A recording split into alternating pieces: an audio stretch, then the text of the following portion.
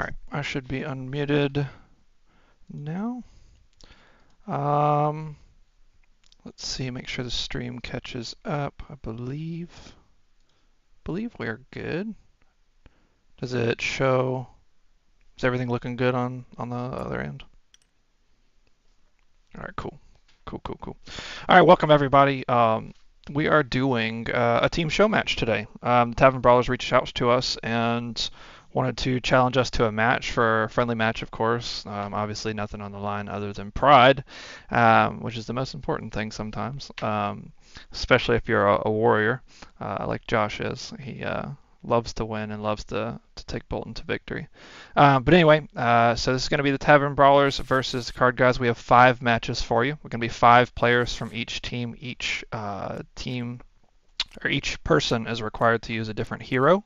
So we'll have 5 heroes from each team. Now, obviously, one team can use the same hero as another team, but you just need 5 different heroes on each team. So we'll have the first matchup here, which is Josh on Bolton, and we've got Aaron on Dash from the Tavern Brawlers. So we are going to get them started here. Looks like they are shuffling up and drawing their first hands. I'm joined by Nathan. We're going to be doing some commentary over this match. Say hey, Nathan.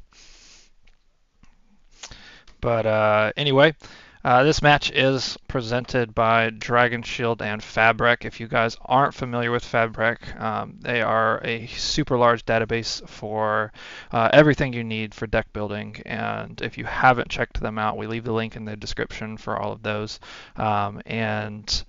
If you aren't a part of our Patreon or don't know about our Patreon, check it out as well. We have a huge community over there, always jamming games, always trying to improve, and we have a lot of really good members. But as you see, we flipped over some equipment, and Josh is starting with Spirit of Arena and Halo of Illumination, which if you haven't watched Josh's new iteration of Bolton, the Halo of Illumination has really added a lot of turn 1 gas to the deck, getting that soul built up real quick so that we can get this Saber combo online. You want to explain the Saber combo and what Josh is trying to accomplish here, Nathan?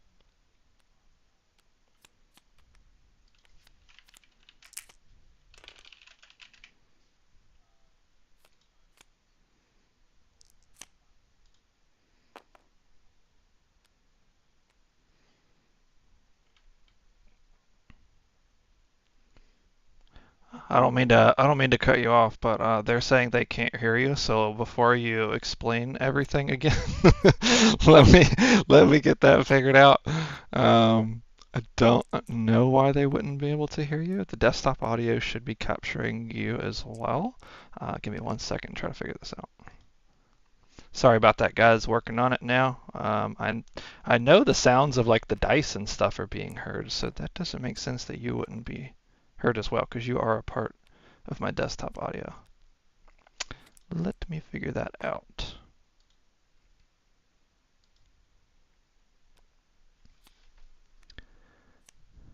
Because then you wouldn't hear me if that was the case. Let me change it to that. Now talk. Can you hear it now? It looked like the volume went up for you. Just start asking chat. So see if chat can Can you hear Nathan now? Yeah, let us know. So I'll go and break it down again. So real quick, he's basically trying to put anywhere between 3 to 4 cards in his soul, which he currently has 3 now. And then he's going to play very defensively and basically try to pull off the Illumina combo, which is playing 2 Illumina Ascensions, which allows basically 6 swings of the sword total, up to 8 if he can play all 3. and he has the ability to basically swing 6 to 8 times for 5 to 6 damage each. Depending on how they're blocked, they go even higher. And basically every time a weapon hits, he looks at the top 2 card and it banishes a light and gains a life. So you will see Josh drop to really low life, and then he'll combo and kind of go up and even out the game, and then try to close it from there.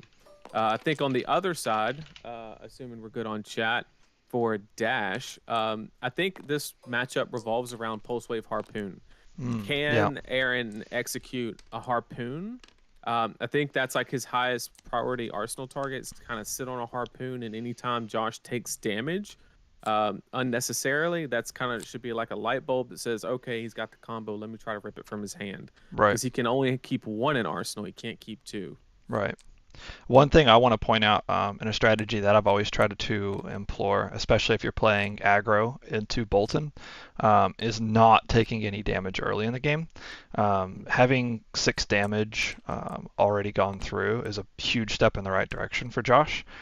Any sort of damage he can get through before the combo is going to be big. Yeah, and typically he needs 3 to 4 soul, but because Dash is all attack actions for the most part, unless he's on some like off the wall build or something, like three soul is more than fine, especially with Irina's Prayer in play. He's basically good to go. He just needs to find the combo pieces, keep his life up, and go from there. Right, absolutely. And we'll be looking out for those Pulse Wave Harpoons throughout this match for sure. Now, double Taclo Pounder is a good start for him. It's not the worst. It's interesting though, because it does open up an alternative win con for Right, Josh here. right. It does allow Josh to just fatigue the Dash player. It's a lot harder to do that. I don't know if he's like running a couple inductions just in the deck as part of like banish fodder, basically. But you know, it does. Josh knows that in the back of his mind that like if this goes to the distance and he rips a combo piece or 2 with Pulse Wave, he does have the option of fatiguing. Right. Now, something I'm noticing, and now maybe correct me if I'm wrong, the galvanic bender, the arm piece for the Dash player, is that signaling something else, or is that like do they actually run that arm piece now? So yeah, it's pretty standard nowadays. They used to run Goliath Gauntlet because the Dash players were really heavy on Combustible Courier. Right.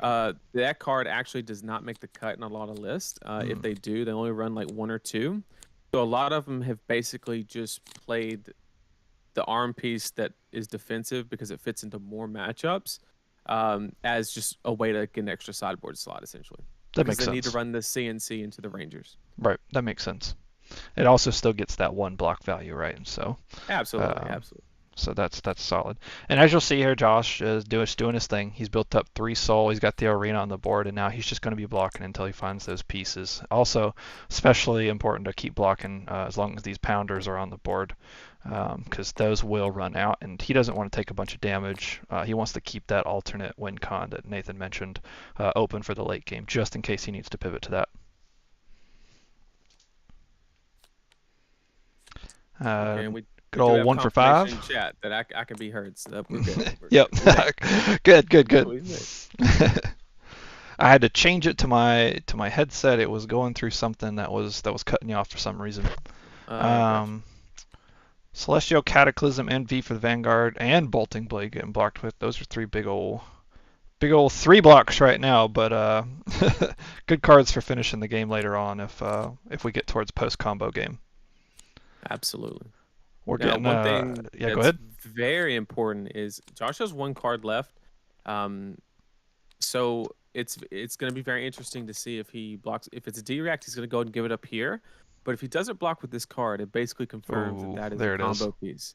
So that means then the Pulse Wave. Now he's going to rip it. That's a great play from Huge Aaron, play. Because I put it on the exact same thing. That is it's actually not a good play because this is only 2 boosted chain links because he broke the chain with heart. So he doesn't force Josh to block with it. Oh yeah, the heart. So he actually kind of like it was the right thought process. He just took a slight misstep because he broke the chain. If he wouldn't have broken Right. the chain, though, Aaron would be really far ahead. But at the same time, you can't say that because if he didn't break the chain, he wouldn't have had the resources. So Yeah, I mean, he it's one of still those. got a bunch of damage through Right, breaking the right, chain. He just didn't rip the combo, and he's still got a couple of harpoons left in the deck. I don't think I've seen any boosted away. right. But still, very heads up from Aaron. He was on the exact analysis that I was, that if Josh didn't give up that card, then it was a combo piece, and he tried to rip it. Just kind of made a misstep on what chain link it was on because it was broken. So Right. Well, here comes the last Teclo Pounder. Oh, there goes a high octane. That's a big hit. And honestly, if I'm in Josh's seat here, I'm pretty happy to just keep blocking right now. Um, he's on the verge. I mean, his opponent is like aggressively using Teclo Foundry Heart. He's used multiple pounders. I've seen an induction chamber go away. Another, the second high octane gone. A lot of his big, powerful cards are gone, and he might be able to play a value game and potentially combo off pretty soon. yeah, and Josh is just recognizing that high octane has been played, so he's getting more value by blocking up front on the Hmm. 6 because this turn likely ends with anywhere between like 3 to 4 pistol shots at the end, and he's not going Right. to get full value there. So very heads up from Josh. Obviously, that means that we do not have a combo because he's willingly blocking with cards. That does give Aaron another turn to find another copy of Pulse Wave Harpoon, so that's a point in his favor for sure.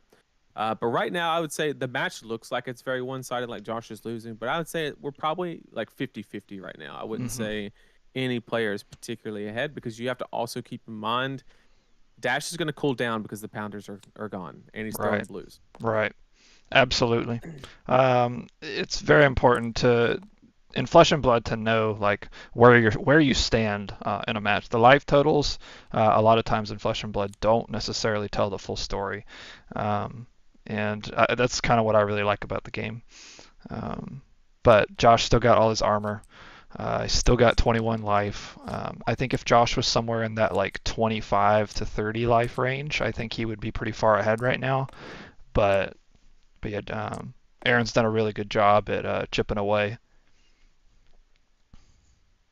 And the reason that Josh was not forced to block on the Pulse Wave Harpoon is the text on Harpoon says that he has to reveal X amount of cards, which is X equals how many times you've boosted in the chain, and they have to, and you can force them to defend with one of equal defense value.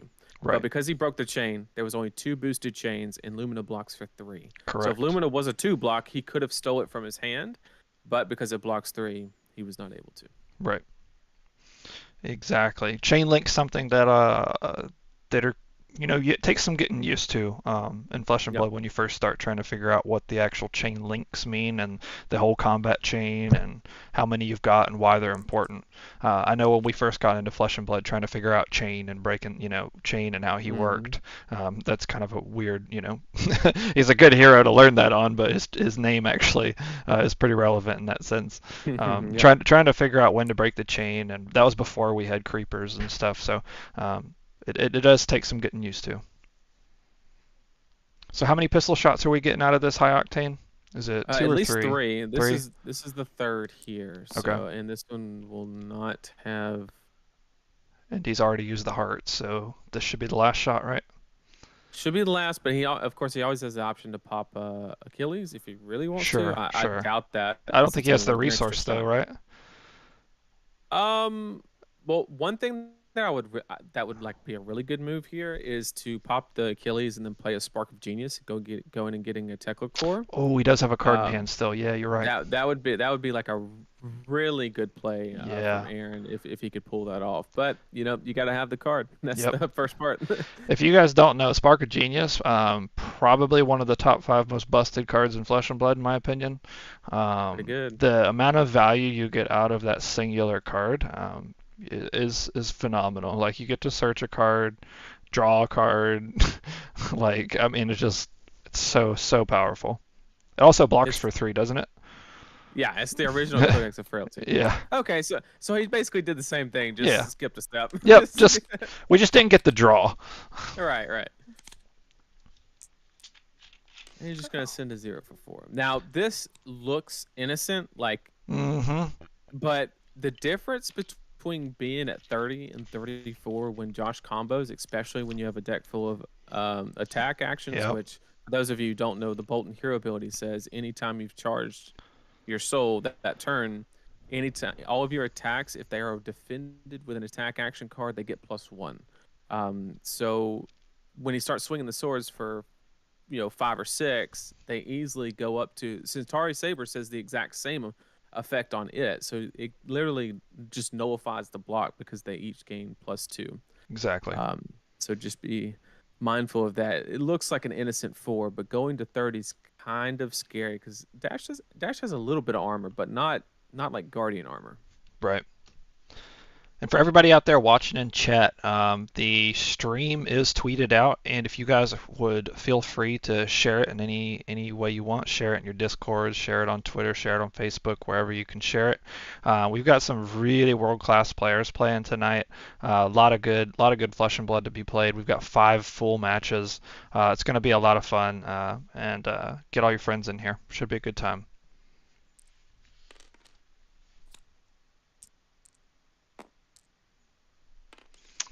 All right, so we got our first Teklo core trigger here.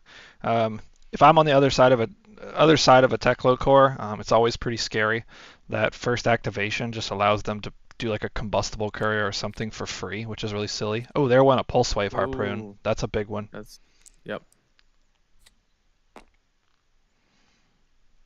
Teklo Core doesn't seem like it's that great on the surface, but what that card really does is it basically tells the Dash player that I'm gonna make it very easy for you to play maximum velocity this turn. Is basically what it says. Yes. Not gonna be the case here because he doesn't have an arsenal and he played a throttle, so it's kind of out of reach here. But next turn it's an extreme possibility if he arsenals. Right.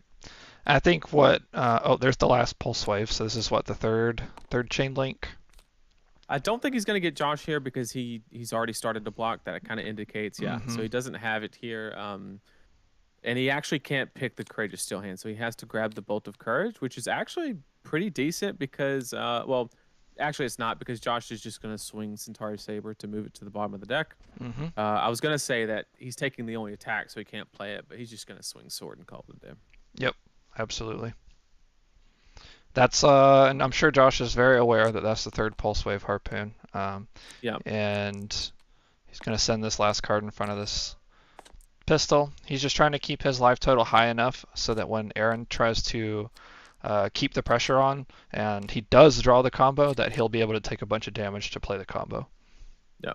If I was Aaron though, I probably, since Josh had already started blocking, probably would have held on to the pulse wave. Because that is his biggest win con, and he just banished the last one. And he did have that information. He didn't banish it on the pulse wave. He banished it on the card before, so he did have that relevant information. Right. But here's the last high octane. So the big power cards in the deck. There's at least 2 pounders gone, all 3 high octane, and all 3 pulse wave harpoon. So a lot of the really, really powerful cards of the deck gone. A lot of just damage left. I know I've at least seen, there went a max velocity too. I know I've seen at least 1 induction chamber boosted away. Now, when they're playing the aggro plan like this and starting with Pounder on the board, how many induction chambers do they typically run? Typically they'll only have like 1 in the list due to like sideboard constraints because typically like the second and third copy, if they're even running a third, is in the sideboard for like your Oldham matches and stuff like that. Makes sense. But typically you have to put like at least 1 in to meet the 60 mechanologist card requirement to never miss a boost basically. But also giving chat a deck count, the Dash has 21 cards left in deck, which is basically 1/3 of his original deck size with no pounder, and he's banished a lot of his gas cards like max velocity and stuff like that. And Josh is still sitting at a healthy 15 with access to 3 armor without jeopardizing, and that's not including the life gain coming from the combo. Right. So I would say that, and Josh has 34 cards, not counting his hand. So I would say that earlier I said that this match was looking 50-50. I would say it's a good bit because all the pulse waves are gone, I would say it's a good bit in Josh's favor right now. Yeah, if he can take a big hit like after this high octane turn, I don't know if Josh is thinking a lot on this because he's considering not blocking, but I can't imagine that he's going to be able to survive a high octane turn here, especially started with a red zipper hit. But as soon as he can survive that one turn combo, gain a bunch of life, I think it's going to be very hard for Aaron to close the game with how many cards he has left in deck. Yeah. Josh thinking this long on a red zipper hit with nothing else going on. That basically does translate to Josh having the combo in his hand. The math that he's working out right now is he's trying to math out the worst possible outcome. And because he can block with one card and still combo, but the difference is it's going to cost him his Gallantry Gold, which is his arm piece. You pay one resource and it makes all sword swings +1. So he can give up one card and still do it, but he's trying to just do the math on whether he needs to just block out and go from there or what he has to do. Because the combo in and of itself is you have to play a charge card, right? Right. So a 0 for 4, it could be the best one to use is like Engulfing Light or something like that, or Courageous or not. Bolt of Courage is actually the best one because it threatens a draw. And then you charge a card, so that's 2 cards, and then you typically would pitch for Gallantry Gold and then play Illumina from Arsenal and Illumina from hand, and that's your 5 cards. But so the last card you can forgo the Gallantry Gold, and that could be his decision point here, is he's going to go ahead and get the 3 value off of that and just say, look, Gallantry Gold at this life is just not an option. I just need to gain the life from the on hits to weather the storm to go to fatigue is what he could be considering. Right. Makes sense. So him blocking with one card here, or do you think that he's going to just see what follows it up to as to how he's going to, like if he determines whether he's going to keep blocking or not? Yeah, okay. Well, that confirms that he doesn't have it. Yep. So Yep. He's just trying to be as efficient as possible. And this is a sticky situation, though, because there's a real possibility that that he might have to do a mini combo, basically only play one Lumina just to threaten the on hit to stay alive if he can't keep enough cards. Right. So what Josh really needs here this next turn is Aaron leading with like a weak blue attack. That's really what. Now it's up to Aaron to really not show that weakness. He needs to, no matter what his hand is, maybe he only has, he just needs to make sure that whatever the first attack he throws doesn't have any information behind it that his turn is weak. If he does, Josh will take the damage and then present the full combo. But if Josh is smart enough to know that if he thinks that he won't make it with the life runway that he has, then he will start blocking up front to maximize the value. Makes sense. If you guys have never played Boltyn before, I think this matchup honestly really shows the power of Boltyn. He's very, very good into aggro decks and really makes your opponent like play perfectly to try to get the W. That dash deck looking a little thin. Yeah, and Josh blocking with that courage there is just the thought process behind that is he knows that there's a good chance that he could actually not, due to life totals, could not perform the full combo. Mm-hmm. And the opponent just pitched a T-bone, and he's played enough of them that Josh feels comfortable that the T-bone, you could get courage currently by triple T-boning, and he thinks that that's mathematically improbable. Right. Now, somebody did point out in chat, and I think I remembered seeing one banished earlier, if I'm not mistaken. Is there a Tome of Fyendal in the dash deck, probably? That's a great question. With Gray Rights, I can't Yeah, yeah, See? and it's important that we don't try to like hover over people's decks and stuff. Like we don't want to Right. give out like what we're looking at right now and trying to analyze because Exactly. that could mess with the player's thought process. So we can't Yep. actually check those things. But I think that's a good point. If there's a tome term coming, that could be a swing when Josh he could catch Josh off guard with that maybe.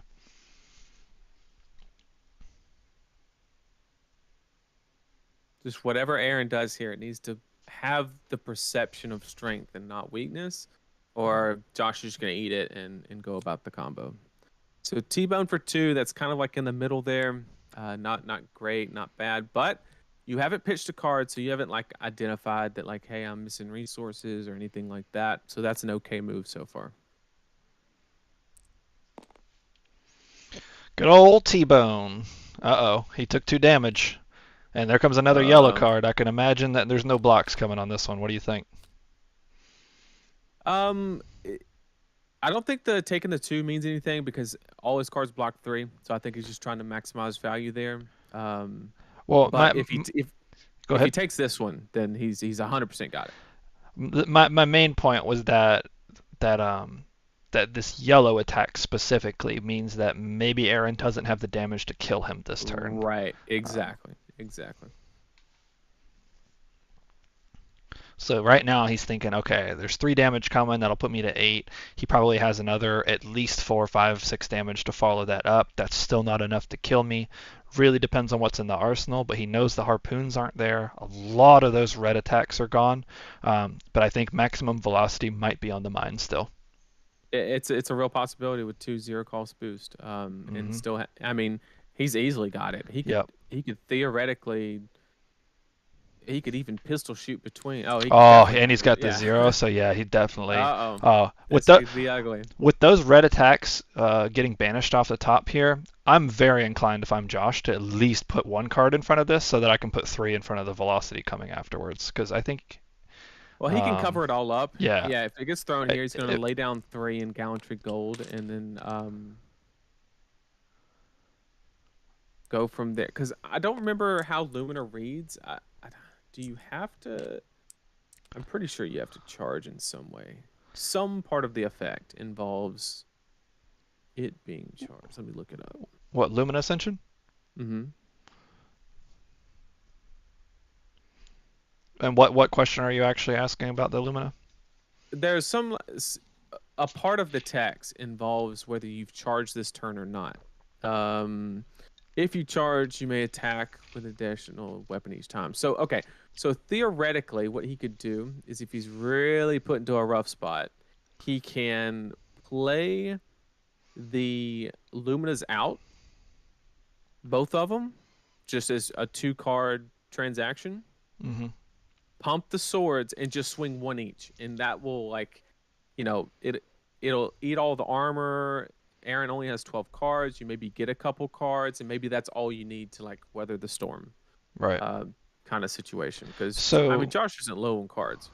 so he could, in theory, put 2 cards in front of this plus gallantry. That's 7 block. Go to 1, and still have 3 cards to work with. Maybe like 2 Luminas and uh, whatever, like a 0 cost charge card. Or no, that wouldn't work. Yeah, if you were gonna block 2 cards, your best bet would be to play the 0 cost charge, and then play 1 Lumina Ascension instead Right. of 2.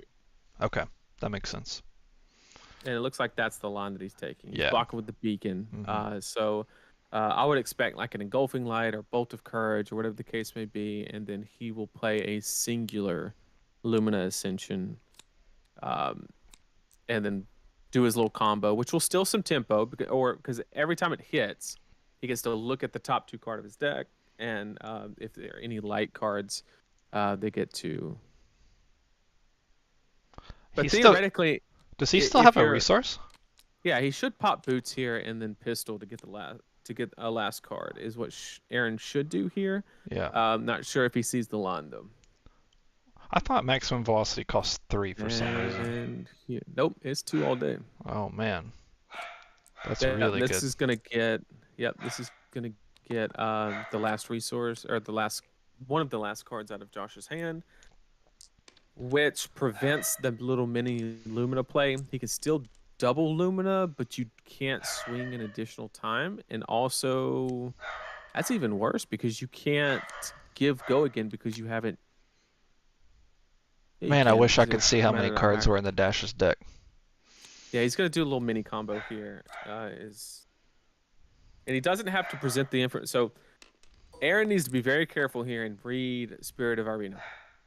Because if he doesn't, Yeah, it's gonna he doesn't flash in the really. Lumina. Yeah, he's gonna flash in both of them. He currently has one in hand and one in arsenal. He's gonna flash in two. It's gonna go to 4 and then do the hit trigger and then banish for go again and then possibly heal some. Okay, so he's It looks like basically Aaron's not not doing that. gonna play around that. Yep. So here comes the flash in for double. Yep. That's gonna pump it to 4. Right. And then two's gonna land. He's gonna reveal the top 2 cards. Gain some life. Gain a little bit of life, get a little bit more runway, and he then, does gain action points that way, which is, yeah. but he doesn't really need them here, because the text on Lumina that says you can swing an additional time is not valid. But he just gained 2 life, and he gets to swing again for 4.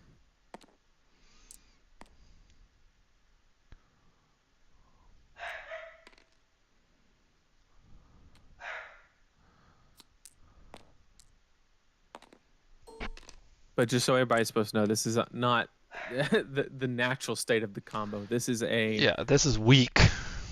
Yeah, this is an act of desperation to get enough life, basically, to fatigue Aaron out. Is basically the plan. Here. I don't know. Which is entirely possible. I really thought that Josh would see the maximum velocity coming, put 1 card in front of that 4 power attack that he did, and say if he doesn't have the maximum velocity, we're good, and if he does, we'll just put the last 3 cards in front of it and move on with the fatigue strategy. Mm-hmm. And maybe you get a chance to do that, like singular Lumina, like you were talking about, maybe a little bit later. That way his life total would be significantly higher right now, which would kind of counteract the fact that he's, what he's trying to do. Right. And the important thing here is Aaron's life is completely irrelevant. It does not matter whether he's at 80 or 30. All that matters one of those is life. Josh. Yep. So Josh is going to gain 1 life here, and the Oath of Steel will go to the bottom of the deck. And he'll go to 4, and now he just is literally on the fatigue plan. Josh knows is a good enough player to know that that is his only out. There's no other way that he could possibly win, so he's just going to try to fatigue the Dash from here. Yep.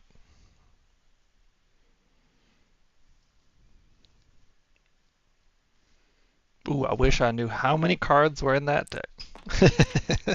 That would tell us a lot. Well, the Dash player has 9.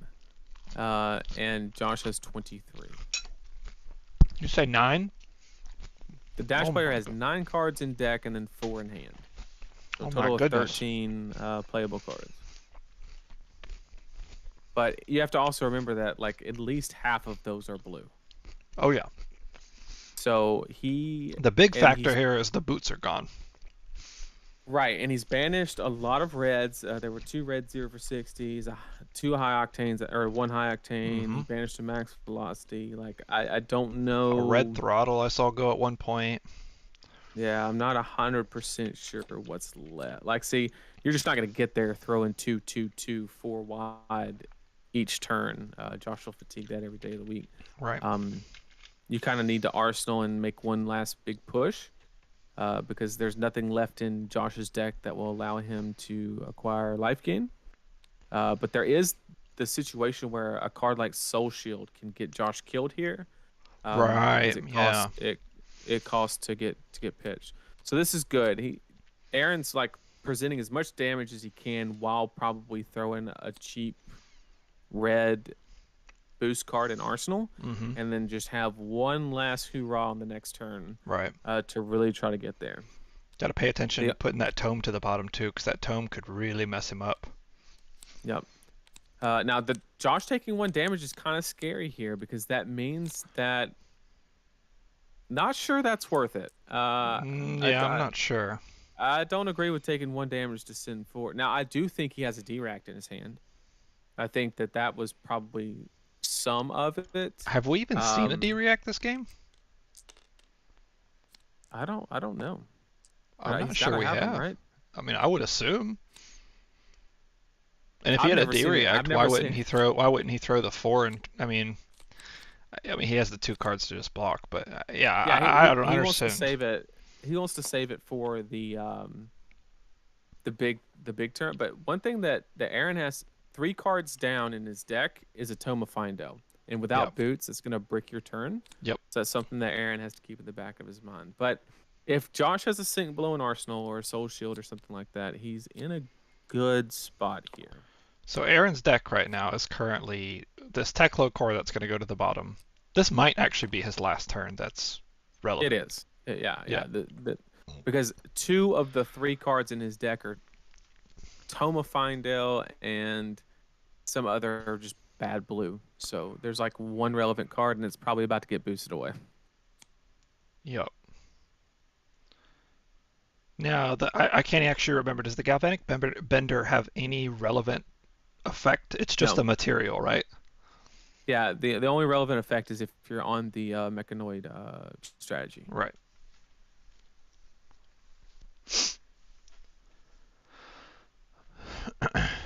And I think it kind of looks like Aaron's seeing the writing on the wall right now, unless he has some trick up his sleeve here.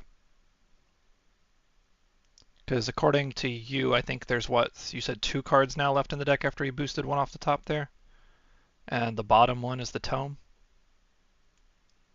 So Yeah, there's 1 one. unknown on top? Tome. There's a tome, a blue, and an unknown card on top. Um, but this is it. Just he's got 2 cards. If Aaron can make it happen, he can make it happen. If not, because he can't even tackle Heart right now because I think no, the tome won't get boosted away. So this is his last chance to do it. But Yeah, the Teklo's not going to do anything here.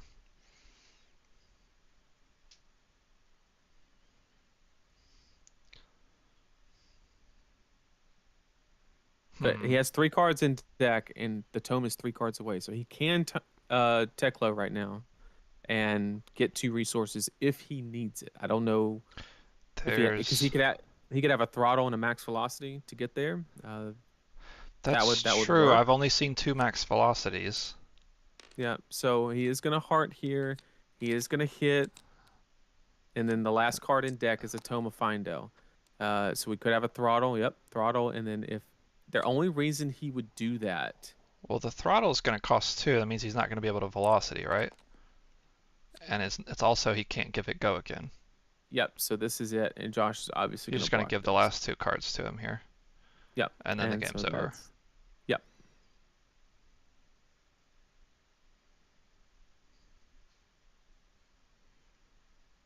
Not sure what's the thought process here. Yeah, Josh, you just block it.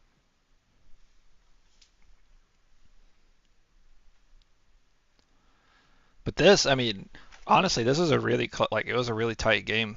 Absolutely. Couple small. I think on both sides there were some decisions that could have impacted the game, and it could have gone a little different.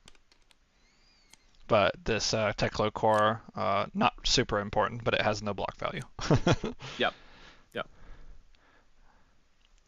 So any damage that Josh is able to hang on to here is just going to end the game, and all Dash will be able to do is just send a pistol. But we don't know whatever that card is in his arsenal, but I'm going to assume it's nothing important. Well, you can't even give it go again, right? Like it. No, there's nothing that can be done. Yeah. Josh is just going to block with 1 card, send a bunch of damage, block with 1 card, send a bunch of damage, and the game will be over. Yep. But man, that was a good one. That was a really good game. I don't know why Josh is playing slower now. Yeah. It's like I'm not sure if he's worried about something. Like, is there like a razor reflex in his arsenal or something? Like, I don't know. Imagine razor reflexing a pistol. Is that the equivalent of holding it sideways? I don't know. Is that even possible? I haven't read Razor in a while, but No, that it's got to be sword or dagger. Yeah, that's what I thought. That's what I thought. Yeah, Yeah, literally hold the pistol sideways. Yeah. You can't I love sharpen that. I love a that. nine. Oh man. Good old V for the Vanguard. I'm not sure what Aaron's thinking about here. You got no block in hand, so You gotta take this, Chief. this is damage. All right, here comes the beacon for a gajillion.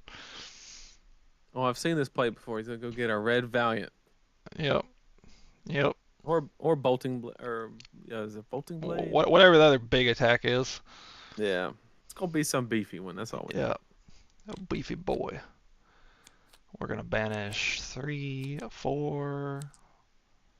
Yeah, he's just using it 5, as a pump.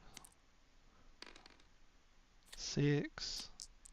He's doing it for 6, saving for Cataclysm, which I didn't think he had any left, but he must have one left. He has to save for go again as well, just in general. Mm-hmm.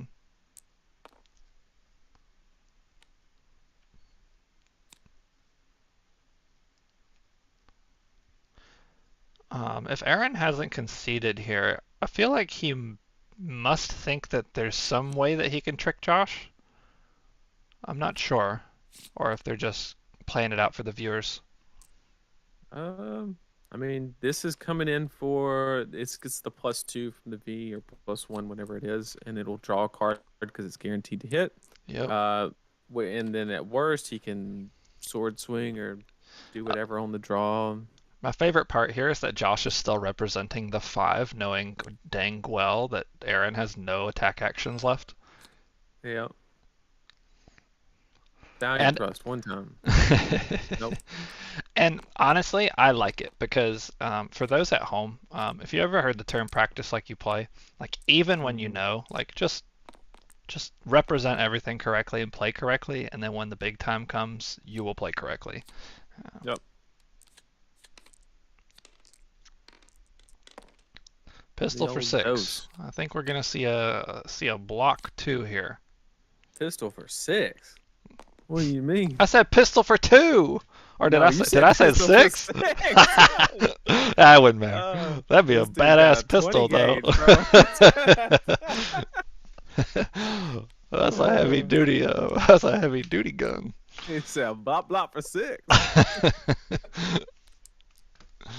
Oh, blue bolts of courage. What a perfect way to use galvanic. Oh no, got him. Okay. Oh, draw a card. Give it go again. Attack with Valiant Trust. GG. That's it. GG. All right, so. Well played on both sides. Yep, Josh recognized his outs. You know, it's just part of knowing what your win con is and when you have to pivot last second. That's a good example of what to do when things don't go right and when you get put in a hard place. Yeah, but well played on both ends. Something I forgot to mention, by the way, the Tavern Brawlers have a really great community over there if you're ever interested in asking about them. He's on Discord at the86. I believe I tagged them on Twitter as well. If you want to go check out their Twitter, you'll be able to find their Discord from there, I'm sure. And Aaron, I'm trying to give like little player profiles for people, like trying to give people like a little bit to know about who we're watching here. You guys know Josh. Josh plays Warrior, he plays Bolton and he plays Dorinthia, and he plays them very, very, very well. He knows every matchup backwards and forwards. He was the top-ranked Bolton at PT1. Usually is the top-ranked Dorinthia in the room. When he brings Dorinthia, he just knows the matchups and plays them very well. Very, very talented player, and if you want any like lessons or want more content with Josh, join our Discord, join our Patreon. He's always helping people out. There's a lot of warriors in the crowd that are always looking to learn some new things, and he's always happy to listen to his peers and pupils and learn from them as well. So really great guy. Here. Oh, Josh is here. Josh, you have any comments about the match? Hold on. This content creation room only has 3 slots, so let's go back to the Card Guys chat because Aaron's Yep. there. Yeah. Okay, Yep, yep, let's- we can okay. do that.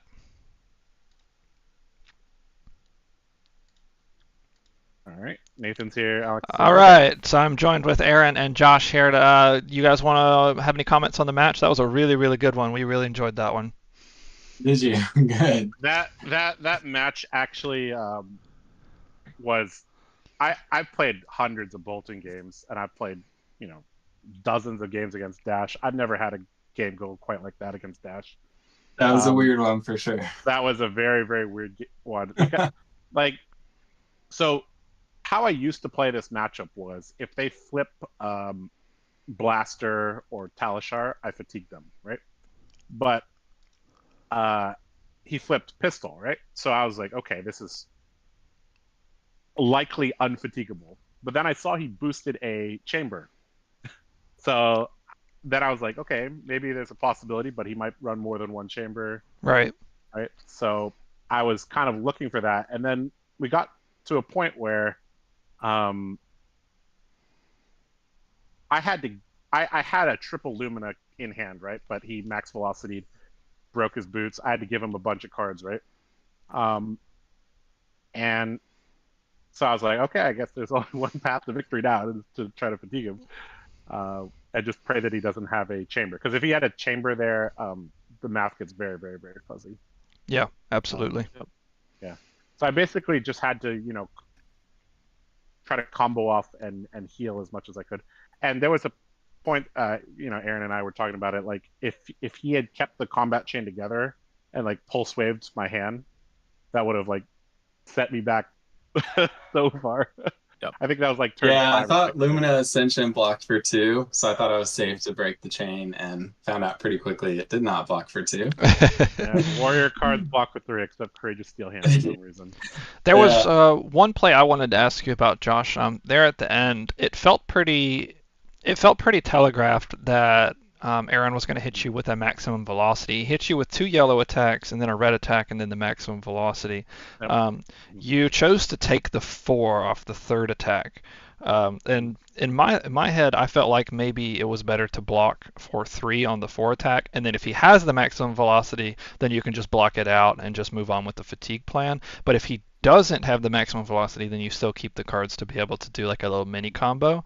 But taking the 4 felt like you got put in a situation where you were forced to do like a little mini combo to gain some life when it could have just been better just to block. Was there a particular reason that you chose to take that line? Trying to think back. So the difference between keeping 1, 2, 3, and 4 cards is obviously massively different. So I think if in that situation, if I could keep 2 cards, I could actually do a 4-hit Luminous Ascension combo for 3 or 5, which I think just is like I would gain back 4 life.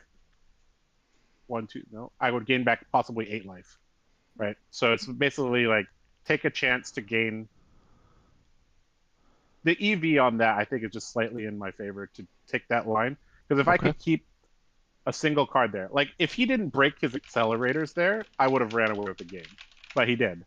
So he got 3 of the 4 cards in my hand. So, which actually Spirit of Arena here is kind of bailing me out, because normally, yeah, how about that turn 0 play?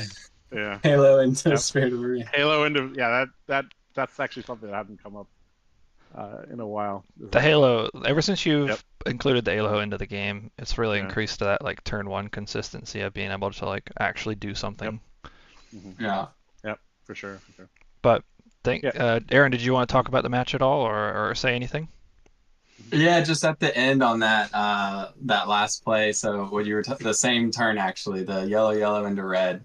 So I had the math in my head that I was going to be able to do 19 damage when he was at 11, and for some reason I calculated he could block 12. And thought I would still get there, when in the end that's only 7 damage. Sure. And, like I thought I just had it. So actually the correct play I had, it would have been yellow T-Bone into red 0 into Meganatic to take away his courage, and then he wouldn't have had his courage. And I feel like that would have easily been the winning play. Yeah, math just betrayed me. that feels like that would have been better, and definitely if you had taken away the courage, then he would have been forced to block in that situation, right? Yeah. So And that would have been live a and learn. completely different game for sure. This is But actually no, it one was of a those. fun game. Yeah, this is actually one of those matchups that have gotten like really, really. In the past, Bolton used to just demolish Dash, but now you actually have some interaction with my combo, Pulse wave. Pulse Yeah. Wave, and Meganetic, and you could set up T-bones and stuff like that, and and it's actually gotten much more interesting to play this matchup. In the past, Bolton versus Dash was fairly straightforward, but now there's a lot of intricacies to the matchup. Right.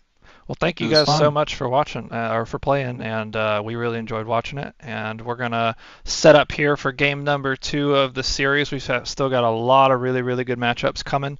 We're gonna cut it over to a be right back screen, and we will. Oops, that's not it. But we will talk to you guys in just a minute.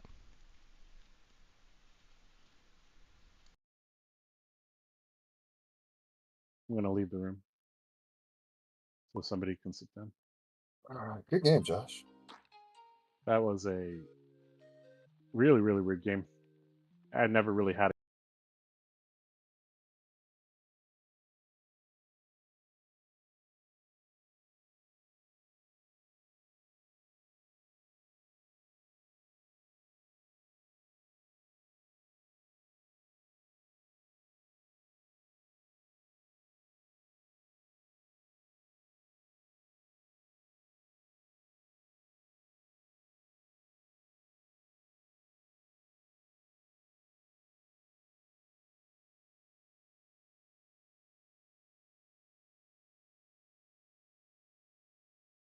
Should I be in here? Okay, cool.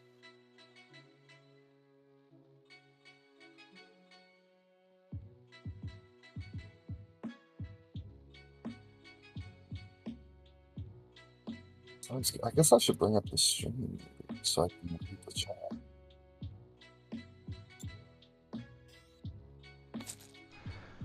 All right, guys, I'm going to turn it over to Will and Nathan for match number 2 here. Let me go ahead and introduce the players for you guys. So we are going to have Upstart Goblin, who they call T. I'm not familiar with his full name. And then we've got Sebastiano Cavallo on our team. You guys know him.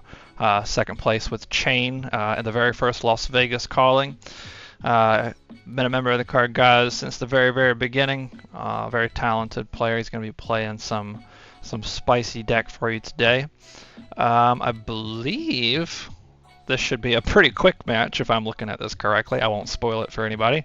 But they're going to sit down here just a minute and we'll get this second match going for you. Will and Nathan are going to take it over. Let me see. They gave me some notes on T. Let me see. He was recently ranked 10th at the Battle Hardened in Richmond, and he had a recorded match of him versus Jody. So that's, I mean, if anybody has been to Battle Hardens before, the Battle Hardens are very, very difficult to top 8. So getting even 10th at a Battle Harden is incredibly, incredibly talented achievement. But yeah, hope you guys enjoyed this match, and I will see you guys for the third match. I will be back shortly. Enjoy Will and Nathan's commentary. Good luck.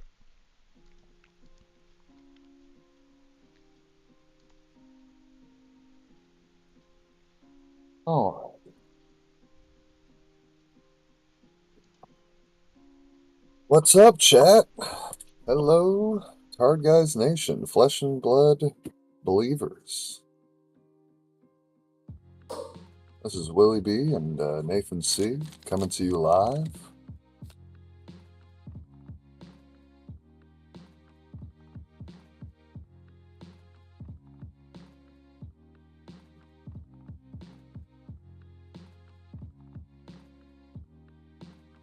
Just me for the moment, actually. I'm not sure what Nathan's doing, but I can carry this ship. So Sebastian making his great comeback to the game. He's going to shake the world to its foundation.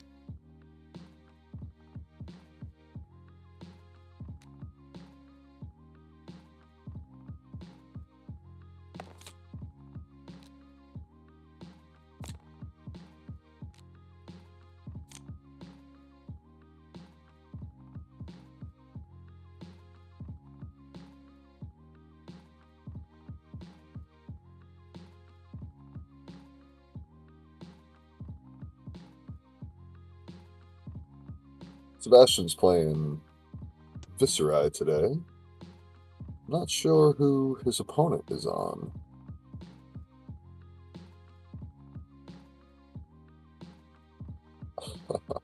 Okay, we're actually good. Discord was being funny. Okay, I was wondering. So welcome to Smooth Jams with Nathan and Will. We're coming to you live over these airwaves.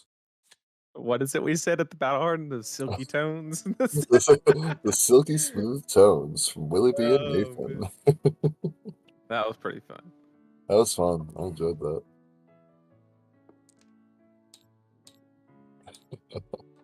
I got the chat pulled up so I can let you know if anybody says anything, but yeah, I got it on my phone too. Oh, okay, cool. Oh, it's another dash. Okay, I'm used to it. Do they need permissions or something? No, they're moving stuff around. They should be good. Or maybe they're just cleaning up from the last match. Probably Yeah, not they're cleaning up right now. Yeah. Okay.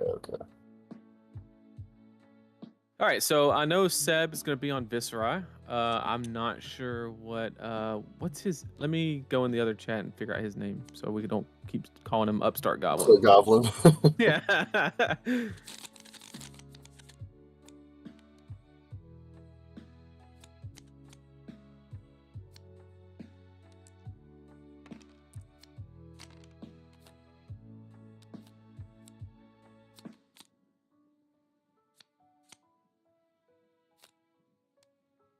The Goblin is referred to as Thomas. Thomas, okay. Yep. So we got Seb versus Thomas. We know Seb is on Viscerai. Not entirely sure what Thomas is. We got a mirror match. Ooh, we got a mirror match. Fun. Mirror match. It's off to the races. Okay. Well, we'll see though. He might not be running the same tech. I don't know. I mean, if I had to guess though, he probably. Yeah. If I was a betting man, I would say they're on the exact same list. Probably the Zach Bun list. If I was a betting man. Yeah. So this matchup is just they're both here for a good time, not a long time, and we'll see how it ends. How quickly. It shouldn't take too long. Luckily, we got everybody in the Discord standing by, so we're not gonna, play a 15-minute match and then keep you guys on hold for 45 minutes. We'll hop straight into the next one. So don't worry about that. So I'm sipping on a regular lager tonight. No IPAs. Oh, good. I just got some classy H2O. That's it. No Orange Gina? No Orange Gina, not this time. I'm on E. That's why I'm drinking the lager. I'm on E with the IPAs. Yeah, it happens. So, are you excited for your match tonight? Are you a little nervous? You got some pre-game jitters? Nah, I'll be all right. Makes sense.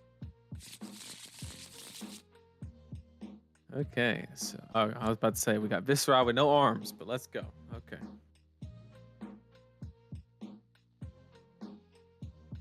I wonder if they're going to run the Grasp of the Arknight, or if they're going to be running the Vexing Quillhound. If I had to wager, I'd say the Grasp, just to stop a red Shrill from making 3 rune chants off of a red Mauve, What I would like to see is the person going second wearing the Vexing, and the person going first wearing the Grasp. Although it's funny, I forgot that used to be the way to go. I don't know if it still is, but it might not be because it's just strictly gone to a race with cash in and everything. But just if you get reveled on turn 0 and you go second, you just lose the game. Because you literally just start at like 32 basically. So it's not that it's a better equipment piece, not like you're pitching you're not pitching for AB throughout the game, but you're just hedging that you don't lose the game on turn 0 if you get, reveled or whatever, which that could be a negative EV play. It's entirely possible that it's just correct to just always just take those chances when it happens. But with cards like Become the Arknight, it's just increasingly common for it to happen. So you gotta be careful. I'm drinking a Sierra Nevada Summerfest, Emery. It's not too shabby.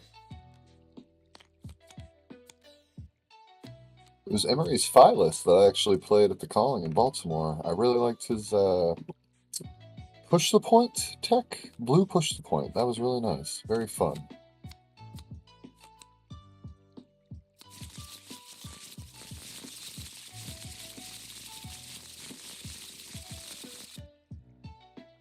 Oof, more Druidin to read the runes. That was one of my favorite things to do back in the day when Viscera was a cheat code. I remember one time I comboed on a Starvo with triple Mordred into the Sonata combo at a Pro Quest. It was the best feeling in the world. You went Mordred, Sonata? Yeah, pop Skeleta and Let me think about that. Mordred, yeah. second Mordred makes 3 rune checks or just 2? Well, it made a bunch, but then like during my, anytime I played a card during the actual combo, I would make like 4 rune chants in the back. Oh my god! It was the dumbest thing. So we had Thomas open up with a read the runes, very strong start. It looks like both players elected to just run the quill hand. Respect it. Okay. Okay. We got a Spellblade Assault coming from Seb, which is not a good sign. You typically don't want to lead with it. So that could be an indication of a slight brick on Seb's end, because he could just have no non-attack action. Unless he's rocking a Creeper's play here, but that's a little peculiar. Yeah, I can't put together a good Creepers line because he doesn't have... He hasn't played a non-attack already, yeah. If it was a 1 cost, like it kind of makes sense because he can Creepers in, but he could come in with a Read the Runes or Sonata. Okay.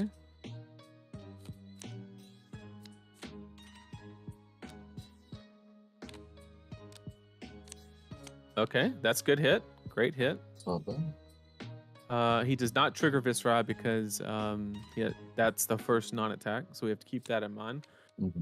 Cashin being on the top though, that's kind of unfortunate because the deck's gonna get shuffled, and that's like your biggest power card. It could shuffle right back on top though. We'll see. Where is Seb's gold piece, or are we just assuming he has it? I think we might just be. I think it's there. He just doesn't have it flipped, unless that's. It's face down. Yeah. Okay. Oh no, that's his room chat. Well, I assume he has a gold piece. You don't wear the helmet for nothing. Right. So yeah, we have swarming. This will trigger a Viscera effect and make a rune chant in the back, and he's made 3 this turn. So all modes are active, and we're going to see a pitch for a Rosetta more than likely. Could Arsenal though, if it's a high value target like a Mordred Tide or something of that nature. Although if he had Mordred, he probably would have played it.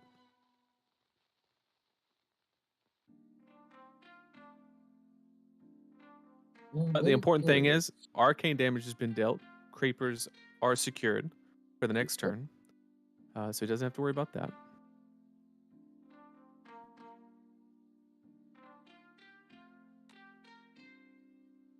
I kind of think he's playing this card. Okay, yeah. Because I don't think you do the Creeper's line if you intend to Arsenal here.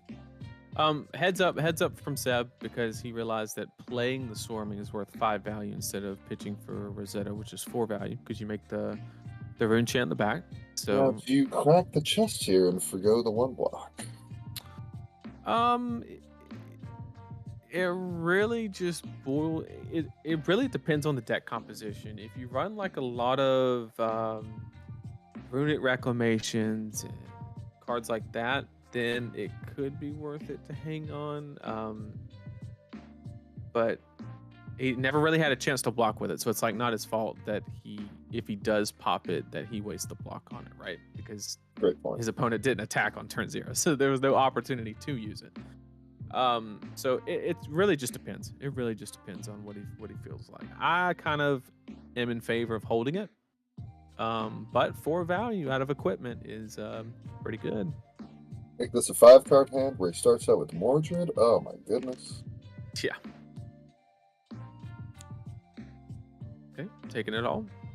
And now Seb has a decision point on whether he wants to pop the chess piece. I mean, how easily is this guy doing 40? That's the question. Because if I'm Seb, I'm feeling pretty good 40 to 24, but Well, if you think about it, he turned a bad hand into something like actually pretty decent, because I think a lot of players would have probably just Sonata'd and like, Spellblade Assault and then Arsenal the Swarming. But heads up on I was going to ask you, is it strictly worse to not just go Sonata, Swarming, Spellblade Assault? well, he got one of the Swarmings from Sonata.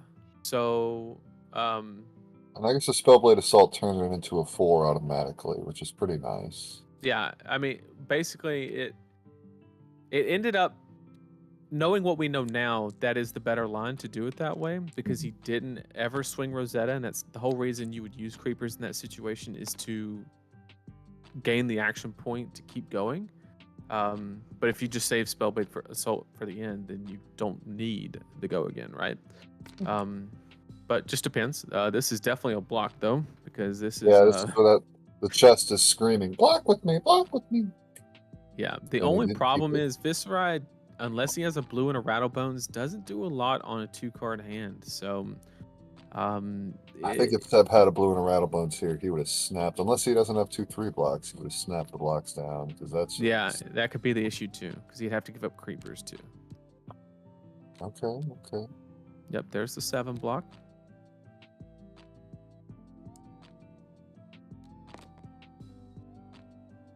That's why we don't pop it first turn, is we want to maximize the value there.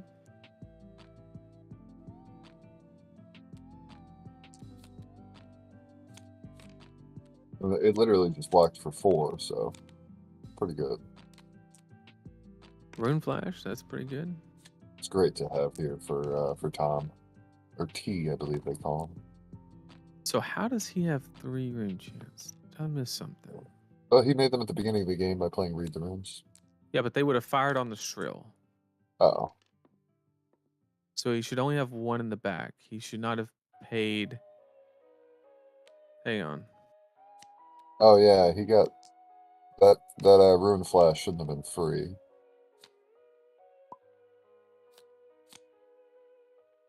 We'll ask how Rune Flash was paid for.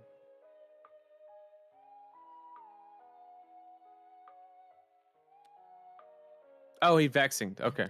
Okay.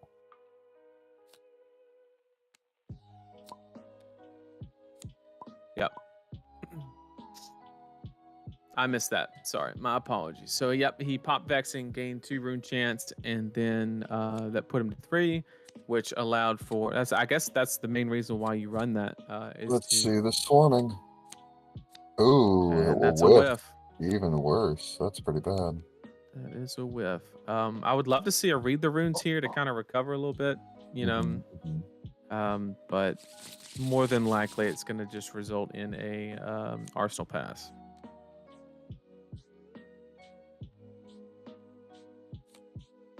Yeah, not looking great for our hero, but we'll see. Yeah, that's the gamble you take sometimes. That's the gamble you take. He blocked with a blue vexing and a red spellblade, so his hand wasn't exactly great. That's the worst part about missing on the Sonata though, is he can't keep the creepers. Is actually the worst part. Ooh, that is rough. That would have been huge. Yeah.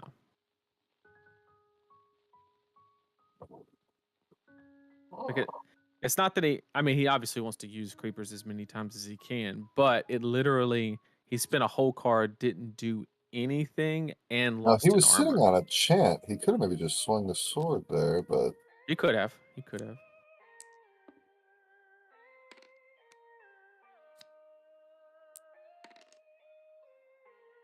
Alright, so just a Spellblade Assault blue. Well, not the most threatening thing, but the on hit is 1 make 1 rune chant, which, can add up. Got another rune flash coming in hot. And then if I had to guess, we're going to see a Rosette Thorn.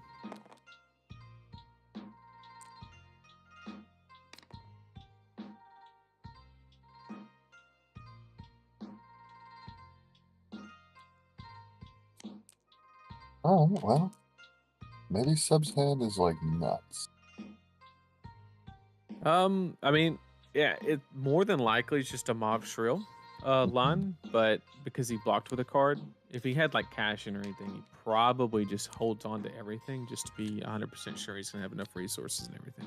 Mhm. But he doesn't have creepers, so like, what can Viserai actually do with a 14 card hand He essentially? does have to cash in. Okay, he has the cash in. Yep, and In that case, yeah. I think it would have been smarter to take the guaranteed play of pitching and throwing the Rune Chant just to keep the creepers, since he knew he was going to arsenal cash. Yeah, if you had cash in, yeah, I think it might have actually been better because, I mean, this is gonna be huge regardless. But I hope he doesn't have a go again problem because that's gonna get real bad real quick. Sure, okay. Or a It's gonna mob, make two rather. more in the back. This is good so far. If he has a Revel here, he probably just wins the game. Revel would This, be huge. this is gonna make another 3 in the, no, sorry, 5 in the back. 5 in the back, and Ooh then la if la. it hits, he'll make another 4 in the back. Which I can guarantee you it's not gonna hit. Oh, No, he's taking the Rune Chant. Yeah, okay, there's no way. okay. This is a chess piece and 3 block all day. Like, no matter how you cut it. Oh, 1,010%, yeah. Yeah, There it that's is. just too much value. With Mordred out, that's not Sucker gonna just happen. blocked for 5. He is definitely gonna pop Vexing here to go ahead and get 3 value out of it, probably. Depending on what he has. Or not. That's interesting. I'd like to go and get 3 value, but it could be just him realizing that he's at 13 and he's kind of Wanted to worried have about some way to stay alive, yeah. right, because he knows that Oh, Viscera is going to he's have the gonna play crackback. something on his turn here. Now, what do you play at instant speed here on your opponent? Oh no, he was just thinking about it. Okay, never mind. Yeah, I mean, it's entirely possible he could pop chess piece and Rattlebones. Like, that is a real possibility. But you could do that after the sword swing. It's very sneaky because the Viscera's like, oh, I'm gonna kill him on this turn, and then you just kill him with arcane damage because they took so much. Taking all that damage to Sift, that's probably the riskiest thing I've ever seen in my life, but I respect it. I respect it. His hand was 1 card away from being amazing.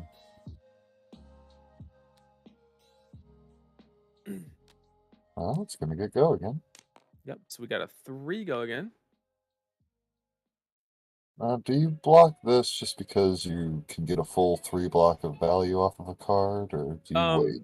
With Swarming, you have to be very careful. He could Creepers in a Read the Runes or a yes, Revel yes. here, and what that'll do is Swarming is always checking in the background on whether the aura fulfillment has happened or not until the attack fully resolves at the end. So if he flashes in a Revel, then you negate Seb's AB because If we had creepers, it'd be huge here. right. So so Seb does have to be but the only way that you can actively play around that is blocking 4 here, and Seb's not in a spot to where he can do that. I don't think you can. Yeah. But it's Does just he a risk die you to have to Revel here? He might die to Revel. If he plays Revel in the back, it's going to be 6 and then 2 more Arcane that's completely unpreventable. So it'll be a total of 9 damage. So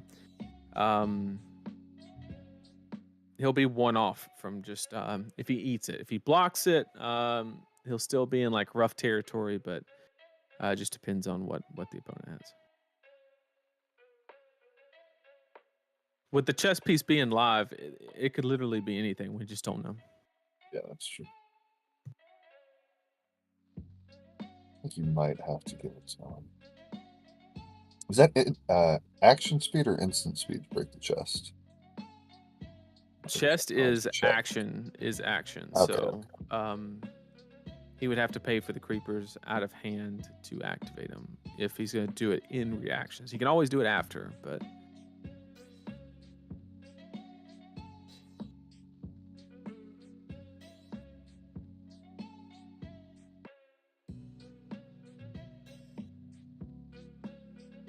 I think Seb's thinking about right here that if the opponent has Revel, Basically, what it means is you have to say, okay, I have to kill him, and this might be my last chance to get 3 block value out of, because the only line that the opponent can really do is Rosetta or Revel Rosetta, right? Oh, And no way. Okay. No but tricks. okay, so here we could have a double Revel. I'd Oh. love to see that going up to 6. Okay, that's what we thought. Oh. I called it, and that's game. um. I mean, Yep. you can give up 2 blues and survive, but that's about it. Yeah, but like then there's just no way back into the game, right? Like and that's if he has a bunch of blues. I don't think he does. Double Revel's pretty good. The nastiest thing that we have to keep in the back of our mind is he sifted into those. Oh, that's right. Don't forget that. No. Does he have one floating, or was that one used on the sword swing? Yeah, he's got one floating, but he's got no cards. So he This is could have done the creepers line here to make this No, stuff because unblockable, right? if he creepers, he'd have to pitch one of the rebels, and he didn't want to do that. Well, if he's got one floating, then Well, he has one floating because he popped chest, which is at action speed. Yeah. gotcha. I forgot. I forgot about that.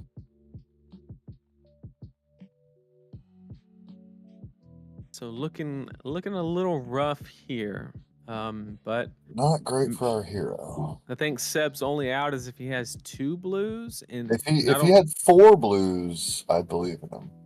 sure, of course. Stop 12. Take what? 3? But the giveaway that's not the case is if he had 4 blues, he would have blocked the swarming. That hand's not doing anything.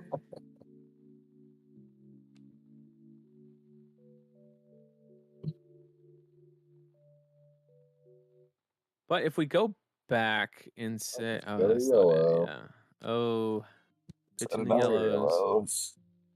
Oh no. Great.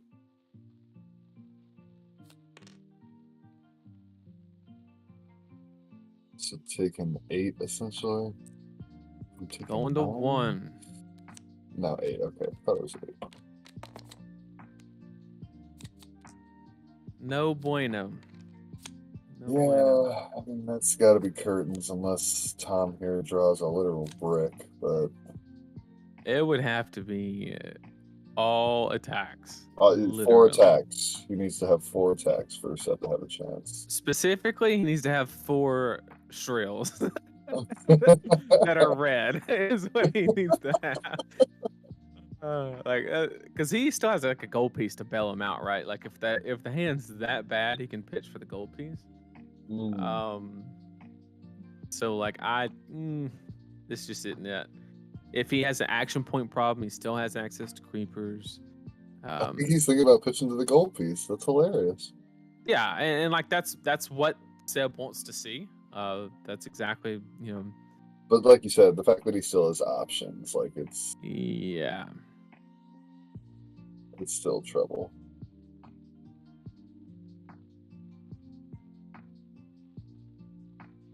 Yeah, we need the hand to be 3 red shrills and a red spellblade assault. That's what we need. And I'm pretty sure we've seen at least 3 of those cards already. Yeah, we need to see him pitch 2 reds. That's a blue. Oh. That's bad. That's not good. Not good. Another attack.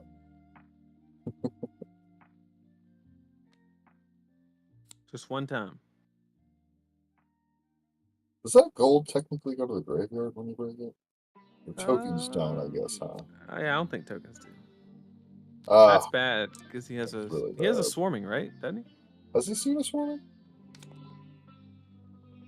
Yes, last turn, duh. Yeah. So he'll get swarming and then Rosetta, which one of that is unpreventable. He doesn't trigger Viscerai yet, so that does mean the swarming is only coming in for 3. But now, I mean, we still have creepers that we could talk about. Like, He could play another Creepers attack. plays, even Sword Swing's just awful for Seb. Like, it's...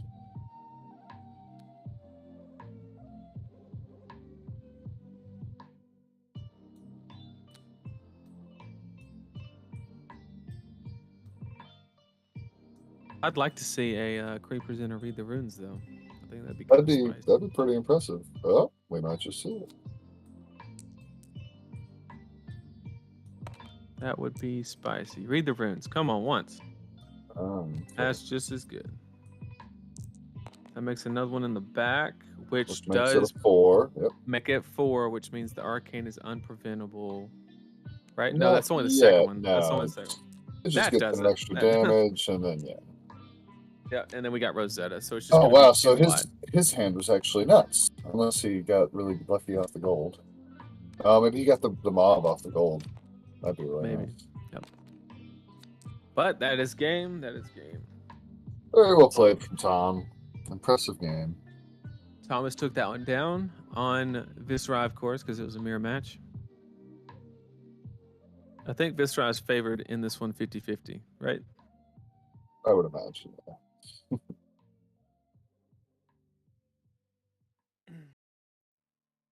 The players are the Tavern Brawler player is Thomas. I think they call him T. And Seb is playing Viscera for us on for the card guys. Hello. Bit of a What up, tough what up? one for you, Sebastian. How are y'all here? I'm trying to pull up or T in.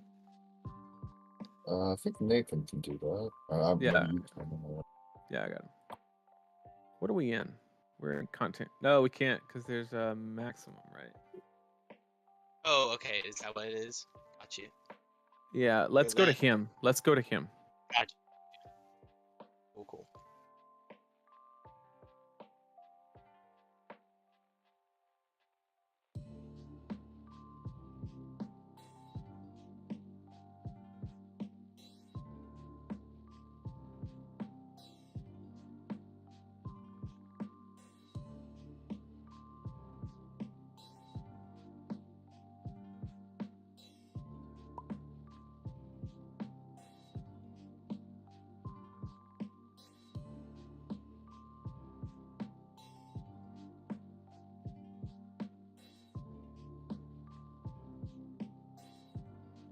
Go ahead and pop the gold without cashing. So I was fortunate in those two cases, and you know how rune blades go. You got to get a little bit of luck. I know all about that. What about you, Seb? I had two really interesting decisions in that game. The one was the first turn. I had the swarming in hand to start that turn, so I was just fishing for a blue to try to Rosetta. And then I got the second swarming, which opened up a line to pop the Aether Ironweave and go a little bit farther with that turn. But I'm just like, and we were talking about it. And by the way, T, you're such a good dude, you know. And we're just joking around the whole time. I'm just like, man, if you have that red shrill, I'm just going to feel really bad if I pop this. So I felt like that was a very important moment. Just saving that resource. And then that one hand where my hand was, I blocked 2 cards. I had Cashin and Sonata. And I didn't block with the creepers because in my mind, I'm thinking, okay, so if I Sonata hit an attack, I got the Aether Ironweave to pop.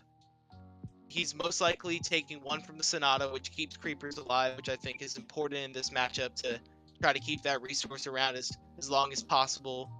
And I have a cash-in, so if I hit something and I feel like, you know, this might be the turn, I can just go up to a 4-card hand and go off.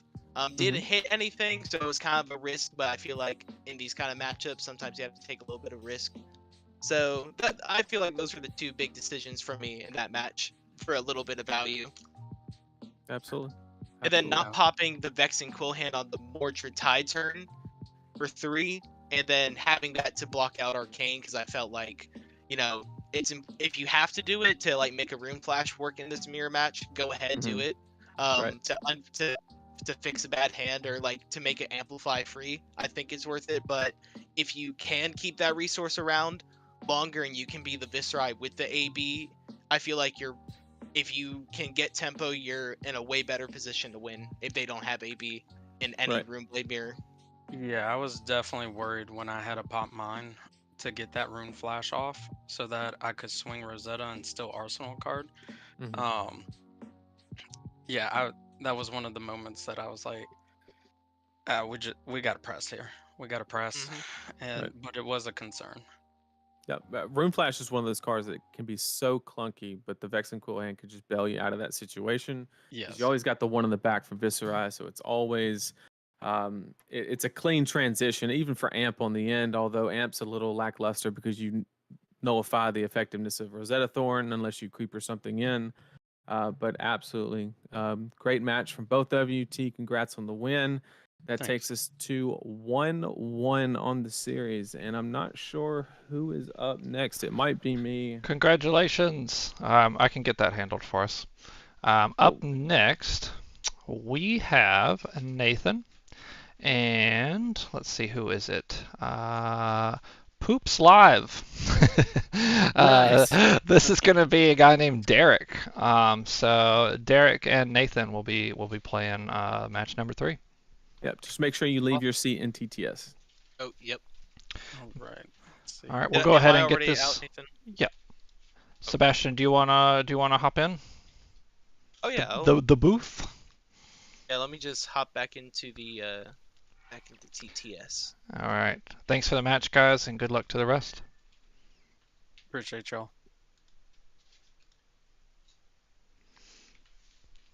All right, so up next we've got Derek on the right side of your screen and Nathan on the left side of your screen here. I won't spoil what heroes they're playing. I'll let them spoil that on their own there. So Sebastian's going to hop in the booth with me this game. Be nice to have him commentating with a match with me. Haven't had that in a while. Welcome to the right? booth, Sebastian. All right. What a crazy game. Good old Visceri mirror. Dude, I love it. Me and T were talking about it. We were just having a blast the whole time. Yeah. That's the way to do it, you know. Like when that's what card games are all about, having a good time while you're actually playing, win or lose. Mhm. That's when you know you're playing the right game. Absolutely. Make sure to promote him. Let's see. Okay, he's already promoted. I just gotta promote the other guy.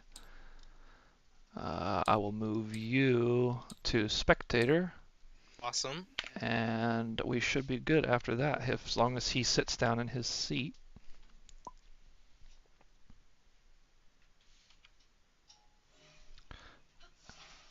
He needs to be grabbed into the chat room.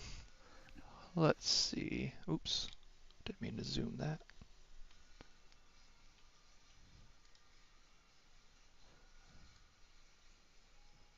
Where are we putting him? Where's Nathan? Oh, there he is.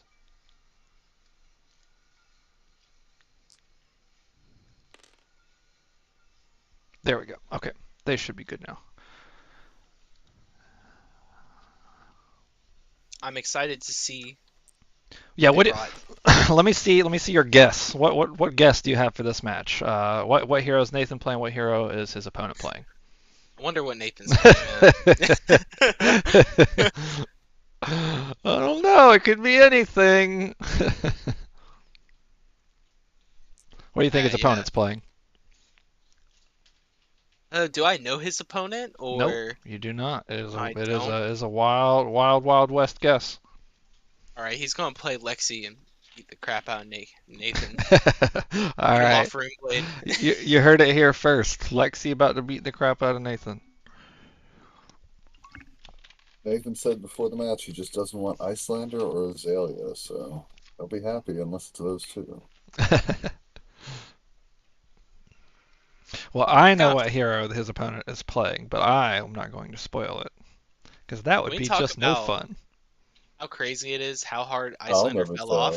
Oh, I know. I think Icelander's still a fantastic deck, but it just cannot keep up with Codex Frailty.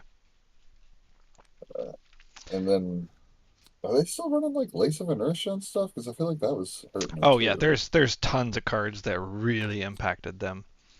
Yeah.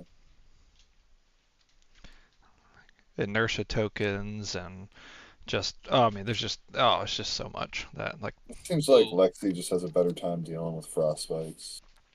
Zuri, this is gonna be a fun match to watch. Yeah. Hey, Zuri. All All right, spoil it for the fans at home. What's Nathan playing? That man's playing Briar. Briar. What? No.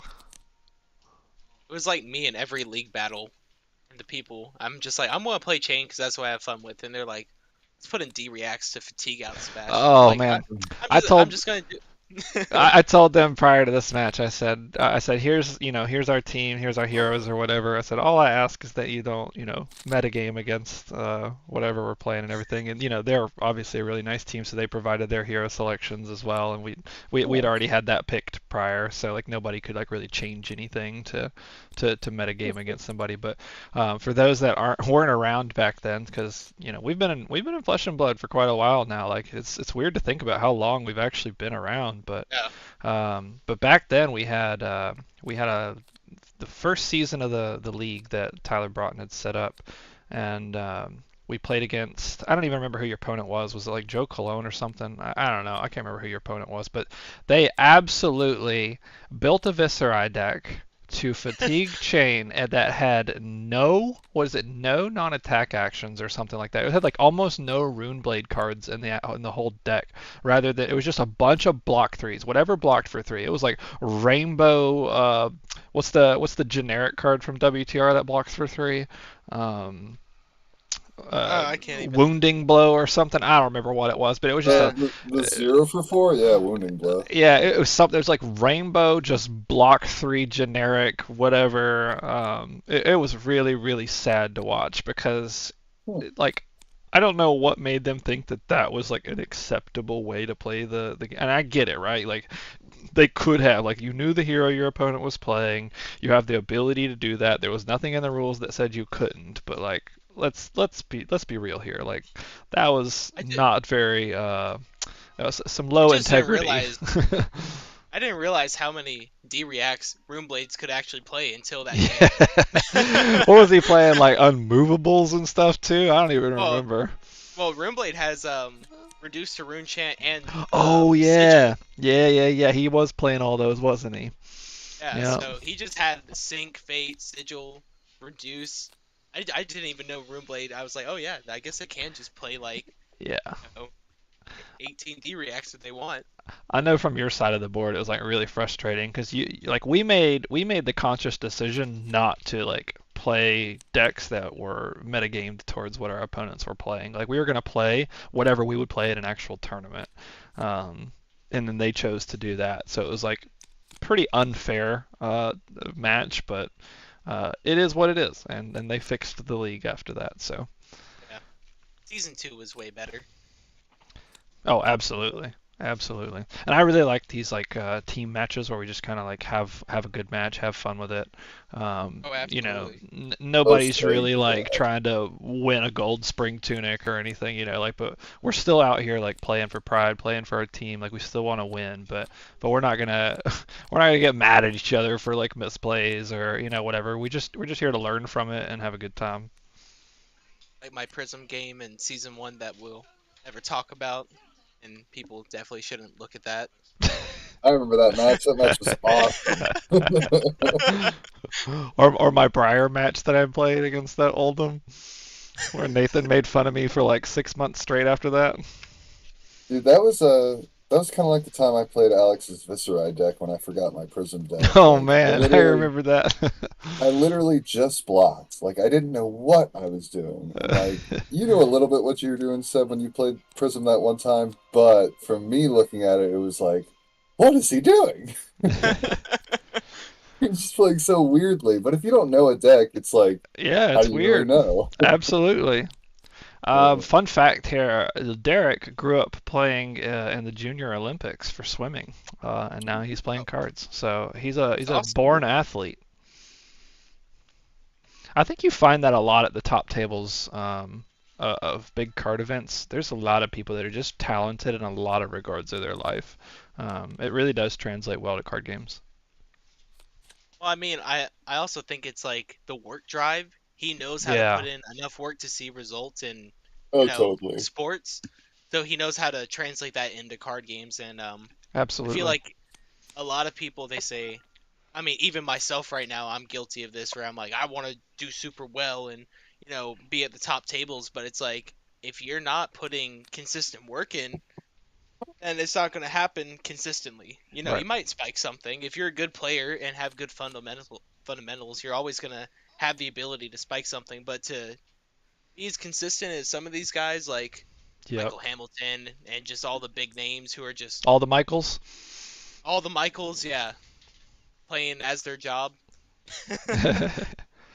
Yeah, it takes a lot of work. This game actually, I've found that this Discipline game too. especially rewards people who are willing to put in the work. Oh yeah. It is a game of micro plays, like thousands of micro plays over the course of several matches. Whereas a lot of Magic and other games are really decided in the deck building stage of things. Like playing the game out is usually pretty straightforward. Obviously, there's decisions that you can make and that are going to impact the game, but it's nowhere near as complex as Flesh and Blood is. And so I think this game really rewards people for putting in the work, and that's why a lot of people like it. I also think in Flesh and Blood, when you do have a deck advantage over your opponent in like a metagame and a tournament, we've kind of seen that how much of an actual advantage you have overall. Hmm. I feel like there is like you said, you can play it, but for example, when I brought the chain deck to beat the mirror at Las Vegas, we went crazy with it. And then Oh when man. Michael Hamilton, he brought the Icelander with Wounded Blow, that was Yeah, just totally different. Just took Worlds and Nationals by storm, and it was just no one was expecting it. But it looks like they're absolutely. getting started here. Missed that chain deck, Sebastian. I I know. miss it. I didn't like playing chain that much, to be honest with you. It wasn't. I just disliked how chain worked fundamentally. I think they just broke all of the mechanics that this game should revolve around. But back then, when we had snapdragons and not creepers, it was a lot more fair, and I didn't mind it back then. Oh man, deck's always been fair. Oh yeah, tell that to its living legend. It's coming back, man. Don't worry. I sure hope not. Personally, I hope not. But, obviously we're going to get Blood Debt back again, and all I can say is just I hope they're a little more careful with Blood Debt this time around. Yeah, I do like definitely. the Rune Gate seems pretty cool. Curious to see how that plays out. It might be a deck where it's like block cards. You go. Yeah, go ahead. Also play Go one ahead. big. Okay. Yep. All right. Yeah, no, I got continue with what you're saying. Oh no, just like a more mid-range kind of style. We were all talking about that in the card guys chat a second ago, where it's like you might just like block 3 cards, play non-attack action, play a Rune Gate card or two, which Hmm. might be a cool thing. Right. I agree.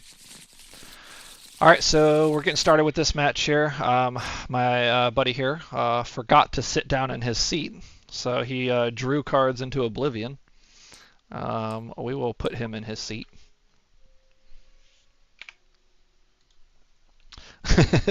For those that don't know on Tabletop Simulator, when you draw cards, it draws to your seat, and if you aren't sitting down, those cards can disappear. But we have Yuzuri versus Briar. This is going to be Okay, an this interesting round's one. on me. That's a good start. Great start. Yep. This is why we put 3 of that card in the deck. Increase the odds that you draw that on turn 1. I don't see cards in Poop's hand. They are over here. There you go. Pick them back up. All right, cool. We're set now. What is the first thing you notice on this equipment suite here? I noticed the AB and the offhand slot, Mm-hmm. which I guess when you're playing Azuri, especially in a Briar, you're not expecting to have 4 cards ever to really utilize, Right. multiple knives, daggers, but I guess it also kind of makes flick knives a little bit worse. Yeah. But I mean, also having the power of Crown of Providence, Tunic, Black Tech, Whisperers, and all that without really having to sacrifice much is nice. Yeah. I agree. Yeah, people that are able to run two one-handed weapons. The Arcane Lantern was a really good addition to Flesh and Blood's armor suite in the generic slot. Absolutely. Absolutely. So I just go ahead. wonder if he's on the red line, or we're going to see more of a, contract style Zuri that was doing pretty well. Yeah. Yeah, that's one cool thing about Uzuri, right? Is like we just don't know what's in the deck. Like there's a lot of, I think, unsolved things with Uzuri. So Absolutely, and especially if you're sitting across from a Zuri blind, if it's a top 8 scenario and they're basically playing Arachne, then at least when I was playing against Arachne, I wanted to just put the whole deck in there, kind of have the mill magic mentality. It's like my yeah, sideboard is the sideboard. Let's just as long as yeah, it doesn't mess up the ratios, let's just put all that in there. right. Absolutely. So what we got here on the first turn was Nathan did a this rounds on me, did some attacks, got 1 point of damage through with the Rosetta Thorn. Obviously that Rosetta Thorn is going to put 2 arcane damage on the stack, which you need AB2 to be able to prevent, and he is only rocking AB1. So we got a little bit of damage through, but all of his attacks are going to be -1. I believe this round on me says attacks and not attack actions. Yeah. Is that right? So would this I- Spider's Bite come in for General, so the 0? Spider Bite is coming in for 0. Yeah. Probably, I guess, trying to filter. Either that or he forgot about it, which is entirely possible. But Uzuri doesn't have a lot of go again in the deck, so it could just be like he needed to filter, like Sebastian said. Yeah, filter, yell out your hand, put a 2-cost attack on the chain, arsenal something. That would seem like a good play. I'll say we were noticing the armor that the Azuri's wearing, but I'm taking a big notice on the Crown of Seeds. I love that. Into the Assassins, I almost feel like you don't get to have an arsenal. I almost tend to just play out my hands and not arsenal against Assassins because they're so good at punishing it. But with Crown of Seeds, you never have to worry. Yep. I like the fact that they're introducing more cards kind of like Crown of Seeds in the game, but a little bit more fair, like the Trench. That what is it, a Ranger equipment piece that they got access to. The Trench is just a really cool interaction. Trench, for certain versions of Rangers, almost comparable to a tunic you can use every turn, which is pretty interesting. Absolutely. Looks like we're doing another swarming play here, pretty standard. Yep, non-attack attacks for Rosetta Thorn. That's going to be the plan here. He wants to gain an embodiment every turn. Uzuri's going to be doing his darndest to prevent the embodiment while also sending some attacks back that threaten some on hits. I haven't played this matchup too many times, but as a Briar opponent, I have had some success into Uzuri. I think Uzuri struggles big time with that embodiment of Earth. Definitely. And it looks like he might be playing Redline Azuri too, because I saw the Ravenous Rabble block. So, I mean, Assassin still blocks very, very well. I know the Redline does. When you have Codex and just a couple more 2 blocks in there, like Ravenous Rabble, does open up some windows. I like the list that dabbles with the contracts. I saw this does seem more Redline, but I like the the Plunder the Poor and those 1 for 5s, those 0 for 4s. She can utilize the boots a little better. It's an interesting take on it. I was playing against Andrew at our armory. He used the boots on me twice. It's impressive. He gets the extra block. Recycled leave no witness like 5 times. He did that 5 times against me. Oof. Between drawing all of them and Codex. Yeah. Easy to hit reds too. Found that out. Absolutely. This Isolate card, one of the most powerful cards in the Uzuri deck. Dominate on the card, printed on the card. So access to a lot of really cool effects with Uzuri. You can get those on hits through, pretty much guaranteed. But I think one of the coolest interactions that I've had with Uzuri is having a defense reaction in front of a Command and Conquer. I don't know if you've ever put a defense reaction in front of a Command and Conquer, but it feels really good. Oh yeah.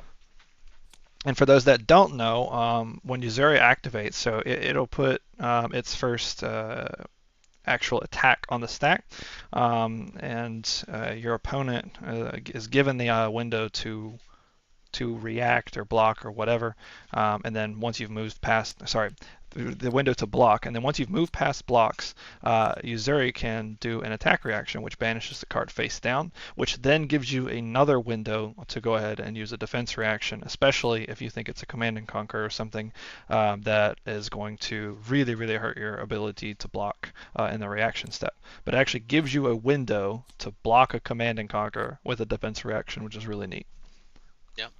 And we're seeing here that how good the Crown of Seeds is into this matchup. Right. Just like saving him so much tempo right there.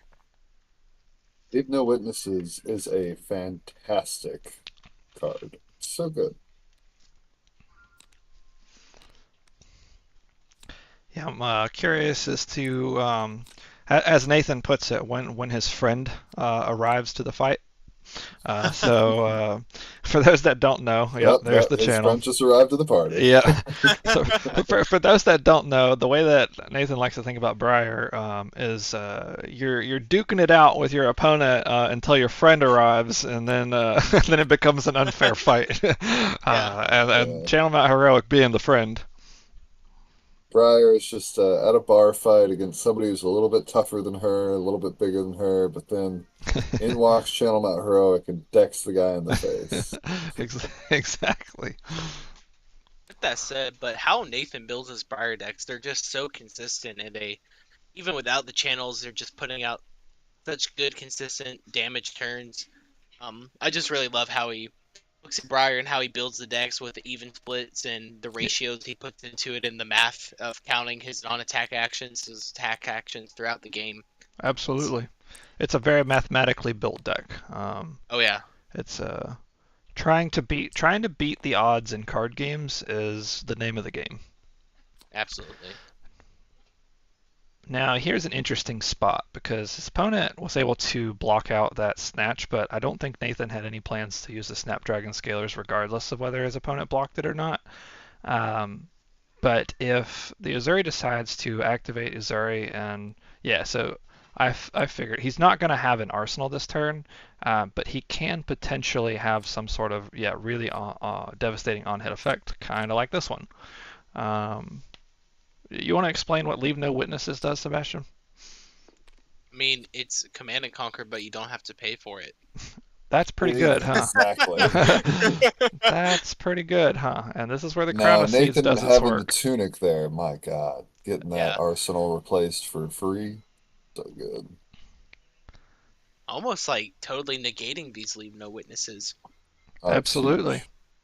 Ooh, got the Sink Below too. Super Nice. negated. And he can filter if he needs to. If Nathan chooses not to filter a card here, you know that there's a bunch of damage coming. Oh yeah. I fought an Uzuri at the Calling, and when I was on Fi, and the only cards I ever put into Arsenal were Sink Below. It's like, if he ever plays Leave No Witnesses, just like take it. I don't even care if you shred it to 0. It's the only thing I'm willing to Arsenal. Right. Absolutely. It's a really powerful card. And Uzuri needs those to really compete. You need a critical mass of cards that you can activate the ability with. It's kind of very similar to how Briar's built with the non-attacks and attacks. You need a certain amount of each in your deck so that you can consistently use both in a single turn. Uzuri needs a critical mass of those assassin attacks to start the attack, and then something to react with to punish your opponent for either not blocking or blocking.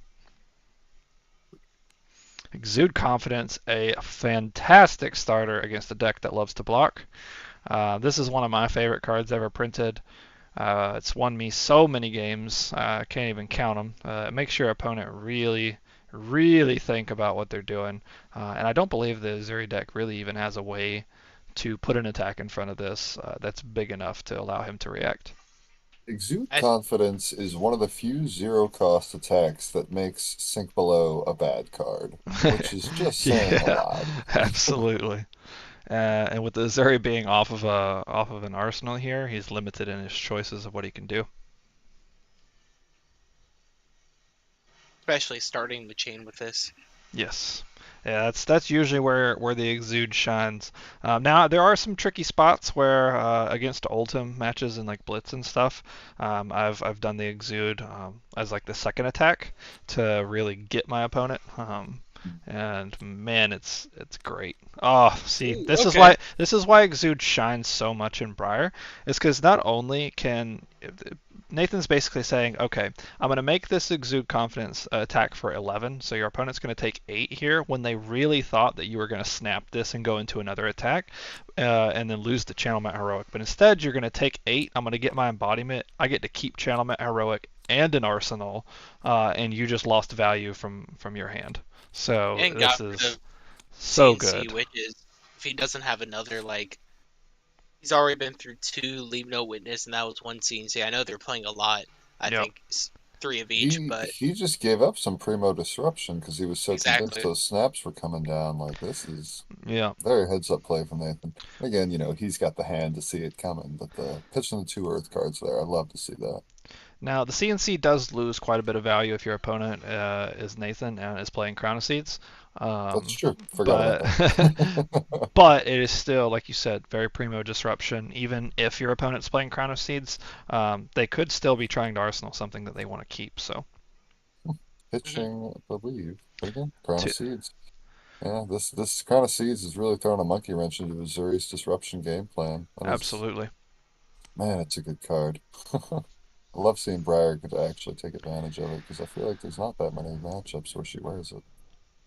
Yeah, so we determined that Crown of Seeds, when Ice Lexi was a big thing, it really helped the Ice Lexi match. Now, granted, it didn't make it favorable, but it did increase your odds of beating them by a significant amount. It's also was quite good into Icelander as well for clearing frostbites, so that you had an instant speed way to clear those frostbites and not take damage to the I frost prefaced hex or it something. with before Outsiders, you had a good Ice Lexi match. That's why I said mean, when I've Ice had Lexi was a thing. Yeah.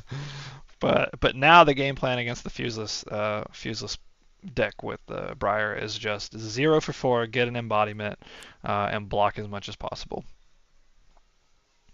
You just outvalue them. But if you have a good Lexi opponent and they know when to block to keep you off of the embodiment and go off with like a tunic 3 of a kind, they can just put it in you. It's really, really, really hard to beat Lexi. Or So, how yeah. Nathan got on stream. Do something like that. Yeah. I'd be willing to God. bet this is Shakedown. You think this is a shakedown? Mm-hmm. No, I'm looks wrong. looks like a surgical extraction. I'm wrong. That's a funny looking shakedown. Somebody explain to me what surgical extraction does. He gets to look at his hand and banish a card. If he banishes a blue, he makes a silver. It's better because surgical, It's really while it's good. like less damage than shakedown, he gets full information Oh and my then God. chooses the card. Versus when shakedown, you have to say the color before you see if I am remembering that effect correct. Do you hit Toma Harvest here? Just Absolutely. I was gonna say, No yeah. question. Okay. There's not even a decision. Do you want to give your opponent a 5-card hand on a channel turn and then Ooh, also and you got allow 2 them to put a silvers blue? off of it. Yeah, Toma Harvest too powerful. He maybe could have maybe kept channel for another turn off of that. Probably that's not. yeah, but that's what I'm saying. there's a It allows chance. for too much. Especially with him having that red Earthlore Surge in his hand, it would have given him a window where all he would have needed to do is draw 1 more Earth Blue. Yeah. So this turn's probably going to be red Earthlore Surge in a give and take. But depending on what his arsenal is, he might want to arsenal the give and take and have some sort of go again attack from arsenal. Save the give and take for when he has his tunic the next turn. It's a great point. Tunic is coming up. It all depends on that arsenal. Yeah, we don't know what that card is, I don't believe. Oof, Oh, okay. Nimbleism, that's a fantastic one. Yeah, he's just going to save Makes the sense. red Earthlore Surge for sure here. This is already a 9 power give and take. No reason to That's make just it pretty no reason to make it a little bit bigger. You always want to stay on an arsenal if you're Briar. Yeah. And it also keeps up crown value. I don't know that he's necessarily going to need it, but Red And- Earth Oysters will do its job. And the Earthlore, or sorry, the Uzuri player here is falling into one of the most difficult positions you can be in against Briar, which is where when the channel stays around for like 3 turns like this, what's one of the next cards that your opponent is much more likely to draw after they've gone through 3 hands is another Channel Mount Heroic. So Exactly. that's the power of keeping it around, is you're keeping that threat up, and then you're also just waiting for the next one to come. So your opponent's going to fall farther and farther behind until they die, which is, I mean, Briar is so good at killing people with Channel. It's crazy. This give and take card is really good addition to this deck, by the way. If he blocks with an Super attack, good. Nathan here gets to choose a card to put on top of his deck, basically any card in the graveyard, because of how cheap everything is in Briar. It's a phenomenal card. We Against Oldham. What's that? What do you think he takes here? Just Um, swarming to try to guarantee that Earth or So, Surge so, swarming Rosetta play? so I think he's going to get a blue card here, yeah, because he knows he's going to get an embodiment here, so he can choose whether to block with that Force of Nature on the next turn, and if he doesn't need to block with the Force of Nature, then he has the blue. Very good blue, yeah. Then he has the blue to play the red Earth or Surge that's going to be in the arsenal. I also didn't realize that give and take just said any action card, Yeah, and it didn't yeah. specifically have to be an attack. Yeah, they have to give you a defense You reaction can grab if you don't channel want with the it, effect. yeah, it's awesome. Which when you're sending it in for 9, you're like, okay, if I don't block, I take 9. But if I do block, he gets to put a channel and an Earth Blue back on top. It's actually one of the coolest So generics we've gotten in a while. It blocks 3, it's got natural go again. That's a cool card. yeah, my favorite part was when Nathan first looked at this card, he was like, "Yeah, I don't think it's gonna like be that great. It doesn't look that great or whatever." And then he comes up to me later and he was like, "I was wrong. This card's great." Um, but when you get late game against Oldham, not only does Briar already have a good game plan into Oldham, this give and take just made it even better. You get late game with them, their life total's starting to dwindle. You know they're doing a lot of blocking, and then you set up one of those channel turns late game, and you're like, all right, I'm going to channel into this give and take. All your defense reactions are gone, or if you don't have the defense reaction on this turn, as soon as you block this card, I'm putting channel and a blue Earth Blue back on top of the deck, and we're doing it again. And it's devastating. Because it's for each card that blocks, by the way, in case you guys didn't know. Wow. I Yeah, did that know card that, yes, is- which is nuts. You can just stack your next hand potentially in some Yeah. scenarios, which is wild. It's an insane And I card. like the design of it being a 1 cost, guaranteed go again, 3 power, 3 block. Oh, it's great. With the additional text, it's a beautiful card. It really, Everybody really gets it. is. Let's see here. So the Azuri this is a yellow isolate. So the card in his hand could be anything. But Azuri's fallen into this kind of like behind pattern, right? Where if he's choosing to use the Azuri ability, he's not going to have an arsenal each turn. And so he's never going to have a 5-card hand to work with. I will And say, you but can't for just 3 block channel Briar mount out. turns, hmm he has been doing pretty well. I mean, 18, it's not where you want to be, but it's not shabby considering that. Hasn't blocked with any armor yet. Well, the shoes, but Okay, so Nathan must. Okay, yeah, he definitely wants to keep that red That Earth Lore arsenal, Surge around. yeah. That's too good of a card, especially when you're on Tunic counter. didn't do the swap either. Just- That's the Yep, nice once- part about Zuri right Mhm. there. It's like you kind of bluff it, they block 6, and then you're like, I'll arsenal this. And it might have not Yeah. even been a one-hit effect, but If it was or if it wasn't, they'll never know. Yep. Now they got Crown of Providence to get rid of it to really make sure you never know. Okay, so we're gonna use snaps here. Big And that's where ol' it's too fat lightning bad. surge. You have to give up the card. Because if he could have kept that force, could have kept his snaps, had an even bigger on hit. This is getting blocked though, so I suppose it doesn't really matter. Nah, he didn't want to lose the Earthlar Surge to like a Command and Conquer or something. Absolutely. You got to play it smart. It's Yeah. just, It's I too like much. to live on the world where you get to just go crazy. I think your deck choices have backed that up. Shown that. Shoot, Prism, you had to play smart. The matchups that weren't free, like Guardian, those matchups were hard. Beating Yes. Briars was so many crucial decision points. I remember beating a lot of Briars and Viscerais with Prism matches that people were like thought that they had a free win, and then you just get them. It's tough though. You had to be smart. Yep, Merciful with Ode on the board is a heck of a Beautiful. drug. Yeah. We're double merciful. So Nathan's probably just gonna be. Block Oh that yeah. thing down. Well, do you even snaps here? Probably not. He probably wants I to was gonna say. save this arsenal. Yeah, I'm not unhappy with this. I definitely think he's probably saving the snaps. He's at such a healthy life total. He's just gonna keep this game plan going.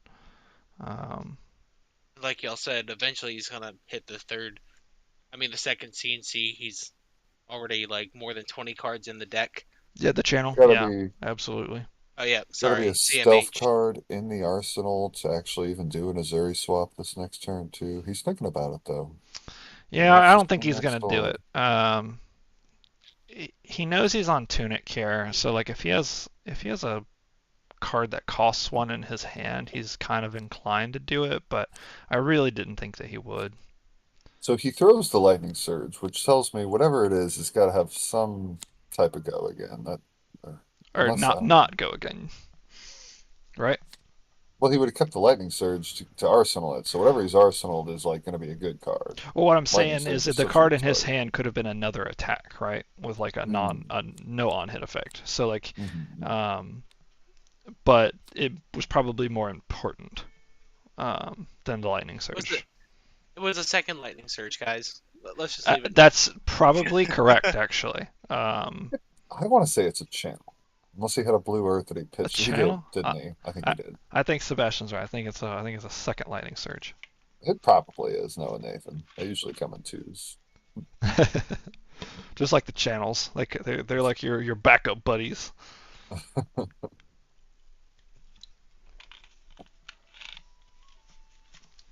Important to note, Azuri still has all his armor.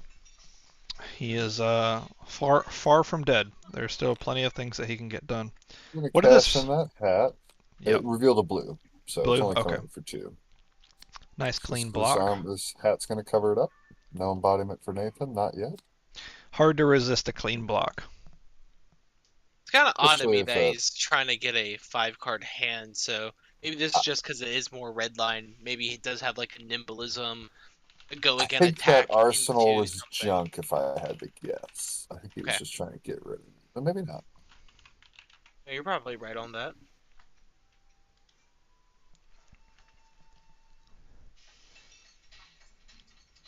Or he just really wants to be able to block this turn, but Nathan hesitating a little bit. Not the clearest line, it would seem. Yeah, there a lot of people, make fun of aggro decks a lot, thinking like, oh, it's just pretty straightforward. You just play out your hand, blah blah blah. But I think when you learned this Briar deck, you can attest how difficult it can be to play it really well, right? Like there are so many little decisions that can just lose you the game on the spot. Absolutely. It took a bit of time from a deck that looks so easy to play from watching over Nathan's shoulder, and you sit down with it. There's some complexities. There's some very important decisions. Yep. There's some hard matchups too in general. Like Dromai's one of those yeah. matchups you wouldn't think is hard from the Briar side, but if It you can be make a couple incredibly bad tough, yeah. decisions, they can just run away with the game. It's pretty crazy. Absolutely. Played many a Dromai match, and it is a frustrating one to lose. I can tell you that much, because you're always like, man, there's something I could have done better, right? Like every time. But they Dromai deck just blocks a lot, and there's a lot to be said for that. So what are we Looks like blocking we're for? 7 3 here? I assume it's coming in for 10. Did he buff power? I think so. He didn't draw a card. Yeah, I Yeah. think you're right. Still didn't get to see that arsenal. And he didn't. I think it's channel. He didn't sink it, but we'll find out. That makes sense. That makes sense. Could be channel.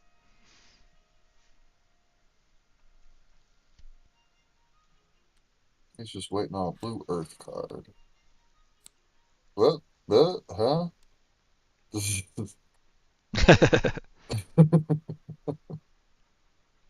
Did a little too quick there.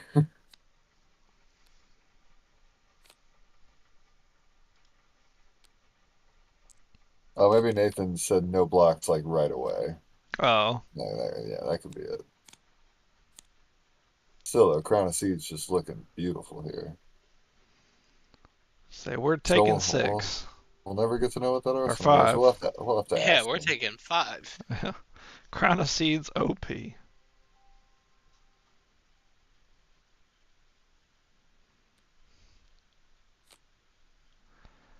Alrighty. Let's see what the 5-card hand provideth us with. If you've ever been across the table from a Briar while you're at 15 and they have a 5-card hand, it's never a good feeling. I feel like that's all Rune Blades. Like, this ride can have the most jank hand ever, but if you're at like 10 life or 15 life, you're like, you're just thinking in your head, you're like, I'm gonna get double reveled right here. And The Revel is always the scariest one. Yep. Especially on the Viscera specifically, just because he's making more rune chance. Reveal here? Oh, I was gonna say with a 5-card hand, there's gotta be at least one Earth card. Now, Bramble Spark, one of those cards that is just absurd amounts of value. So good. It can provide 6 value in 1 card, which is just mind-boggling to me. Yep. If you've ever played against it in Tales of Aria Sealed or Draft, you know how bonkers that card is. For real. Pair it with a ball lightning, why don't you? Well, what was crazy to me is like when people were trying to make the second wave of Cheerios deck after Ball Lightning was banned, they're trying to make Revel work, right? But it's like at the end of the day in Briar, Bramble Spark is like a way better Revel. How about we try to make that more consistent? Yeah. Here's an interesting line. I'm going to pitch a 0 for 4 to block 1 Arcane to prevent you from getting an embodiment. Now this Lightning Strike should be for 5, so 8, which should get the embodiment still. Yeah. Interesting to see the I'm not Rebel get pitched here. Yeah, I'm not sure why the Ravel's getting pitched, but I'm sure he has a reason. Nathan has also been able to make this guy just have to sit on those shoes. He has never gotten a chance to break them and cash in on that silver value. Now he's probably just going to make a rune chant, send a sword, arsenal a good card. Or he has another good attack. No. Oh man, it's like I've played this deck before. I imagine Briar is a very tough nut to crack for assassins. Yeah, it's a tough nut to crack for pretty much anybody that isn't that doesn't play Frosty Boys. Or Ninja. Oh, we just had another Rabble, all red hand. So he just see. So that's a play where it's. I'm sure he's kind of in a damned if you do, damned if you don't situation there. But from a value standpoint, okay. Rabble is just so good. He might just have been doing it just so he doesn't have to discard in his mind. Well, he just plays the Rabble out with Go again and then Codexes, right? Yeah, then you like Codex, so if he took 4 extra damage there, he would be at 7, right? But he'd be presenting potentially 8 damage plus Codex. Yeah. Which is not so bad. But he's kind of fallen far enough behind where I think it's going to be pretty difficult to get back into this one. Nathan's doing a really good job at just playing the value engine that Briar does with the embodiment, sending a bunch of damage. The cards just outvalue Uzuri's cards at face value, and then the hero ability is just better. So I'm sure he's playing Infectious Host in this match, but I haven't seen it. He's able to, although I'm sure throwing the the frailty right back isn't too high priority. Oh, grab a Rabble. Get that guaranteed go again. Reveal a Rabble. Lovely. I will say, I think the success of this matchup has just been almost like so hardly carried on Crown of Seeds. Like, Yeah. I feel like a Briar deck playing against an Azuri that doesn't have Crown of Seeds, like if that was Crown of Province, this game would have been way different. Absolutely. Those Leave No Witnesses and those CNCs would have been so detrimental on so many turns. Yep. Absolutely. Yeah. Completely agree. It's very heads up by Nathan, knowing all of his matchups with this deck.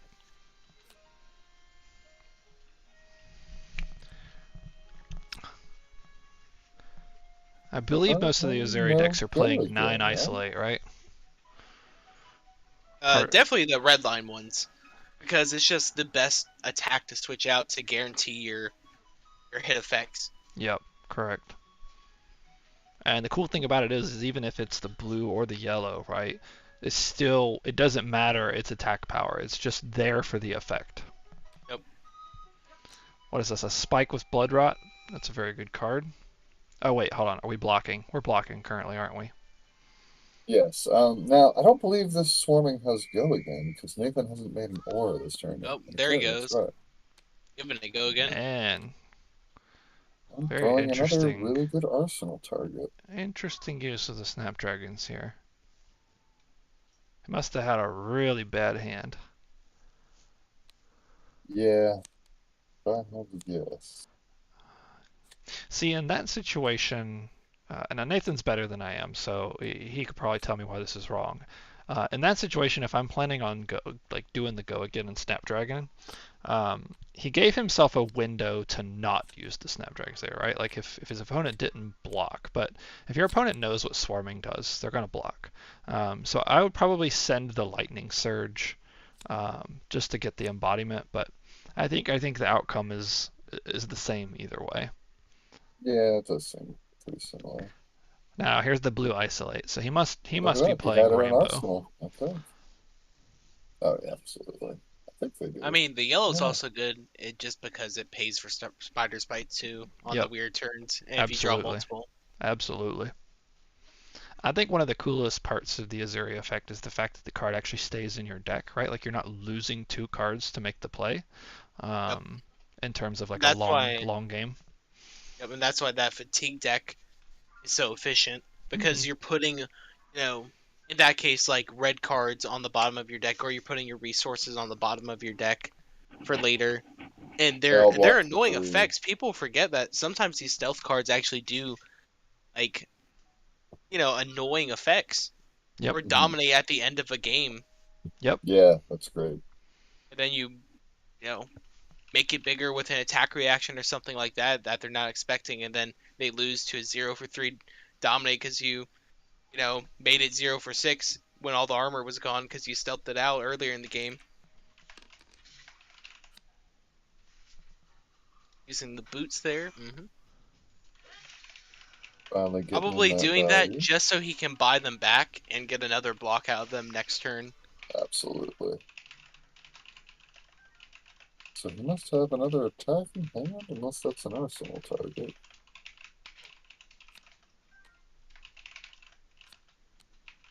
Ethan just trying to filter here. No Snapdragon Scalers, so that Snatch becomes just a finisher. Well, unless you got the non-attacks the turn. Also, I think they have to hit, right? So he's denying the go again, too. Yeah, that is correct. Which actually, in the red line Azuri, I haven't played the deck myself, but I'm thinking if the aggro plan is so vital to them, I guess here they have to play more mid-range and just pick their moments, but maybe the Snapdragon Scalers is better in some spots, but one block's also really important, especially when your armor doesn't block a whole lot, like Rune Blades or Guardian, something like that, Warrior. Yeah, and I think the fact that the black text can come back, right, is really powerful, like being able to cover up multiple breakpoints over the course of the game. Well, where blocking is Nathan's specialty into other aggro decks where they just don't want to block, I'm sure she just gets endless value. Well, not endless, but a good chunk of value out of those cards. Yeah, for sure.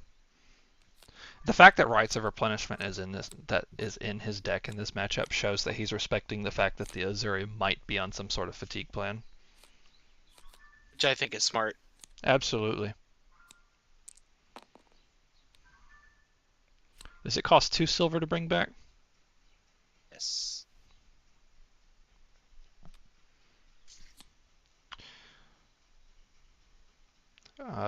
Which one is this one? Is this the Inertia one? Yep, I like this one.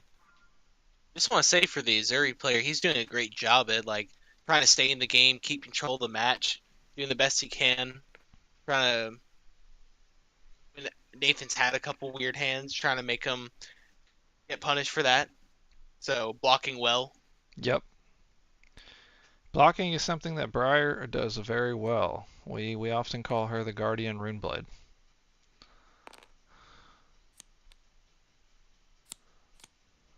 Death Touch, love this card. Fantastic card. 1 for 6.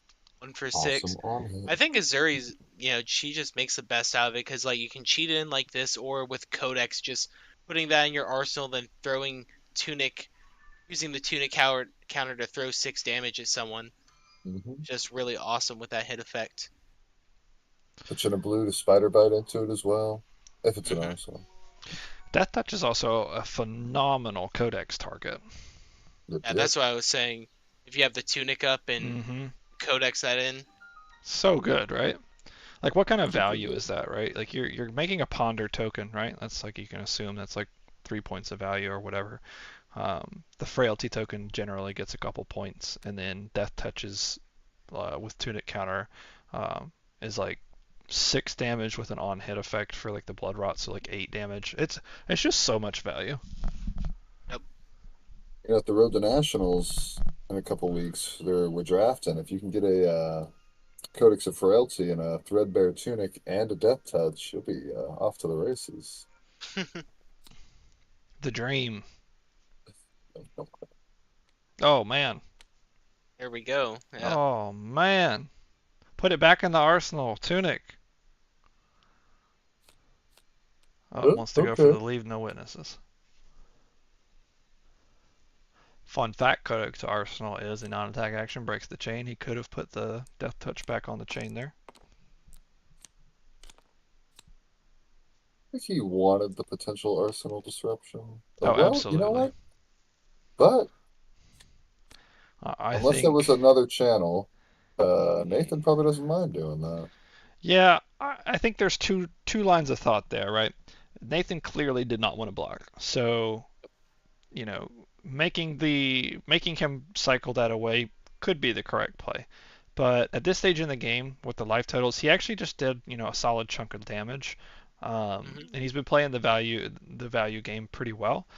He is starting to fall behind in this game, and you're not going to fatigue Briar. So you do need to find a way to get the Briar to 0 life. I think maybe the Death Touch might have been a better play here. Might have, but he also might be keeping that Tunic counter for defense. Maybe he wants to play around a Bramble Spark getting an embodiment, something like that. Absolutely. Or just not wanting to have to pitch for Arcane next turn. Now, is a second Frailty worth it, since he knew he was going to be playing Codex of Frailty? Turns off the Rosetta's physical damage, I suppose, but... Yeah, not much else the Frailty is going to be doing here. I also wonder if the Blood Rot or Inertia would have been better. I prefer the Blood Rot here. Or actually, that's actually a tough one, right? Like the Blood Rot and Inertia both seem very good.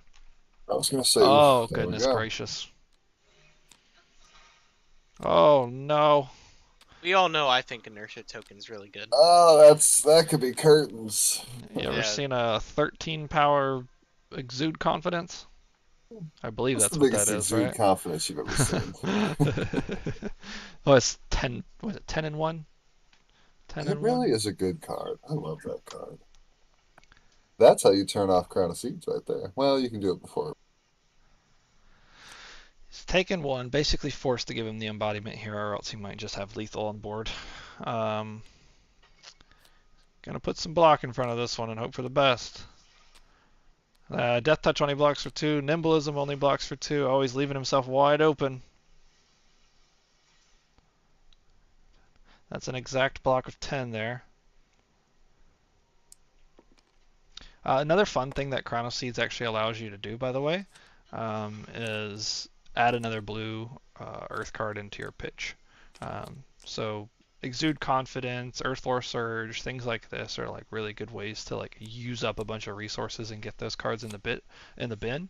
But Chrono Seeds is just another way when you need an extra way to like dump something to be able to keep your channel around. Oh, fantastic 0 card hand here.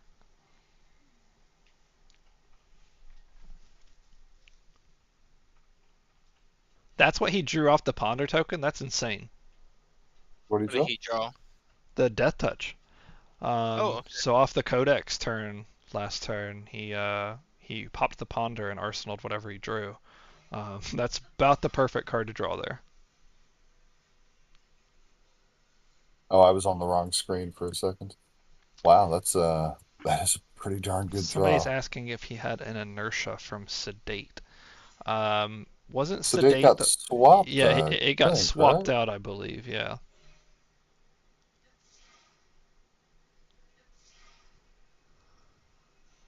Unless I'm crazy.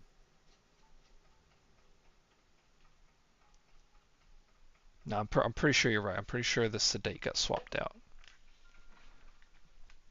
But Death Touch coming in here, Nathan does actually have to think about this. He's got an Funny embodiment, that so it's enough to get the match to even health. Mhm. Again, you know, Nathan's got a full hand if he took 6 here, but it's not a bad little comeback. absolutely. I saw in the chat somebody was saying that they wish this were Orbido classed, and that is a funny thing to think about. It does counter all the embodiments of Earth in a way. It's got a hit, but So how does Orbit Class read? it's the one that does non-attacks instead of attacks. Oh, Makes him okay. weaker. Getting a Blood Rot token. Oh, We got even life totals now. We did some damage. with But a now we got floating -2, but yeah. but now we got a 5-card Channel Mount Oh, with Heroic channel. Ooh. with no arsenal, so it's gonna be dicey here. If Nathan's got I a was about couple to go say- agains, this is probably over. I was about to say, and it looks like he forgot to buy back Buy his his boots. shoes. The excitement of having a good card to play on Arsenal. I believe the boots was on the Death Touch. Channel Oh, full my channel. Lanta. Oh, he's not playing. Oh, he is playing the Oh, channel. Oh, my wow. Lanta. Force of Nature, Double double channel. channel. Into Infectious Toast, give you the blood Giving rot the back. blood. Oh my god. Oh, my goodness He gracious. wanted the blood rot. It was all calculated. This is an 11 power Infectious Host. Go again on hit draw.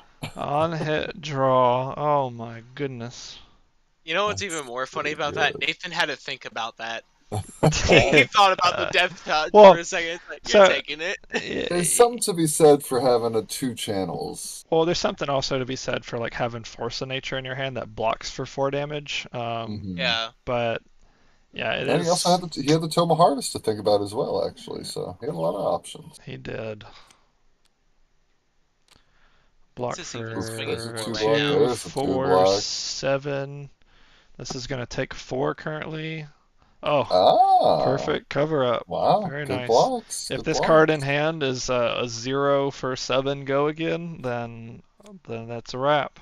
Actually, just no, He just needs a 0 for 4 because he comes in for 10. Yeah. So. Yeah, not even Tunic or Flick Knives can save him here. Didn't Oh, have he the doesn't attack, have it. unfortunately. He's still gonna get to keep Still channel pretty though. good. Still pretty good. Oh yeah, I mean he gets to keep channel still. He's still gonna put some damage on the board here. Oh, and then the blood rot too. So he actually goes to 1. This is unless he gives up armor. This is not looking good for Derek. But much closer than I would have assumed that this match was going to go from how well it started. He might have needed to block with Flick Knives there, because now he's Yeah, dead because to now a he's just a Rosetta ruin Thorn. chant away. Well, no, he's dead. dead to a ruin chant. Yeah. Yeah. Well, specifically, like he cannot stop like Rosetta Thorn because he only has AB1.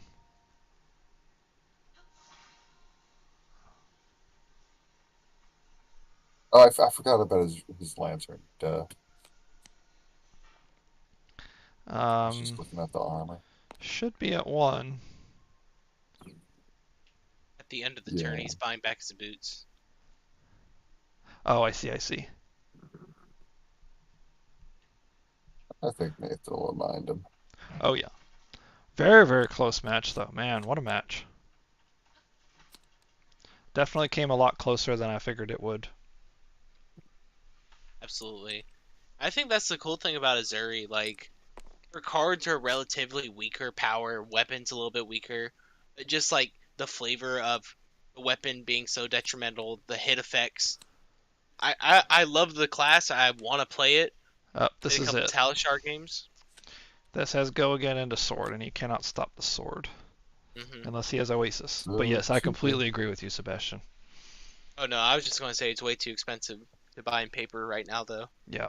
Yeah, the surgical extraction plus a lot of the other cards. It's a very pricey deck for something that's so. There's a lot of fans of it, though. It has a lot of fans.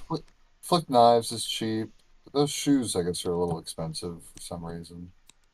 Main thing is just the Majestics, if you don't have CNCs, Crown of Providence, Tunic. Yeah. Surgicals so and surgicals, E-strikes.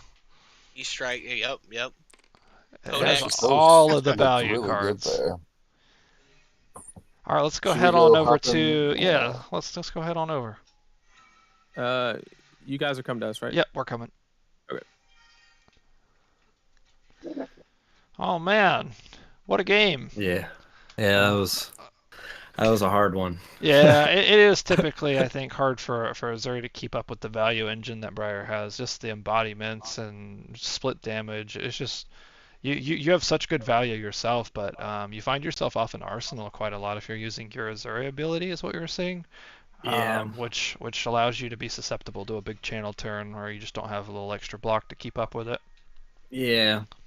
I was getting lucky with a couple of the defensive reaction turns, not even gonna lie. First couple of turns that I had, like I pulled an all isolate hand, like an entire and I was like, man, this is not good. And that's where a lot of those like first Arsenal turns like came from. Yeah. It just was not bad draws. And the only thing I could do was just like, all right, well, I can at least leave no witnesses, but it wasn't enough. Yeah. She falls short. Absolutely. There was one turn I wanted to ask you about. The immediate CNC? Was it that? No.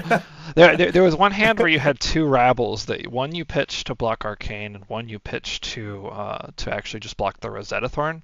From a value standpoint, that felt pretty awful. But I figured there was probably a reason. Maybe I wasn't seeing it. You just felt like maybe you just had to block there, or I don't know. I just wanted to hear what you had to say about that. Yeah. I mean, I could have kept them, but like I knew he was coming in with Rosetta, and I was trying to like mitigate as much damage as I could at that point. Yeah. I'm pretty sure that was a turn that I had Codex in my arsenal. It was. So like I was kind of relying on that anyways, and at that point, like I knew it was probably just better to mitigate some damage, but that was my thought process. But yeah, no, that's perfectly fine. Nathan, any comments on the match? Yeah, Crown of Seeds is goated. Oh, it's gas. It's absolute gas. Really good. There was that moment where he did like prematurely like flash the CNC, but I was like, literally, it doesn't matter because like I had Tunic counters, so if he was to flash it in, like we already know what's gonna happen. Tunic counters, sink it, draw, keep going. Like we had a good laugh about that. Yeah. It just allows for me to not play around what he's trying to do, and if he does lay down the Arsenal destruction, I'll just swoop it under, block of damage, and it makes his job a lot harder.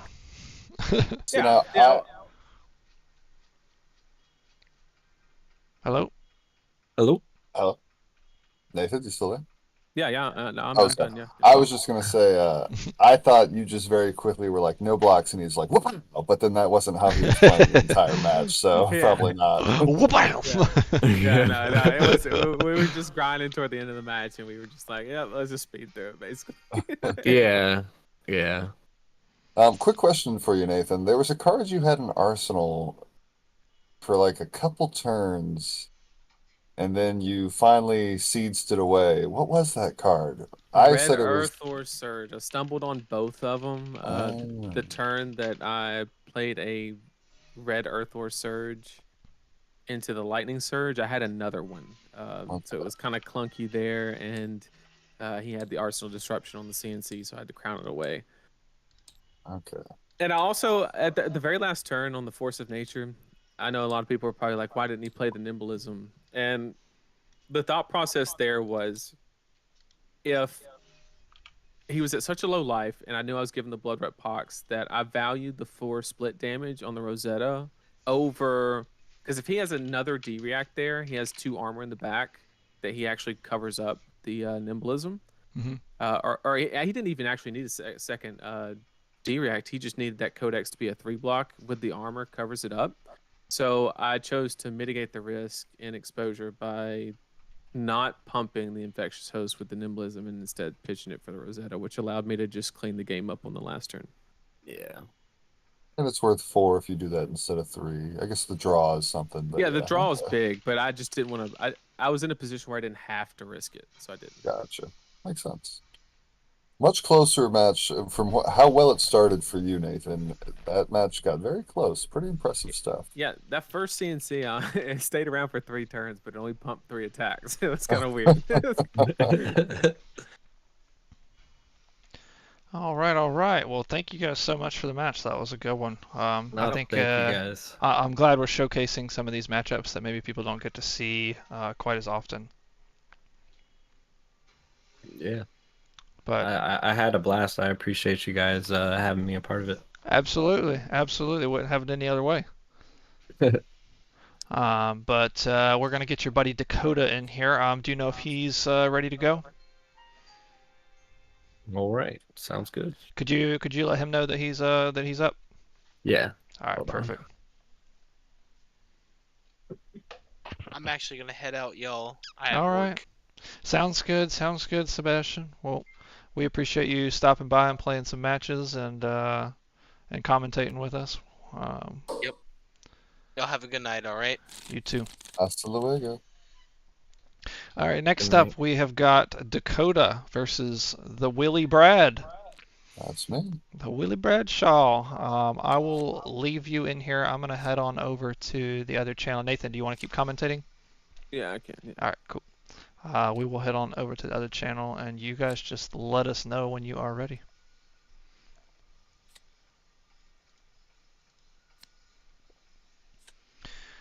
All right, Will's playing Lexi for us this evening. I have a feeling I know what his opponent is playing, but I'll let it remain a mystery here for a minute.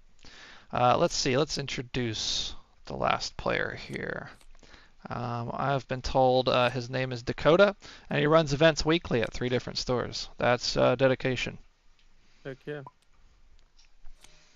Let's see here. I don't have eyeballs on him right now, but we'll wait for him to get in here. I'm sure he won't be too far behind. If you had to guess, what matchup, what decks are we missing so far? What do you think's coming? Well, they haven't played a Lexi or an Oldham, so I'd say it's statistically one of those. It could be a Dromai, though. That makes sense. That makes sense to me. Dakota's a good guy. I would expect so. I think I've not met anybody on the Tavern Brawlers or in that community that isn't a good guy. They're a good group of dudes. Very, very happy to have them on the show.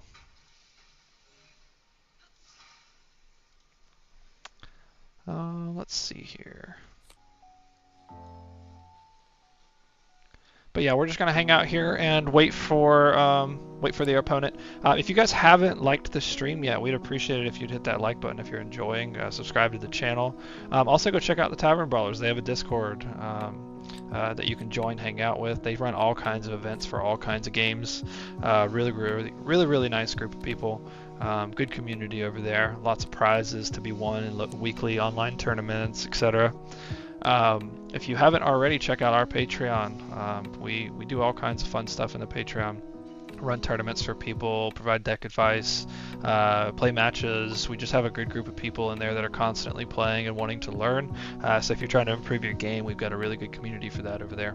Also, very happy and willing to help anybody that needs it with basically anything in the card game scene. I do a lot of finance stuff on the side for cards if you need help with that.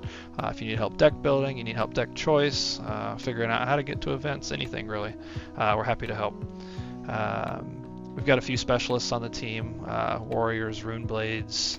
Happy to help with any deck that you need help with. But yeah, we do live streams quite frequently. Nathan streams once a week. Check his streams out. Nathan, what days and times do you typically stream? You want to let the people know? Yeah, Wednesday, 9 p.m. Eastern. Looking to add a second day, but not really sure on the day or time for the second one. All right. So Wednesday at 9 p.m. Eastern. If you guys don't have anything going on, hop on over to the Card Guyz channel. Nathan will be streaming. He does a lot of really informative streams. Can really help level up your game. The topic for your stream the other day, I believe, was basically navigating the pace of the match and managing the pace of the match. I believe was that right? Yep, that's correct. Yep. Just talk about using your life to create, or using defensive. Anytime that the value in your hand equals the same offensively as it does defensively, when you use the cards defensively, it extends the runway and gives you more opportunity to see power cards and things like that. So that's basically what it was about. Good stuff. But I know you're constantly changing the topic, constantly giving people some good advice that maybe they wouldn't have thought of otherwise, and it's always super helpful. I know you have a lot of people in there that really enjoy it and are very thankful for it. We met a lot of those people when we were at the Pro Tour. It was very cool. Yep, absolutely. But I believe this is the guy we were waiting on. So we're going to let them take a few minutes here to get set up. We've got this match and then one more match. The Card Guyz are currently leading the series 2-1. It is best of 5. Sorry. We are not going to cut it short if one team manages to get to 3 wins first. We're going to go ahead and play out all 5 matches to give you guys the full experience. Give everybody a good chance to play because we are doing this just for fun, of course. What's up, Lee? Everybody say hey to Lee in the chat. Lee is one of the main guys over at the Tavern Brawlers. Super cool dude. Works really hard running events weekly. Lee, you feel free to send the people over to your Discord, YouTubes, whatever you need to do. Of course, you have my permission to do whatever you need to do. Y'all are a great community. I want to share it with the world. Is he gonna hop in the room with me or nah? I believe this. Oh, yeah. We need to get him. Is it DS? Is that who that is? Oh, maybe. I don't know. I'm going back to the room. He's in the general room. I'll move him over.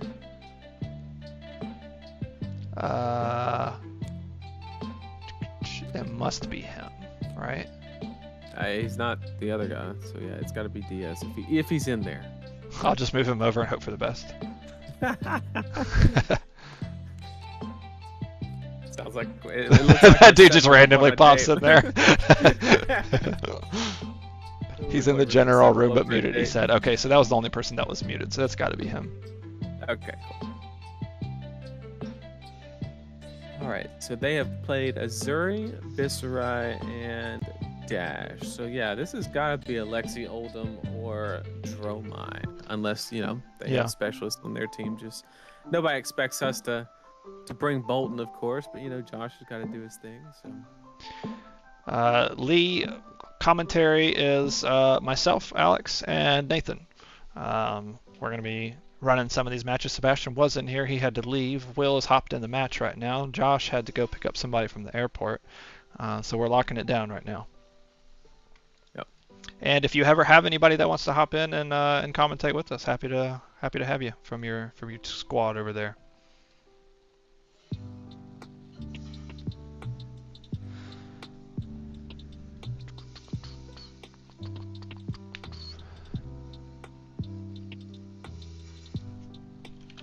They're just finishing up sideboarding. Give them a couple more seconds, and they should be good to go.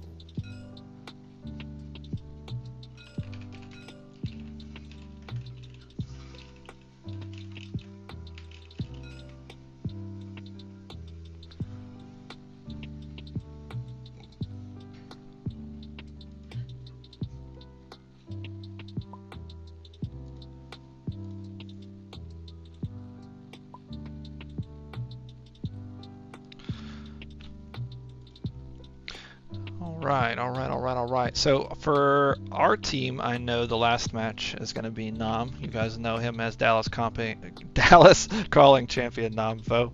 I think he hates that name, but but we gotta tease him. So it's just our job as a team to tease. Lee, I'm at work, so I'll be popping in and out. I'll leave the organization of this to 86. Trust his efforts and work is too rough for me to stay focused online right now. No worries at all. I know you're working hard over there.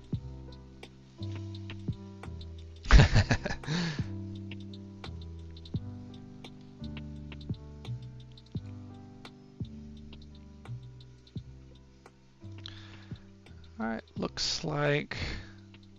Not sure, is he still sideboarding over there? I don't know. I don't see any movement. I'm trying to figure out what's going on. Oops. Sorry, I keep moving the screen for you guys. It happens when I'm swapping. Yeah, he's still muted and deafened on the Discord, so Will wouldn't be able to talk to him. I'm trying to message his buddy. He's having audio issues right now. Oh, okay. So he's just trying to clear up some audio issues. Sorry about that, guys.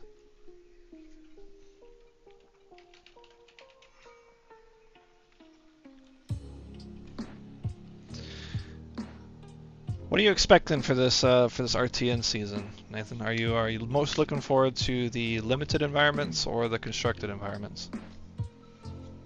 Both, but I'm just curious of I know everybody's been working hard the past 2 weeks on finding a way to shut down Lexi, and I'm interested to see what a lot of people come up with. Like, you have the Buckle Oldham that somebody in the UK was working on, and seems like it's found some success. You have Kodachi Fi that also took one down in the UK. Azuri's been doing great. Mm-hmm. So I know that everybody in the RTN testing was like, we got to figure out Lexi matchup, and then everything else is secondary. The good part about that is it's a very easy mentality to attack. You can sit there and say, okay, well, if everybody's doing that, let me play the deck that targets those decks, and there's actually validity, but it's kind of risky doing that at RTN because it's so local. But maybe you have a heads up, you know what everybody's playing, and take advantage of it. Absolutely.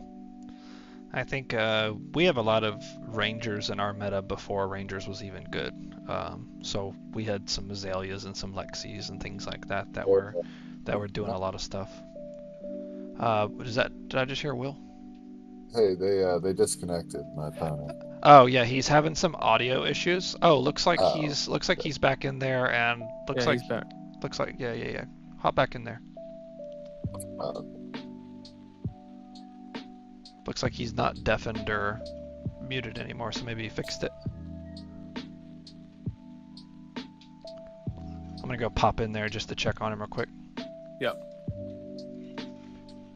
How's it looking? We got it figured out? Seems like it's better. Finally. Awesome. Good luck, guys. Thank you. Alright, I think they got it figured out. Perfect. But yeah, what were we saying? Oh yeah, had quite a few Rangers in our meta, so I know a lot of people, even without the current success of Ranger, have to be ready for it in our meta, which is kind of giving us a heads up on it, honestly. Yep. I think some of the Dromize might see some success It's a deck that usually does pretty well around here. Always got a lot of Guardian. But I think we have a pretty diverse meta here in Georgia.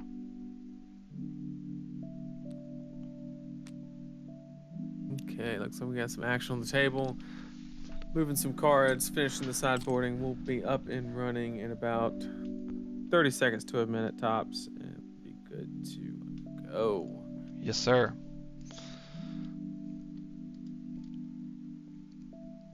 Yes, sir, indeed.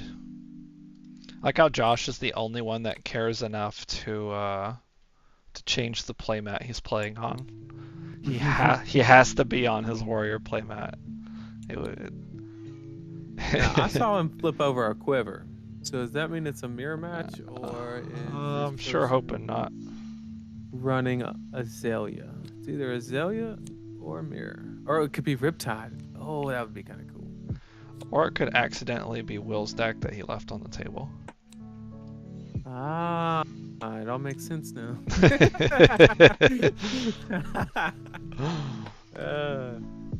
So while they're setting that up, does anybody in chat know how many national championships Alabama has? Anybody? Shut up. Clearly that's a joke. Roll that. Oh my goodness. Oh. For those that don't know, Nathan's from the good old land of Alabama, where everything's roll tides and chickens. Hey, you just go 3 stop signs down, and when you hear the banjo, you went too far. That's where I live. That's where you live? Okay. Yep. I'll listen for the sounds of the banjo. Yep. Do you know the guy who plays the banjo? You know his name? No, we don't talk to that guy. Oh, okay. Yeah. We don't talk to that guy.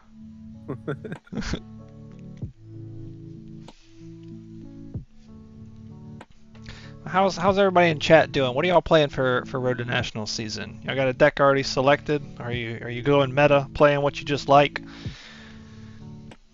Correct answer is Briar. Correct answer is Briar's going to be gone soon, and I highly encourage you to play Briar this season, to go ahead and kick her butt out the door. But you should only play Briar if you block with Force of Nature, based on my Twitter.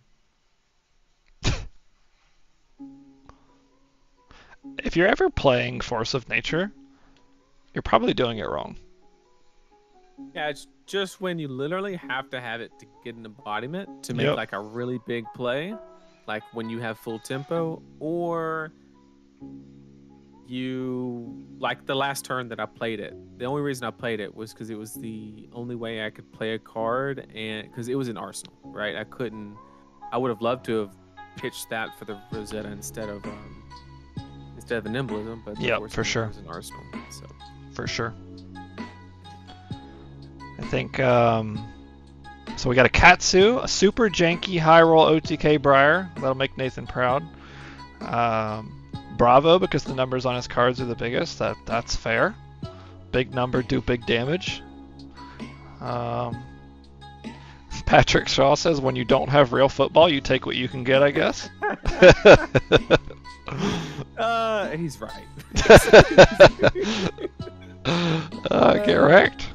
There's actually like so much truth in that statement that like everybody, like, I'm a fan, but like, to be honest, I probably watched like half the games last season, if that. Like, I enjoy it, but I'm not one of those people that has a shirt on every single day or whatever, you know. Like,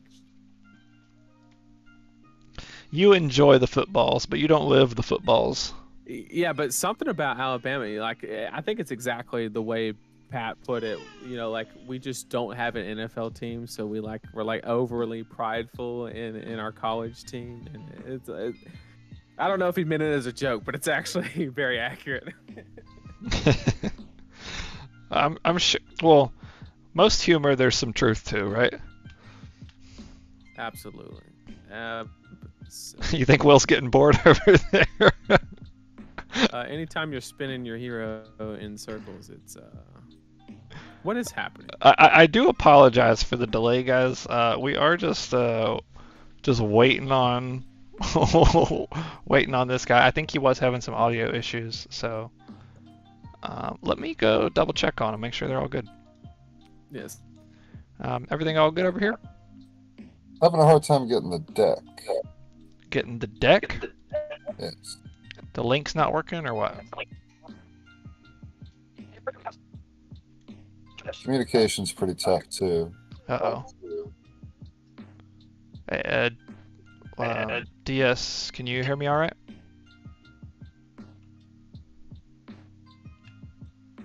Maybe not. That's basically what happened. Hmm.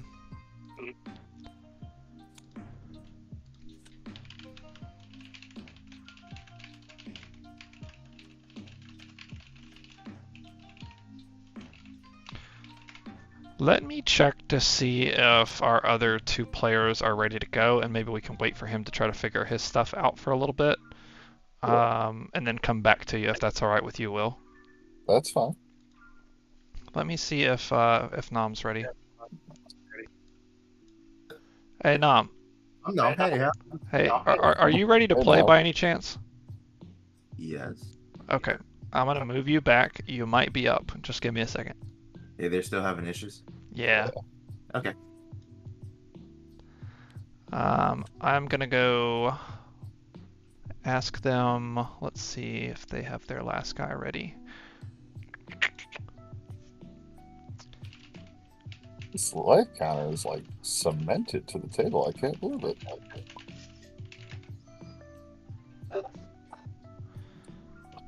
Alright guys, so I think we're going to go ahead and move on over to the last match and then come back to this one and let him troubleshoot his matches to try to move things along a little bit here. Sorry about the delay. Lee, thank you so much for the $2 tip. Thank you so much. Everyone, please play Dromai, my RTN best deck. I think somebody likes to play against Dromai. You're from Ohio, so you just have to be a Buckeyes fan or move. That's fair. A lot of people are very, very what's the word? Devout to their football teams.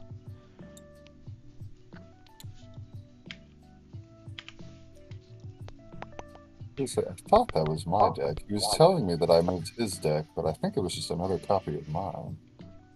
And it sure looks like mine. Well, if his communication is breaking down, we're just gonna let him figure that out. If you can hear me right now, you can take your time, hop on over to another channel. Maybe some other people can help troubleshoot you. Hey, I'm back. Hey. All right.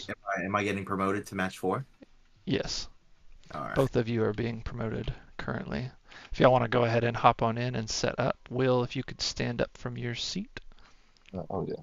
Yeah. Actually, in real life. Yeah, I'll stand up back away from the computer. But I'm gonna go hop on back over into our channel. Will, if you want to hop over there, you're more than welcome to. Good luck to both of you. What's the room? I don't actually have the details. Here, I will send it to you. I will send it to you. Yeah. Probably shouldn't say it live. Yeah, I will send it to you. Clearly. The person after that is what I'm assuming what is happening. All right, so what happened is we are going to move on to the next match and let them troubleshoot.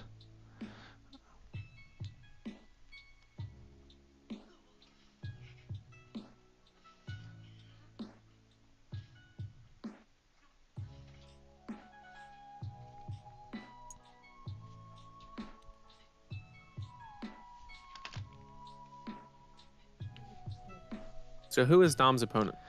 Nam's opponent. All right, let me grab my handy dandy sheet here. So since we're moving on to the next one, Nam is playing against the 86, also known as Andrew. He participated in his first Pro Tour this year. The 86 helps with a lot of things in the Tavern, I believe, as well. He's one of the people that helps Lee out. I don't know his exact role. We've just been in communication setting this up, so he's one of the people that helped set this match up. So very thankful for him for that. Let's see here. Let me make sure that they are both promoted. You guys see me spinning my card? Oh yeah, we saw you spinning. It's pretty cool, huh? You're just the coolest. I Oh, literally looked at Nathan and I said, "Do you think he's bored?" Well, his microphone was just like so spotty, and then we couldn't really communicate on what the issue was, so I just was kind of twiddling my thumbs a little bit. Yeah, not being able to communicate while also trying to fix a problem is pretty impossible. Pretty tough, yeah. Oh, the 86 is the competitive team captain. Ah, good. Excellent.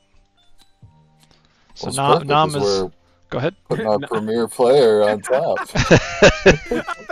I thought you were gonna say Nam is not our competitive team captain. Well, I didn't get it out yet, but that was hilarious. Oh man, he is our champion player. We linked up. We were on the same page. The wavelengths were moving at the same speed. It's pretty funny. They Though. were He firing, I is tell you. not our. Oh man. Oh, man. Okay, so we got a good old Oldham versus Lexi. The most interesting thing I found against Oldham is you would assume somebody so old would appreciate time a little bit more, but he really doesn't. Well, if you look at that last word in his name, that word is eternity. So I don't believe he has a lifespan. And This match is about to be an eternity. all right, so let's talk about this one actually. So this is kind of the match of, really the past month or so. This is the match, right? Oldham versus Lexi, trying to debate on who is the best deck of the format. Now this matchup historically actually is pretty hard for Oldham. If you have a really competent Lexi player, there's a lot of things that they can do to take advantage of the fact that Oldham isn't putting enough pressure on her, and she can just take over the game and stack some cards together and set up these really big turns that Oldham just, even with his incredible blocking power, can't do anything about.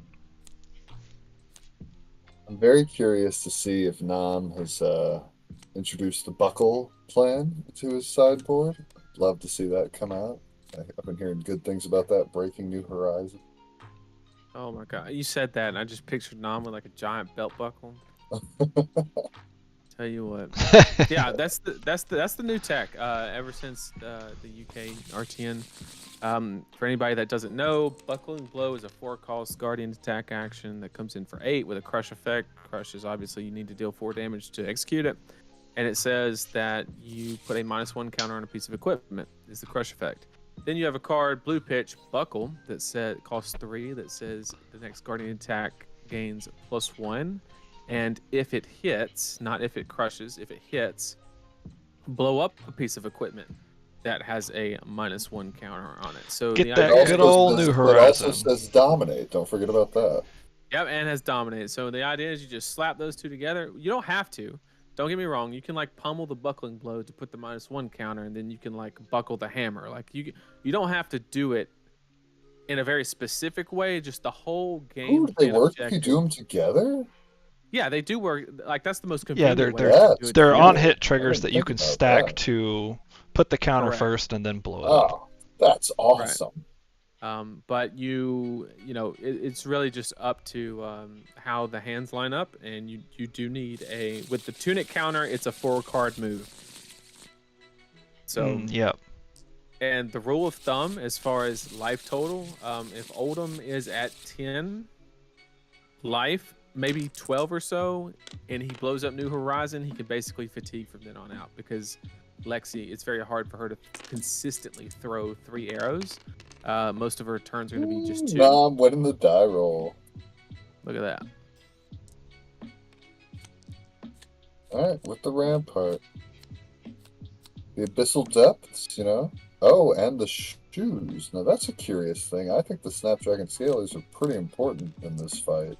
Well, that's how the Lexis are adapting. If you do the math, if you buckle a buckling blow. It comes in for 9, right? And you need the crush effect, which means you need to block 6 to avoid the situation. And you have the ability to tunic, shoes, and a 3-block. Okay. Exactly. The problem with that move is you're giving up snaps, which takes away your aggression, which means you actually increase the odds of getting fatigued. Yeah. Just getting fatigued the old-fashioned way, right? Like you just don't need, you don't need to jump through all those hoops. Now this guy's running a Blizzard Bolt. We do not attack with hammer here.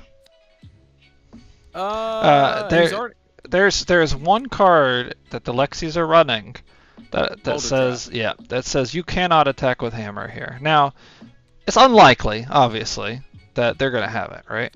Are they still on it? I think that might have fallen out of favor. Well, he could have used it on the rounds because it just says if the attack has. Oh, that's true. That's true. So if he was playing around that, he already messed up at the very start. So, but it just depends. I mean, he's already gotten in. What's the life? 35. Can you move that life counter? Let me. It's off the screen. I will text the Nam and tell him. Yeah. Because I can barely see it. Yeah, this is off to the side. Yeah. But the Lexi took 5 damage turn 0 in efforts to load a Heat Seeker, which could be worth it, could not, depends on what he drew. If he managed to get a Rain Razors, it's definitely worth it. There's the old Drill Shot, is the one that Oldham worries about the most because it just takes the Rampart out of the game if it hits. So Nam's going to do everything in his power. If he has a D-React, he's going to hold it here in case there's a Lightning Press or a Rain Razors or anything like that afterwards. But he can just not let this hit. Just can't. Whoa. Did you see that thing spin? I did. That was quick. You turn that sensitivity down. The Rain Razors, I mean, Nam can get around 6, but if you could also swipe that block off of that shield here too. Ooh, la, la. Now, I tell you what, there is nothing in the world that is more exciting. Oh, see, this is how you get punished. Yep, that's why you got it. You have to he's get got the an Earth Rampart card. there. Yep. Because just to avoid that situation. But if he doesn't have the Earth card or a D-React, but see, if you have a D-React, you're wasting like a whole D-React on 1 damage. On 1 damage, yeah. He's realizing it right now. Isn't the worst thing here. If he loses shield already, though, it's not good. It's probably game if okay. Yeah, he got bailed out, but it's not the way he wanted to get bailed out. That's for sure. He's realizing now that he should have blocked his Rampart. Yep. Yeah. He just blocked 7 on a 5. That's about as efficient. Don't you say it. Don't you say it. as vacuuming your driveway. There it is. It's like putting a dehumidifier out in the rain, I tell you what. Oh, this sucker's coming in for 6. All he needs to do is put a 3-block in front of this. He's only got 1 floating prevention. So he's got 1 floating prevention plus his Rampart plus a 3-block is for 5 on the heat. Oh wait, no, the Heat Seeker's 6. Yeah. Bro, Heat Seeker is a truck. Thing hits like a hippopotamus. It But does. also, the Lexi already has a card. So, like, it could jank him up if this hits. He gets a double arrow arsenal. Unless he, knows that he's arsenaling something that's not an arrow, but... Oh no, we took 5 damage. Uh-oh. Oh, nice. I think he kind of forced himself into taking that damage, unless he wanted to... Yeah, he felt bad for how bad he played that. Are you allowed to have a face-up arsenal if you... Wait, hold on. It came in... It came in off the Heat it was Seeker. That was the Heat Seeker. Never mind. So the final card was an arrow, that's why he didn't notice him. So it actually wasn't that bad for Nam, aside from the bad value. But could have been worse. Heat Seeker, man. That card puts in work.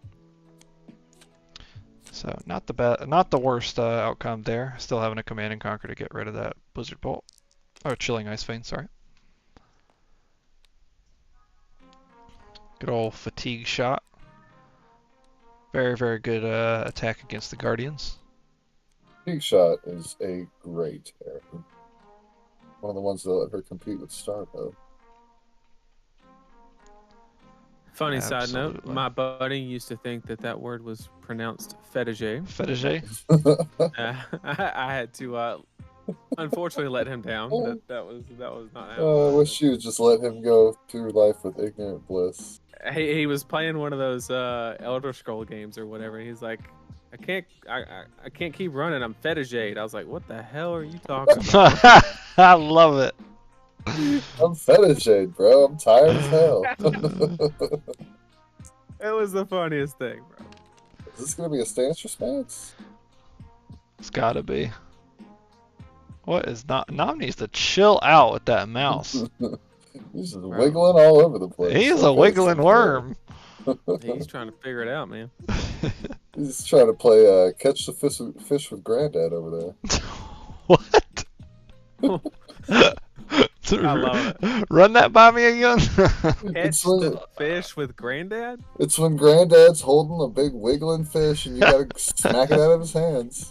Now, I know I just smoothly referenced a hippopotamus earlier in the commentary, but like, That's another. at least the hippopotamus is the most dangerous mammal on the planet. But whoever said that was not married. Oh my god. Oh my goodness. Hold on, what was that one thing that one guy said to us about divorce? Oh, Oh yeah. He He said said, divorce is so expensive because it's worth it.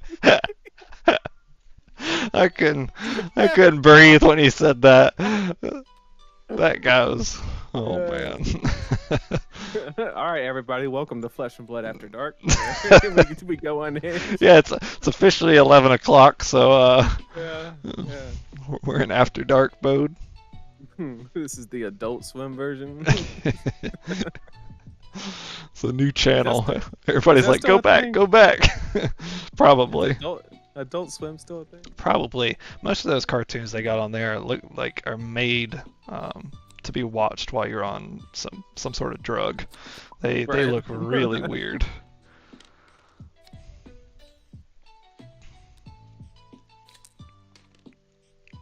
Oh, sorry, Lee. I didn't appreciate the comment that you put in there earlier. You said a tale's as old as time. I got it. Ah, that's good pun. Good pun.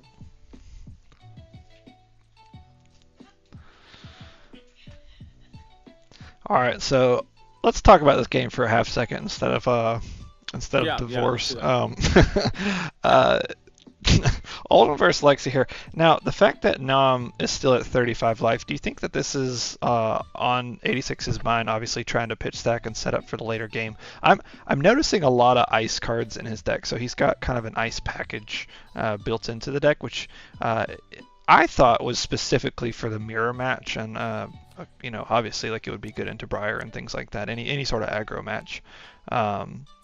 But into Oldham, how do you think that plays out? It's basically just gonna decrease his win chance, and the theory behind that is, like, for example, we saw a yellow Blizzard Bolt, right? And so obviously that comes in for 4. It's much easier to block. It doesn't have a very relevant on-hit effect, and if that takes place of a card like, say, Infecting Shot or something of that nature, then you're just losing damage by having it in your deck. Now, it is more disruptive. You're right. It's better in the mirror because it forces interaction. But against a deck like Oldham that actively wants to block you, it is just strictly worse. So I'm curious if Nom is actually analyzing the situation and saying, you know what? Because of the cards that I've seen so far, maybe I don't need to take a bunch of damage and do the buckle thing if he's even on that plan. Right. Maybe we can just do this old-fashioned and get blown out with a Rain Razor's 3 of a Kind. You ever had Rain Razor's 3 of a Kind on the board and still had 7 cards to work with? You want to tell me how that card's fair? Because you can't play cards from hand. Let me just have Even 2 though arrows in half arsenal with half 2 your Voltaire arrows load. activations. Half your arrows like reloading shit. Like, oh, there's one of them. Oh my gosh, 2 red Bolton shots. That's insane. This is such good value. So Bolton shot itself is what, 4? And then you give it +1, so it's 5 plus the 2. So is this a 7 power Bolton shot with on-hit reload? Which the reload doesn't matter right now, of course, but which I'm actually curious. The Chilling Ice Vein actually is kind of hurting him here. Yeah, for those of you who don't know, the keyword reload says you can only put a card from hand from arsenal if it hits. If your arsenal is empty is the part of the keyword that really matters. Mhm. So now the thing that shocks me is like Nam is blocking these Yes. arrows that have no on hit effect. Yes. That's the important part. And he's going to get punished for it here. The Heat Seeker effect is just too good. And then here's the Golly. chilling just for value. So Rain Razors, much like 3 of a kind, much like Codex in this instance, 0 is for 0 8. Pretty good, huh? I mean, imagine a deck that had 9 Oh copies of my 0 for 8. goodness, look what the Seeker hit. And then hits the rain on the flip. I tell you what. Golly Moses. Still has 2 arsenal slots after having a Rain Razors for 8.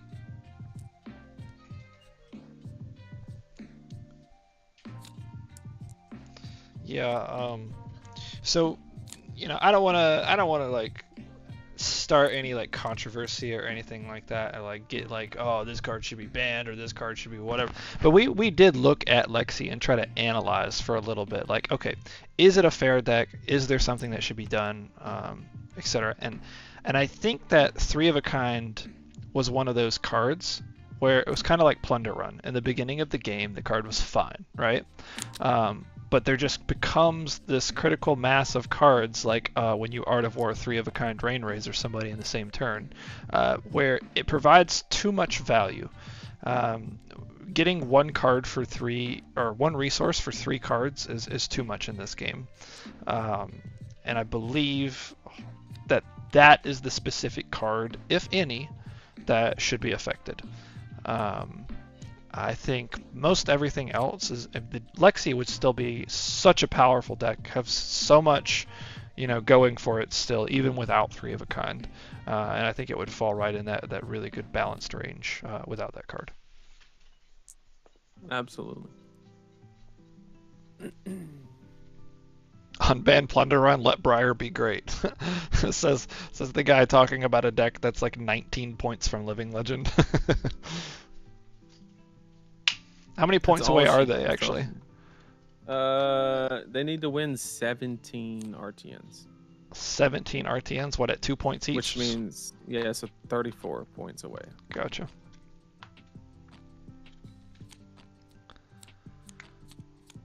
All right, we got Ye Old Blizzard Bolt. And we got something coming after.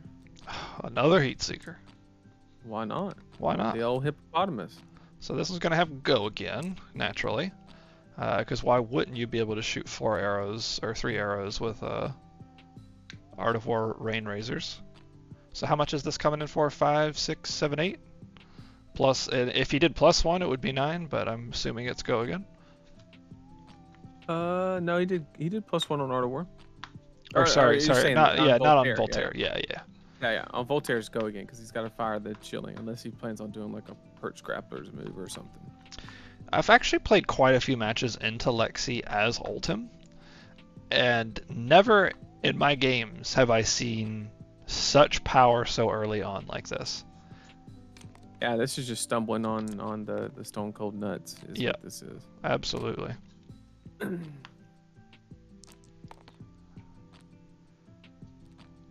not much you can do here. So he'll take, let's see, that's 5 plus 3. He's going to take 8 here. has no arsenal, so no crown of seeds. He has no armor left except for tunic. Yeah, like I don't think there's the a world Alexi where Nom can win player- this. Yeah, the Alexi player still has 42 cards that they have access to. Technically 45 if you count the quiver. She's not used any of her armor. She still has bullseye bracers. Has she even codexed yet? No codex yet, but she has burned through 2 3-of-a-kinds and 2 rain razors. Of course, both of them were played on the same turn. 2 Art of Wars as well. Yep. So, interesting to say the least. See, Pokey, I would agree with you that most of the power cards are gone if every card in Lexi wasn't a power card. So Endless Arrow, like Codex allows the Endless Arrow to be like a 6 of in the deck, and on like just at will be able to put it into play. Bullseye Bracers is still there, which is another one of the best cards in the deck. When I play Ultim into Lexi, the things that I'm very, very conscious of is when the Snapdragon Scalers and the Bullseye Bracers go. Those are the 2 cards that affect whether I can fatigue them or not. And I don't understand the Perch Grapplers over the Snapdragons personally, but I'm sure there's a good reason for it. Maybe it's protecting a little bit more against that buckle plan that you were mentioning. I don't it's know much about that. anti-buckle, Yeah. I doubt Nom even knows what the card buckle does, but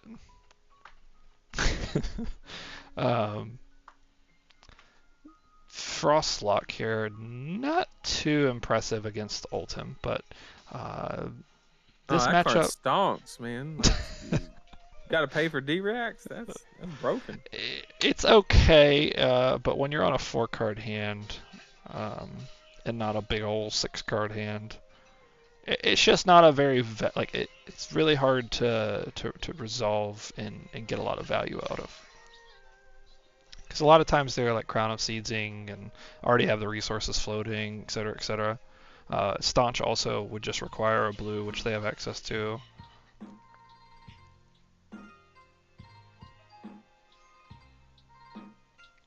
But yeah, here you guys are just seeing the power level of the 2 best decks of the format, you know, and showcasing why they are the best decks. Oh my gosh, Nom just took 4.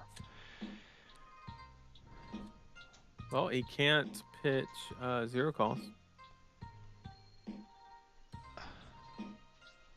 Does he have any 0 costs in his deck? Probably not. There's the Staunch. See, that Frostlock cost him a whole card. Yes, but... But what? Yeah, see, I don't... That Frostlock was a 0 for 7. Well, it's the Frostbite that did it. It's not... It's a combination of the Frostbite and...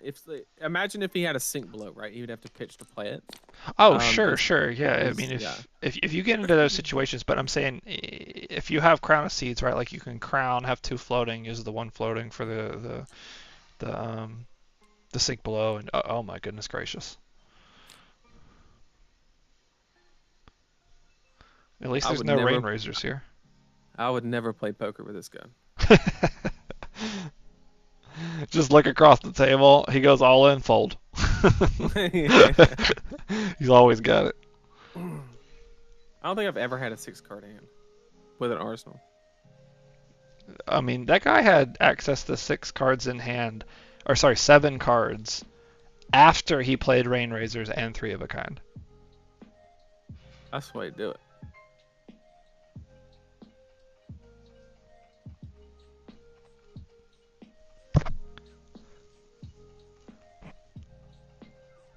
This deck, yeah. I really do think the 3-of-a-kind is the one card that I would eliminate from the deck if I was to eliminate a card. Oh my goodness, we're using the Perch Grapplers. This is what gives things go again or something? Yeah, I think all arrows have go again this turn. Which means he can just do +1 on everything he loads. Dang! So basically, he just basically did a pseudo Art of War essentially. That doesn't apply to the last arrow. Right. And since you have infinite cards in hand, you're not worried about using up 2 resources. Oh.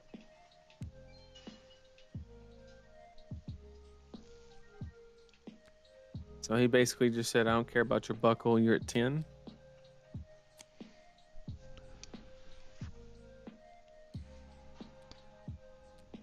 Ooh, Endless Arrow. I don't like firing the Endless Arrow first here. If the Drill Shot has go again, I would be firing the Drill Shot first for sure. I think getting Rampart's actually a higher priority than and I kind of feel like I feel like he has another Endless Arrow that he's trying to load with Bullseye Bracers at the end. Maybe. I just got a feeling that that's Okay. the plan. All right. You got your card sense tingling right now? Yeah, I think he's got another Endless.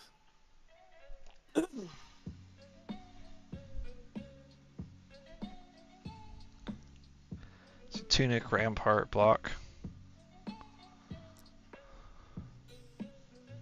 I assume.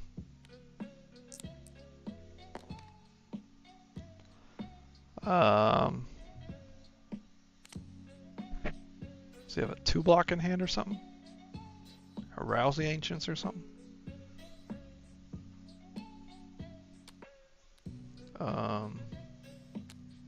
Is this Endless Arrow for 5? Oh yeah, because he can give everything +1. I forgot about that. Yep. Everything. It's like a little makeshift Art of War. Now, I'm not sure if this one... Yeah, this one has go again, because it's fired from Arsenal. Yep, so... As long as it's fired from Arsenal... Good. I think it specifically says face up. And Chilling Ice Vein gives him a Frostbite for every attack that hits this turn. No, it's not Frostbite. They have to pay 1 or discard. Oh, pay 1. Sorry. Yeah. You're right. Blizzard Bolt is the Frostbite. You're right. So now he does Bullseye Bracers, loads Yeah. the second Endless Arrow. I called it. I told Disgusting. And And he still has an activation left on his... This is game, I think.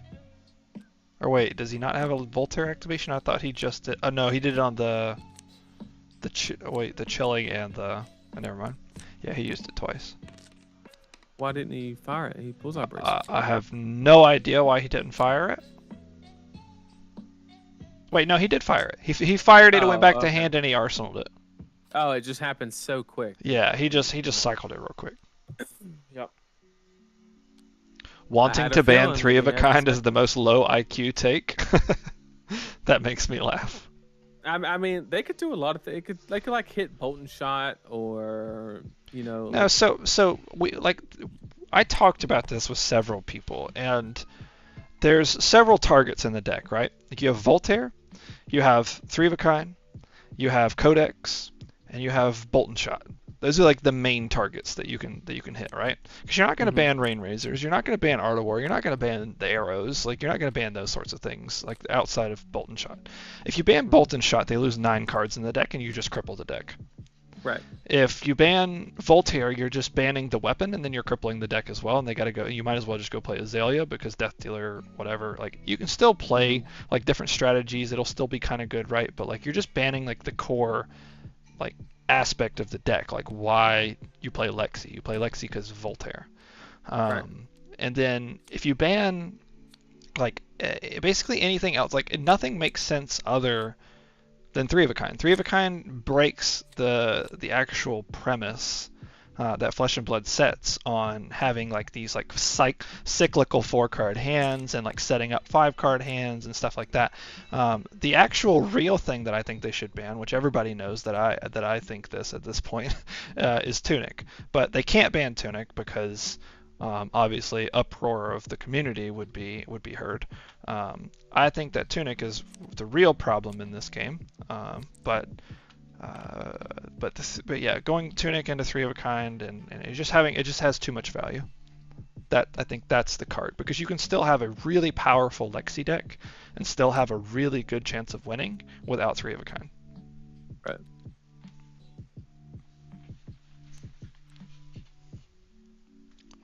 I'm happy to hear your rebuttal though, Twigman. I'm always open to listening and hearing. Wait, Nom's on yellow staunch? Is that a yellow staunch? Yeah, it is. Oh, is he Yeah. playing the orange ones too? Yeah, he is. And the purples. Man.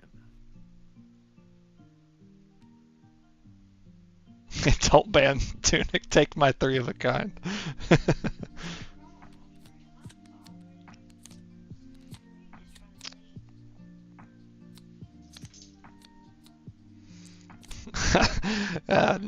Just thinking about Oldhim naked with just a crown on his head.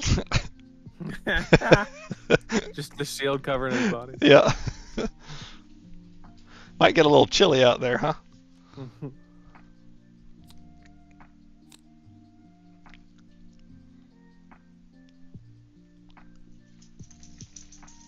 So here's Art of War number 3. Nom being at 3 life also. Yeah, this might be the last turn. This one's looking pretty rough. We're going to have 3 arrows here, and Nom's not going to be able to block one of them. Yep. Now that Chilling Ice Vein in Arsenal is a yellow, so it's only coming in for 5, but Doesn't matter. It's that's enough. gonna be enough. It's enough. That's what, 10 damage? Or 11 damage? Yeah, 11 total. With 2 cards in hand? That ain't it, Chief. Nope.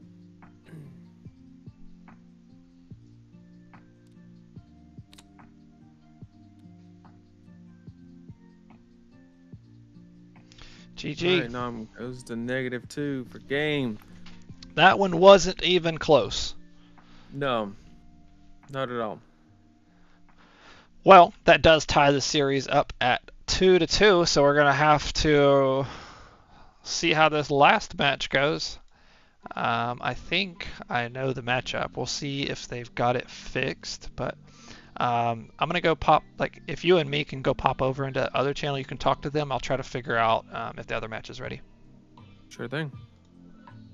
Most of the ice cards, I didn't really like migrate to a lot of the meta lists, and some it actually, like, there seems to be this weird thing. I think the new list is more consistent, but I think that I can have some better turns because I can disrupt them. Yeah, well, the ice is good in the mirror match. Yeah. So. Definitely. All right. So well played, everybody. Well played. Nom, obviously, you got rolled a little bit there, but that's okay. That's what happens. I did misplay, like, basically turn 1. Yeah, we saw the miss block. I was supposed to block with a rampart and have the crown floating. That did it for a little bit of damage there, and then he did draw very well back-to-back turns with the Rain Razors 3 of a kind. You really can't beat that too often. I wanted to keep my rampart because I knew the drill shot was coming.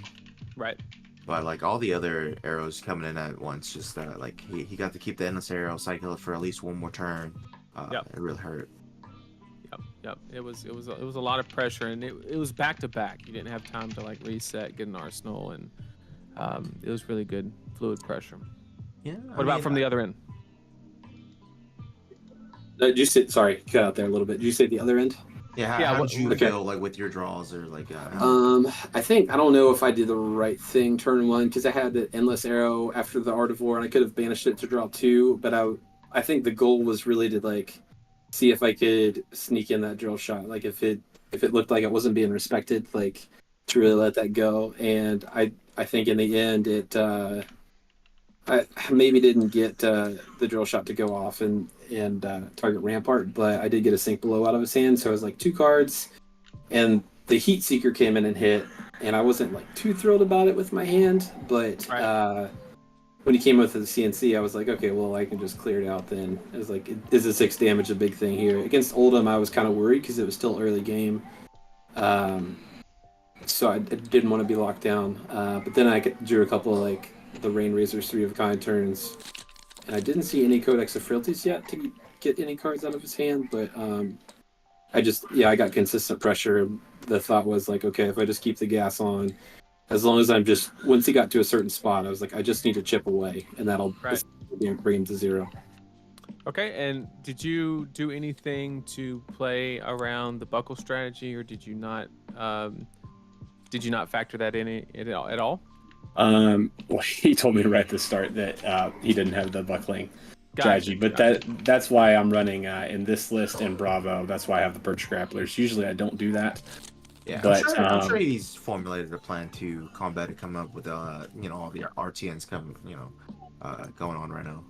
With the buckling and with the buckle and the buckling strategy, typically if I block a card from hand, so it's 3 block, 2 on perch grapplers is 5, and then tunic is 6, I can stop that for 1 turn.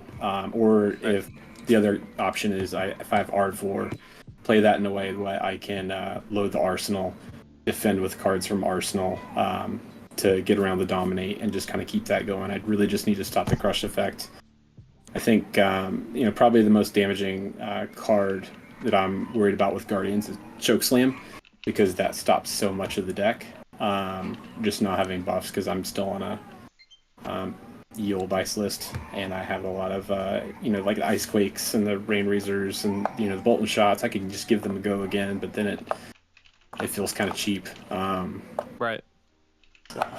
Yeah, essentially I just try to stop as much as I can, block out for 1 turn. Oldham's nicer because he doesn't have Dominate, unless he has something else like a Terror Sunder or the Buckle.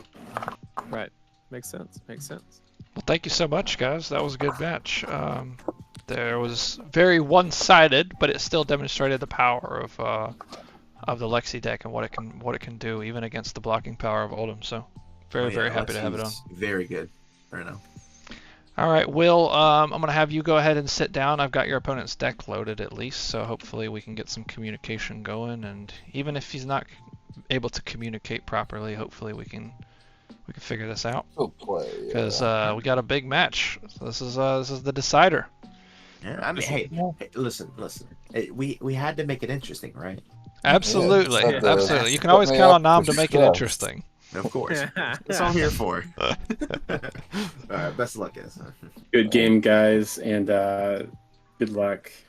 Best of luck, good games, all the good stuff. DS, can you hear me?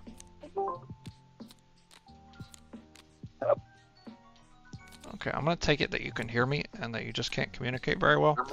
As long as we got your deck loaded and you're able to play, you can communicate and chat with Will if you need to. Yep. Sounds good.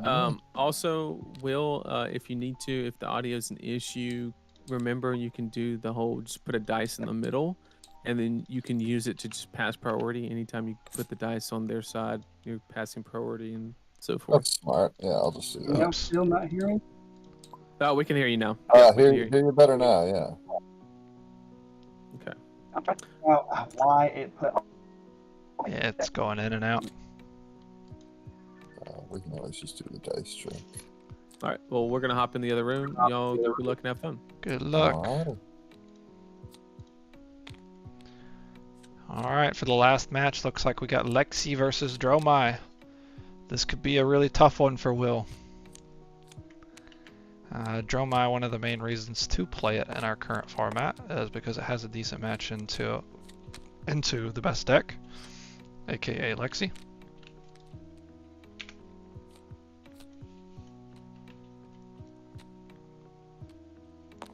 Got cards flying everywhere.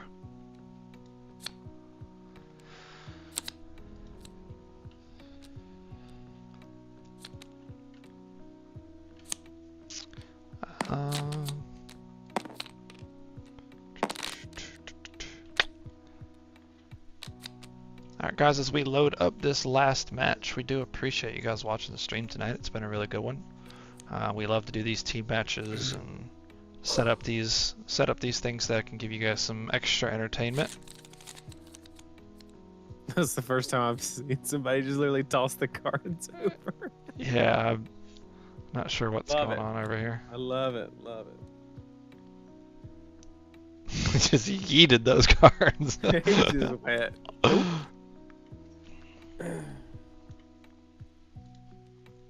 Oops, I am black. I need to change my color.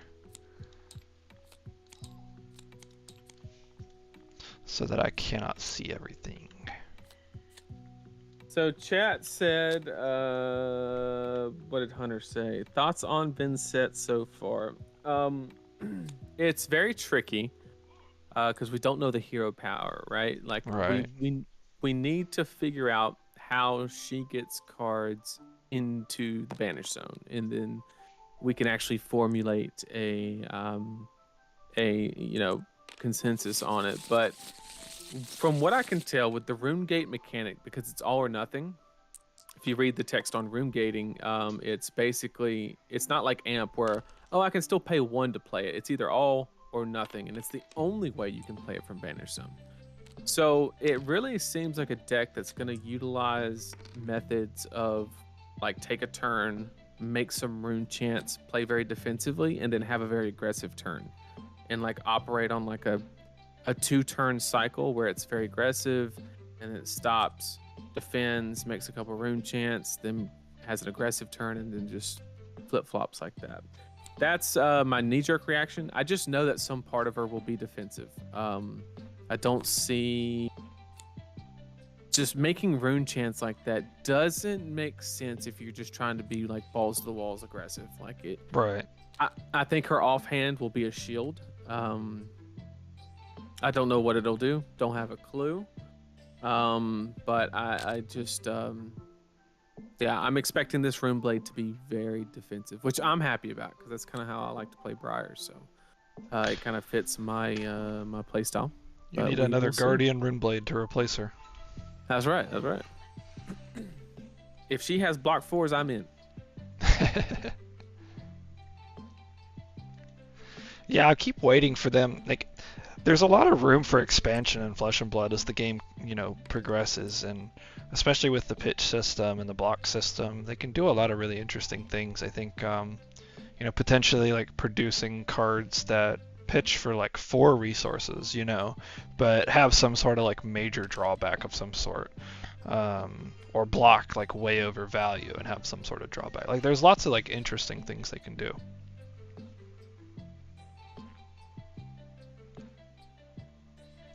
They don't need to fundamentally change the game to add things like that in. Yeah, the first thing they could do is unban Scalata. Or better idea, not. I would be okay if they just wiped the text off of it and just made a 2-block temper chess piece. I'd be okay with that. A 2-block temper chess piece that has no other effect. Nope. Just absolutely. I can get behind that, especially when they ban Tunic. I don't know if it would be better in Tunic, but it would at least like give you flexibility in certain matchups if you really need the armor. Like I would play it against Lexi in Heartbeat. I think that'd be a really good card. But they had to go and print Sonata and get everybody in trouble. Yeah, Sonata was a dangerous one. I cannot express the happiness that I had when I was playing Combo Viscera and I would say Sonata, reveal 12 cards, and then flip over 11 attacks and 1 non-attack. It was still fun, but man, it was like I don't know what's about to happen, but one of us is dying. Well, like, you have no idea what your turn's gonna look like until you reveal those cards.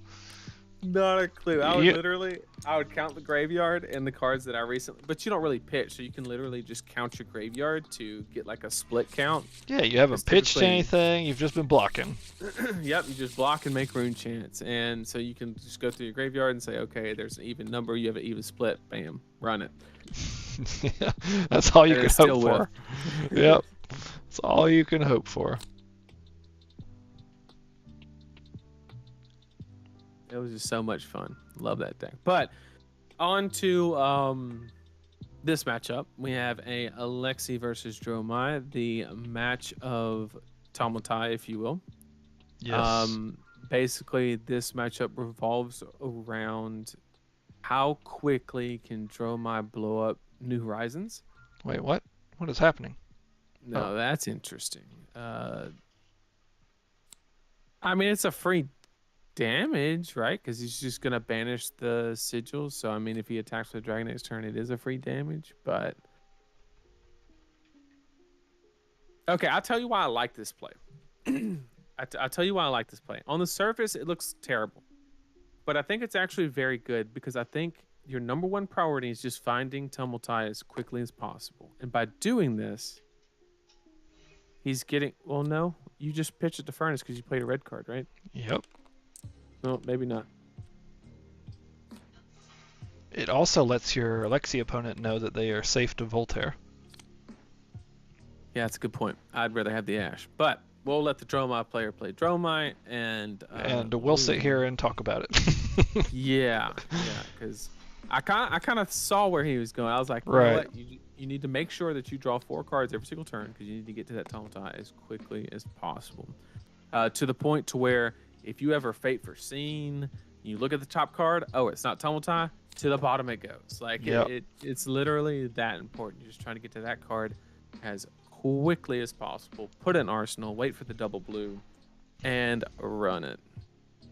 Now, I'm assuming, for those at home, that the hat that the Dromai is running is probably just Crown of Providence, but I'm assuming it didn't load or something. Oh, well, never mind. There it is. He was just trying to keep it a secret. Yeah, he was just being sneaky. Yeah. He was like, I could be running Nullrune Hood. Never know. Interesting inclusion, though. He has the Phantasmal Footsteps. That is a tad bit abnormal. I mean, I've seen it. Like, I know a lot of people that have played it, but typically they've gone to the standard. I would say would be Mage Masters, and then or Seeker leggings, if you will, and then typically they also have Seekers in the arm slot. So this does look like a more like pre-Pro Tour traditional build is kind of the vibes that I'm getting, but we'll see. Absolutely.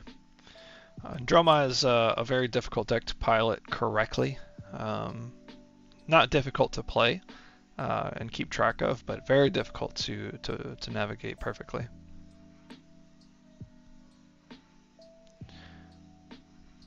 So my guess is this match is going to come down to Will trying to find those big turns, kind of like we saw in the last,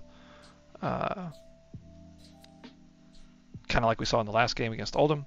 Dromai also can play very defensively, so the Lexi player is going to want to set up these really big turns, try to get around that block value, and hopefully catch him with his pants down. He does need to go ahead and make an Ash here. Yes. Not sure where he's keeping track of that. It'll be next to Dromai, I'm sure, when he actually starts to keep track of it. Looks like we're reading the Heatseeker at the moment. Heatseeker is one of those cards where when you read it at first, you're like, eh, and then you read it again, and you're like, uh-oh. But I think he's thinking about quelling or using the footsteps. Yeah. Because there's 1 damage leaking through at the moment, right? Yep. Gonna need to pitch another card for that. But if Will has Art of War or Rain Razors here, he can blow up the footsteps. Do you see what I see? That's the fractal thing, isn't it? Yes, it is. Fractal replication. Generally used. I haven't either. Generally used to copy Herald of Erudition. This is the spice. You saw it here first. first. I don't know what's happening, but I'm excited.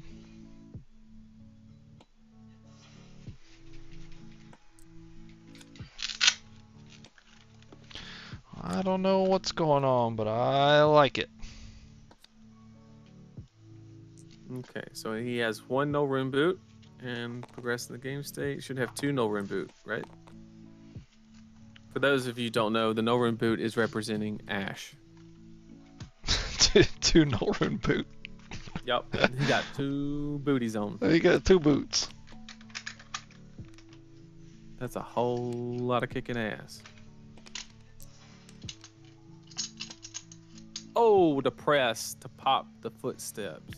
Get him out of Oh man, here. Get him out of here. that would stings. Oh, you know, Will is feeling it right now when I'm doing that. Will, for those of you who don't know, Will is a former illusionist, a connoisseur, and partaketh in the phantasmal footsteps. So he knows what he's doing over there. Yep. Now I hope that Dromai has a lot of callus on her feet because she's going barefoot the rest of the way. I mean, look at her. She's walking on dragons. I think she can manage. Don't put him back over there. Don't. Oh, okay, flip it down. Okay. Don't you put him back over there. The interesting part is though that unless he plays a red card to put in the grave, he does have Oasis in the grave, but he needs one more to keep burn them all. That is relevant. However, it's just strictly going to outpace himself the next turn. So this is the last time we will see that burn them all. It'll go away at the next turn probably, maybe even this turn. Yep. Okay. We got the Ye Olde Chromai. Chromai quite good with passing Mirage. Now it's an upside down Chromai.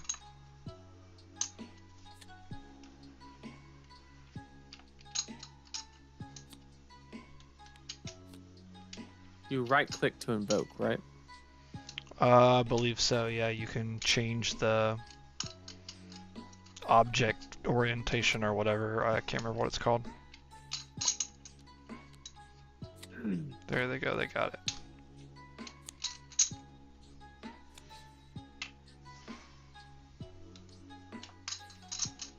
Good thing she generated the Null Ruin boots.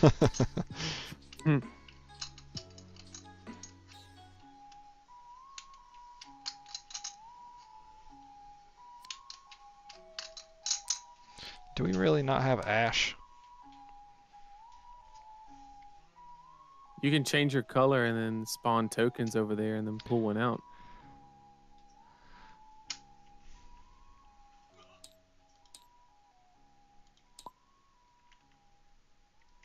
It's right over there by the import Fabrary. At the bottom it says spawn tokens. Under where it says load from Fabrary, very bottom, spawn tokens. Yeah. And then you just look through that stack and it'll be an Ash name. Sorry, the guys, Ash. I'm gonna interrupt the stream for this message.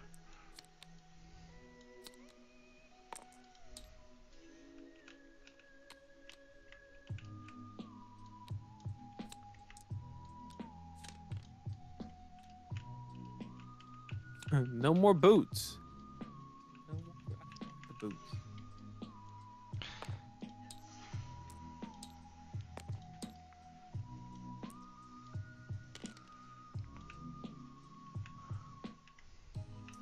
There we go.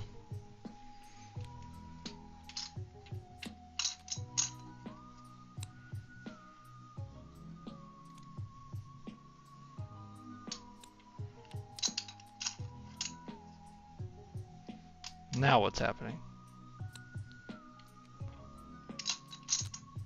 Is this guy playing on his phone or something? I don't know what's happening.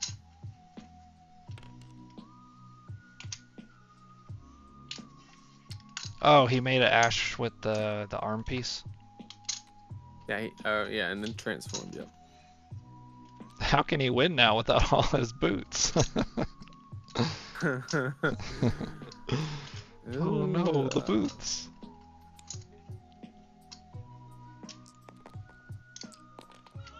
Can't kick rocks no more. That's gonna hurt. My goodness. Yeah, I don't think he has 2 reds. Right? I should just have the one. Oh, he came to the realization. Yeah, just put it off the board. I was waiting for him to just yeet it, bro. Yeah, same. Oh, that would have been the best. That would have been great. Right, don't need this anymore. Clean up the board state. Good God Drawing Almighty. the hand.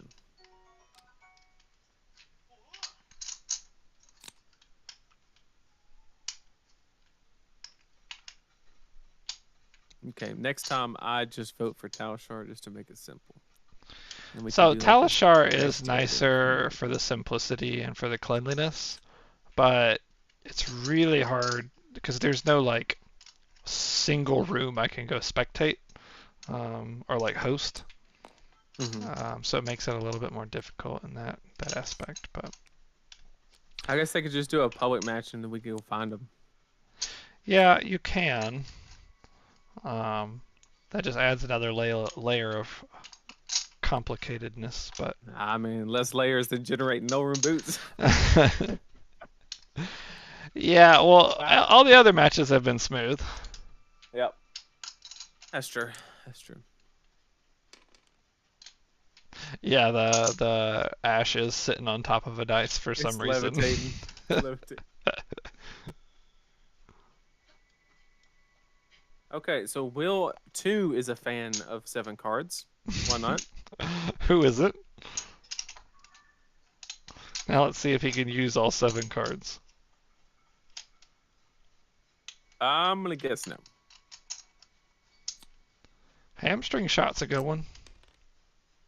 It is good. It kind of annoys.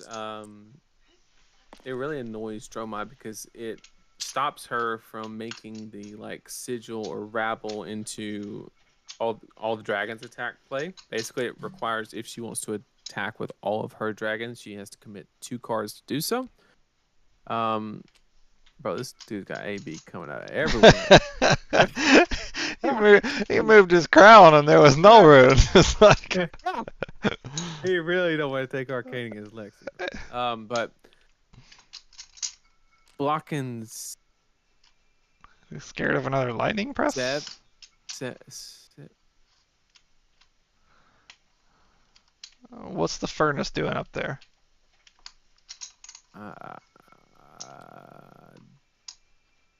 Slowly moves it to the bottom of the deck. I swear I think he's playing on a phone or something. These movements don't make sense to me. Good on him if he is. Yeah, absolutely. TTS on the phone. I wouldn't know how to do that. All right, so he's blocking 7. Not getting got by a rain razors that can't be cast. Yeah, I'm not following through on what that may be, but because it's like a bad. I mean, it's an inconvenient on hit, but it's not like right. It's not the worst thing in the world. But let's see what else is coming. Pitching a Codex because you obviously can't play it makes perfect sense. The bolt and shot here are a little annoying to have in your without like the rain razors or something active, right?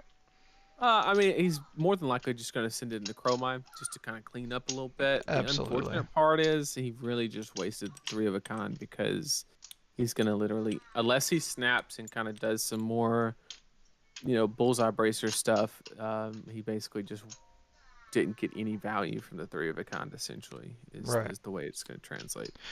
Unlike the last game that we saw, where you get infinite value. Right.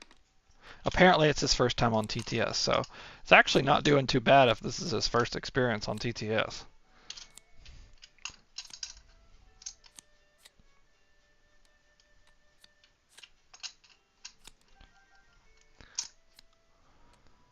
His movements, yeah. Go ahead. TTS is one of those things where, because we all the boomer fab players, we started on TTS. It was just the only way to play other than webcam for the longest time. And I kid you not, like people like Tower Number 9 made videos dedicated on how to do this because it is like a skill set in and of itself. How to rotate cards, how to flip them, how to shuffle. I still to this day, I've played probably anywhere between 500 and 1,000 matches on TTS alone, and I do not know how to like just grab the card and throw it under the deck like smoothly. I pick it up and stick it under there. So holding the right click and having it go to the just, bottom and. I tried it a couple times and just hit my opponent with the deck, and it just wasn't good. It wasn't good. I still pick up cards randomly in my hand, and there's a lot of things that happen. So fractal copies, and is this gonna copy a sweeping blow, or I don't actually remember how this card reads. Okay, it says when you play or defend with fractal replication, it gains abilities and effects of all illusionist attack action cards on the combat chain. Yep. Fractal replication's attack is equal to the greatest, and then defense is equal to the greatest. So he does copy the generation of Ash, is what he's doing. And he's coming in for 3 with Go Again as well, because Go Again is on the card as well. Right. So that is interesting. I mean, it is kind of cool to like duplicate Sweeping Blow. Does it say attack action or attack? I think it says attack action. Yeah, illusionist attack action cards. Okay. So it cannot copy like the attack of a dragon. Right, that's what I was wondering. But I mean, it is kind of cool to copy the Sweeping Blow. That is a neat, and you can also copy like a Dust Up. I mean, just thinking about like do a Sweeping Blow, a Dust Up, and then like snap it, and do a fractal replication. You get the Ash from the Sweeping Blow, and you get the on hit. That's like enough Ash for the whole game, if you can like do that line basically. So interesting thought. I mean, I've never seen that before. I think that's like super interesting. You can also copy a what's some other like Mara's attacks that she runs.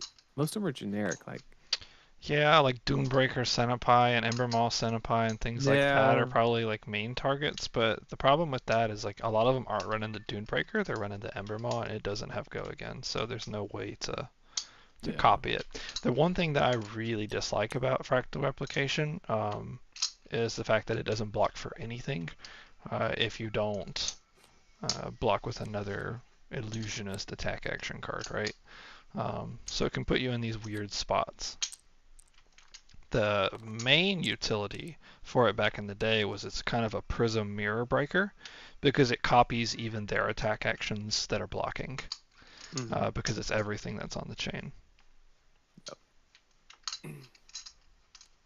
I lost a Road to Nationals finals Prism Mirror because he was running fractals and I was not. You gotta have those.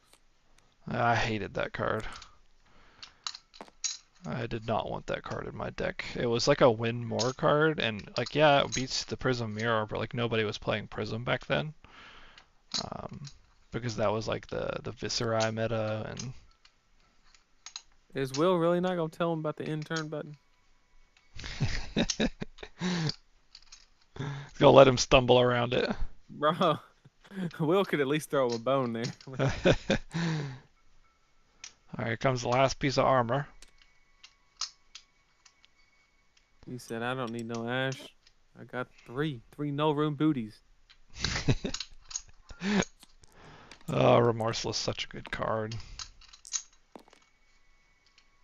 Let's see, what's I hated it as a Briar player. Oh, I know. I told you that the Azalea I played in the Calling hit me with 5 Remorseless and 3 of the other one that does like a damage to you every time. Nope. What's that one called? Remorseless is the one that does damage to you every time. Oh, what's the defense reactions one then? That's also Remorseless. What's the other stupid Ranger card? There's too many of them. Yeah, all that text is on there. That's no also reaction that arsenal, card. and then deal 1 damage every time you play an action game. It does all the bad things. All of it.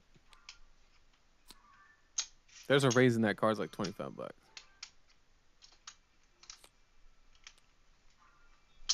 Is it really?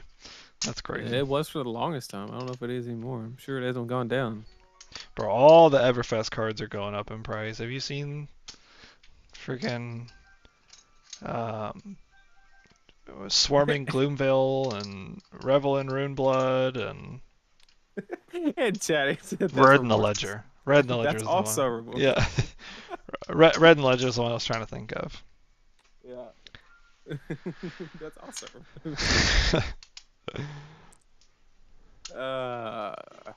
It's late, everybody. Yes. Yes.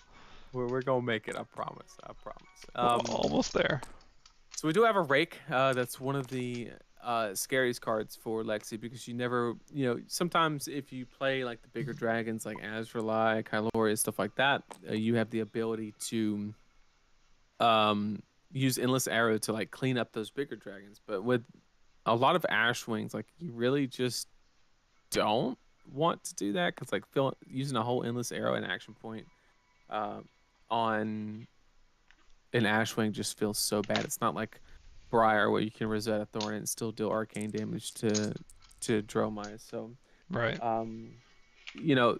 Ash Wings are actually pretty problematic for the most part, depending on the situation. Because this is going to just be a he's going to take 2 from the Burn Them All and the Rake the Embers, but he will not take damage from attacking with the Ash Wings.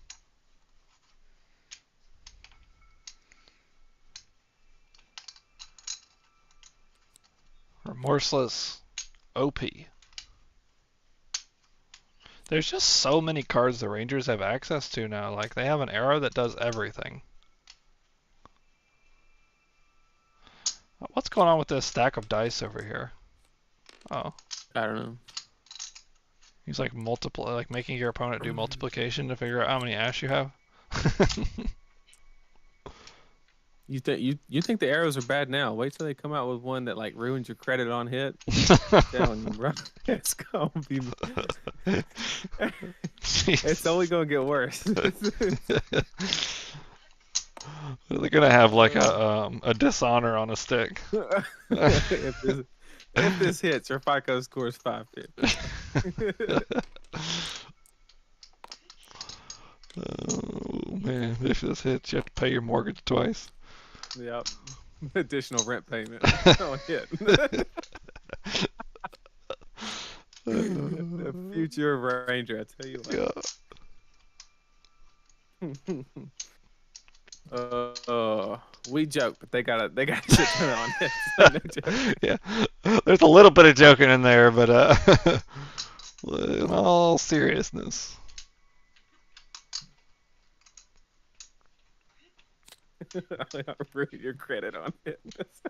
That's pretty good. That's pretty good. That's pretty good.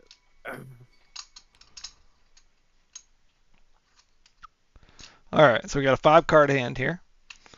Yeah, this is it. This is the moment. This is the one. He done flipped over a bolting shot. We got a winner's bite pitch. No lacking on the resources. We're all good to go. All gas, no brakes. What's coming next? Wheelie Badshaw.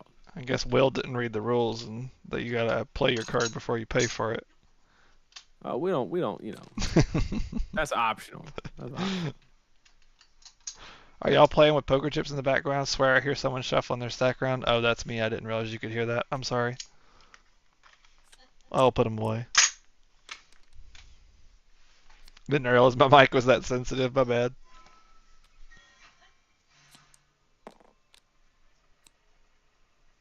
Is that a blue drill shot? That is the bluest of drill shots with no armor to hit. Well, we can't be throwing them. Yeah, that's not the credit one. That's not...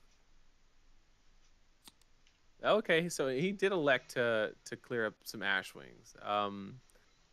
I do think that's interesting. He's taking out the passing, so maybe he has a battering bolt in hand, or a CNC. Hell, some of them are playing down and dirty too. That would be pretty. It would be pretty dirty. Now, this is actually pretty good. This is like the ultimate punish here because, I think Will was planning on him playing a dragon and saying, okay, I'm just going to like end your turn abruptly, and the Droma player just said, you know what? Forego again. You can also hear Tears of the Kingdom. My wife is playing Tears of the Kingdom in the background, so What is Tears of the Kingdom? that is the new Zelda game Is it out yet? that everybody is playing right now. Yeah, it just came out. Is it like Breath of the Wild? Is it like It's the sequel to Breath of the Wild. Gotcha. The rules now account for shorts like misordered pitching as long as you're accounting for pitching or something. Oh no, I was completely joking, by the way. Hunter we would don't. know. Hunter would know. He would. He's a judge, isn't he? Yeah. Oh, he's not a judge. Oh, is he the judge? He's only like the best judge in the southeastern United States. Like, no big deal or anything. But That sounds like a big deal.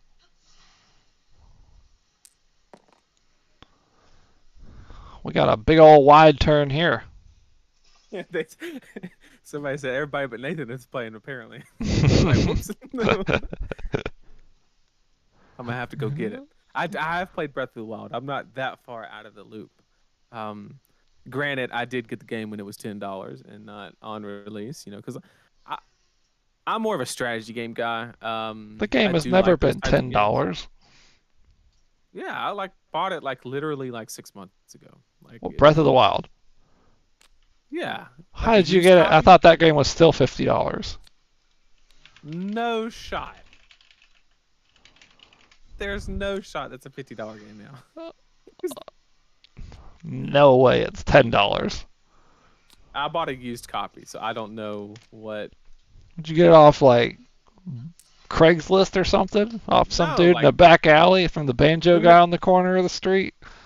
Fucking Cabdane, bro. Bro, Breath of the Wild is still $40 to $60. All right, maybe I paid more than $10. I don't remember, but it's $45 on eBay. Seriously? Yeah. Sell mine. Sheesh. Why is it a $45 game? Isn't it 3 years old? Yeah, but they don't just keep printing it, and it's still one of the best games out there. I'll tell you what, if Wizards of the Coast got a hold of it. Wizards of the Coast would print a fake version of it and charge you $1,000. Yeah, got that 5-finger discount. That's fine. I paid $10 for parking and went and got a 5-finger discount. 5-finger discount. Golly Moses. Anyway, yep. Flesh or Blood. Y'all can't be doing this to me this late. Sorry, ever since I mentioned hippopotamus, I've just been going all the way to the left. So, anyway, we're pitching a falcon wing that is red, so that's the most depressing thing ever for Will. But we have a codex to follow it up. What the heck? Oh, he hit an Ashwing. I was like, how did that just run back to hand? Now, this is actually a very interesting point here. Will took a gamble. He obviously had the CNC in his hand when he arsenaled last time, if I'm not mistaken. Mm-hmm. And he was trying to make the play, like I mentioned before, to pop the dragon in the turn early. And the Dromai had the exact thing they needed to just present damage and then end with a dragon. So that way the turn's not completely wasted, right? And got a lot of value there from that transaction. So. Yeah. The Dromai player just really had what they needed at the time that they needed it. So really heads up. Although the board state's kind of clear, so interesting, but still has some ash in the bank and is higher on life. So Will really just needs to have a final push turn, 3 of a kind, Rain Razors, Art of War, something like that. Yep. To really get that life total down to where the Droma player cannot keep a red go again card. Right. Hunter making a very good point. Well, actually, according to Hoagland, Zelda's the cheapest TCG out there. I don't know if you kept up with that drama, but yeah, I've read up on it a little bit. I didn't know Zelda had a TCG. I think that was a joke. Oh, okay. I took it literally. I see that. Now there are Zelda cards, but I don't believe they have a TCG. That's even better. I just know there was a huge argument of him saying that Fab is the most expensive when he didn't factor in that like half the cards, all the expensive cards like carry over from deck to deck, and I think he literally said that it costs $2,000 to play Fab competitively, which absolutely is false. I mean, it is a high number. It's probably like $1,000 if I'm being honest. You know, to get a tunic, a playset of CNCs, and stuff like that. Pretty much every TCG is roughly $500 to $1,000 on like the highest of competitive levels. So yeah, it's just an expensive hobby. But the one thing that I like about it is it's like if you're a car enthusiast, like that's your hobby, right? Like, let's say you upgrade your car and you put like new rims on it or something. You drop like $3,000 doing that. There's no way in hell that you get $3,000 back from that car when you go to sell it. Yep. And whereas TCGs, you know, it's a hobby, but a lot of it holds value, and I think that's a very positive aspect. I do think the game needs to be cheaper to let players in, and this is coming from someone. Bad tunic. Okay, sorry, I had a cough in my throat.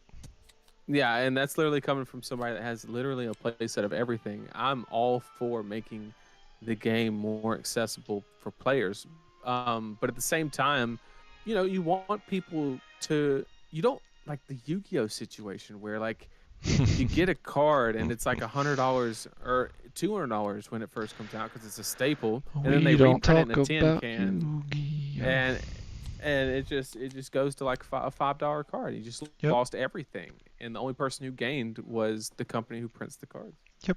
One of the main reasons. There's two reasons I quit Yu-Gi-Oh. One was because the game was trash. Two, because every time you bought a competitive deck, like your deck was worthless within a few months because every time they would print a new set, they had to ban the old cards to make sure that they could sell the new cards because the old cards would still be better than the new cards. Yep. That's just a terrible business model. But one of the reasons I play card games is because it's a hobby that you can actually afford to play if you do it correctly. Like if you buy a $200 tunic, you know, like you're going to be able to get $200 back for your tunic. So if like you go to the movies, this is how I equate it to people that like aren't in the TCG space. When they say like, oh my gosh, it's so expensive. I'm like, okay, well, if you go to the movies for 2 hours of entertainment and you spend $20 on movie tickets or whatever, right? That $20 is gone and you got the entertainment, right? You're not getting that $20 back. If I was to build a competitive deck for $500, I could play 1,000 matches with it or whatever I want to play with it and then sell it for $500, and I got 1,000 matches worth of entertainment out of it and still got my money back and lost nothing. And so you can look at it as you're spending $500, or you can look at it as you're moving $500 into something else and then moving it back into cash later. Absolutely. And this is really heads up of Will grabbing the remorseless when the Dromai was very reluctant to block. Yes. So heads up for that. The one thing that I would maybe kind of look at is they have a full hand and they didn't block. There's a real chance that Tumultai could be around the corner, and not snapping and getting that Codex out could come to be a liability here. Because if he is able to blow up New Horizons, the arsenal of course goes with it. But we'll see.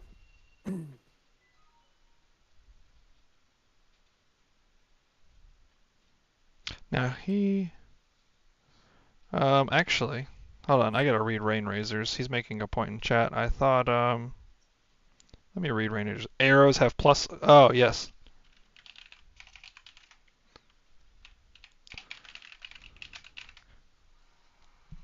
Will use the Rain Razors to pop a dragon on defense, and that does not work.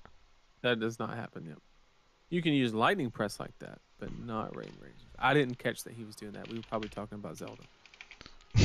I didn't catch it either.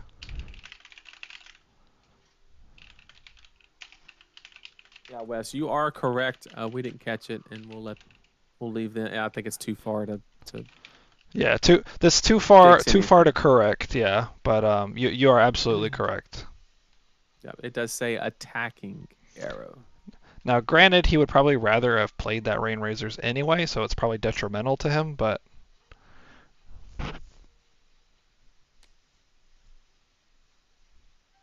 Oh my God, it's a Power Ranger. Nope, just a mirror guy. No Phantasm. Coming in hot for 2. Technically 1 Arcane from the Burn Them All. And got another 1 following. And we have 1 card in hand. Maybe we will see a Dust Up, a Snatch on the end. Something like that to really keep the pressure on. With Lexi being at 8 life, she's really got to start making those tough decisions, if you will. yeah, this is where it can get really tough. When your life total gets low against Stromae, they can just block so effectively and have this board state to crack back at you with, and it chips away at you really quickly.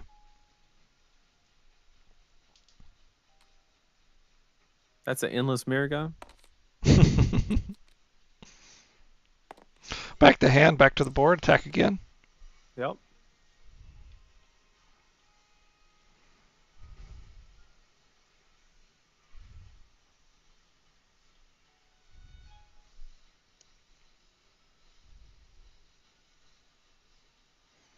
Very, very close game. I guess they're counting remorseless triggers here. They're probably forgetting to account for them. Yep, so far he's just played the Billowing Mirage and Miragi. Great way to 2-step a Frailty token is to just play the dragon from Arsenal and then attack with it. You want to know what I Very- love about what you just said? That's how I know you've been playing with Damien too long, is you just called it Miragi or whatever you just said. Mirror guy? Yeah, you called it Miragi, and that's what Damien did I? says.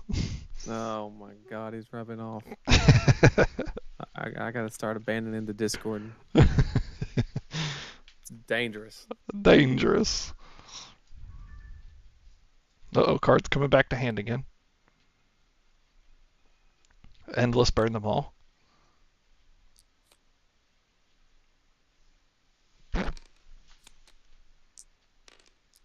But if you're not in our Discord yet, I mean, Come, what are every you doing, night- right? I mean, every night, 9 p.m., we're in there chilling most nights. Good time. Hop in, say hello. Don't be shy. We're usually just saying some dumb stuff and having a good time. More than welcome to join us. Yeah, Hunter, we're just too far to adjust on that one. I wish we would have caught that. But mistakes happen in friendly matches, and we move on. We learn from them. They'll hear about it afterwards. Yeah, maybe if we had the best judge in the South in the commentary booth, we could have been on it. But instead, you just got me and Alex. couple of chumps. Oh, there's a Fair. All right, Judge, what's the ruling on this one? We drew Mage Master boots. What do we do? What do we do? Wait, did we really? Yeah. My man. Josh actually did that. It was a discard, draw, and warning. Do it again, you DQ'd. That sounds about right. Josh did that during a battle harden. He drew a Courage of Blade Hold and was like, "Huh." Is there a way to get rid of frailty besides playing your turn? The only way to get rid of frailty is time. At the end of your turn, it will go away. If you play Infectious Host, though, you can very politely give it back. Yeah, you can share the wealth if you play Infectious Host. Yeah. Oh my God! I was playing the Calling, and somebody gave me a 2 Blood Rot and a Frailty token. Wait, does it give it all back to him? It checks for one of each. Oh, okay. And so I literally just put my finger on the tokens and just slid them over to It was love the it. best feeling in the world. I'm like, I oh, love it. Just put your fingers. You can have these. just slide them right over.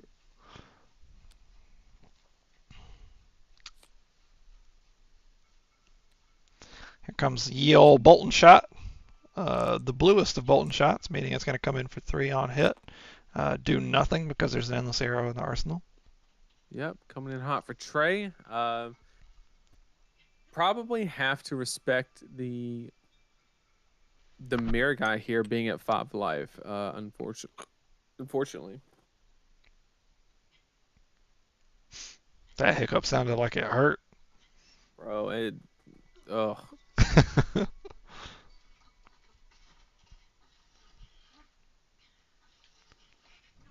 We also didn't discard a card to this frailty. Uh-oh. Oh, that's on Will then.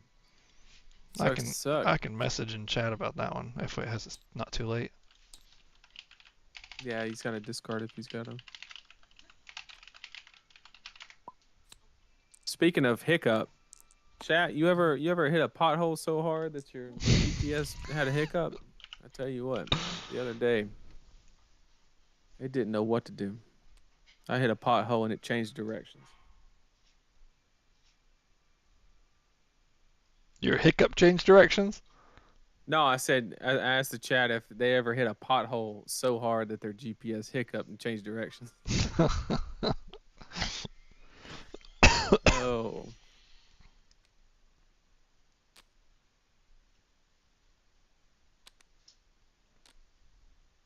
So far, out of all the tournaments I've been to, the worst roads have been in Indianapolis. Just a sidebar. The worst roads? Yeah, they were just terrible. I mean... Yeah, they weren't great at all. Infected shot coming in for a hot 5. That's the new break point. 4 is so 2020. Yeah, good on hit. Blood Rot Pox. Unable to utilize any armor because he doesn't have any left, of course. Does have 3 cards in hand and still sitting at a healthy 6. So, unfortunately, he has to respect this. He did give it go again, and this is going to demand 2 cards because you have the situation where it can be Bullseye Bracer back in, and then you have to block it anyway because you're at 6 life. So, Will is putting the Droma player in that situation where you're going to give me 2 cards here, and then at that point, you only have 1 card left over, so the only way to get back into the game really is by utilizing a sigil play and then attacking with an Ashwing and a mirror guy with like a sigil, or maybe a rabble would do it just fine too, just kind of take some tempo. But Will is not done. Do we have the last codex here? We have a codex. It's not the codex. It's not the codex, but it sure is a codex. Okay, so Will has unlocked an achievement. He has given his opponent 1 of each token. Well, as Hunter's pointed out, Will is on like an IP6 right now for. You realize he didn't. He apparently the chat saying he didn't discard for Codex of Frailty this turn. Oh my. So I typed it in chat, but I hadn't heard back from him. I'm gonna have to talk to this man. He's taking if you ain't cheating, you ain't trying to a whole new level.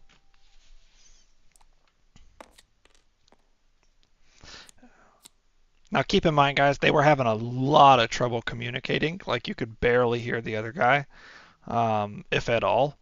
So this and his opponent's the first time on TTS. So I'm sure Will's having to guide him through a lot of different things, and there's a lot of moving parts right now. This is also just a friendly match, so don't take it too seriously. Will obviously wouldn't cheat on purpose.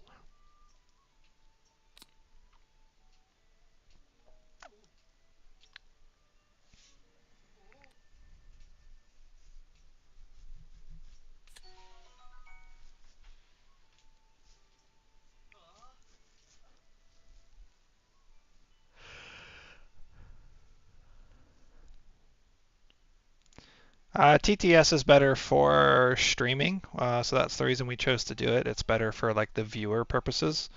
Um, allows some element of customization. Um, when you play on Talishar, you have to kind of bounce around to different lobbies. Whereas like when you're streaming a team match like this, I can just sit here and have the players like stand up and sit down and all that kind of stuff. So.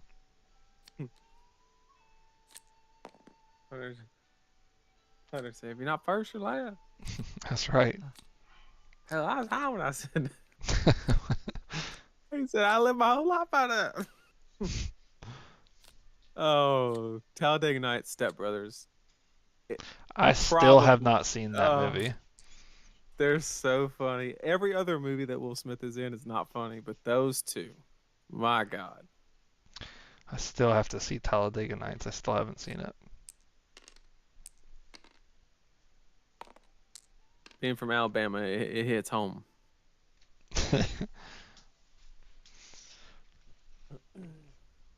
I've sure seen the clips, but hyped up on Mountain Dew.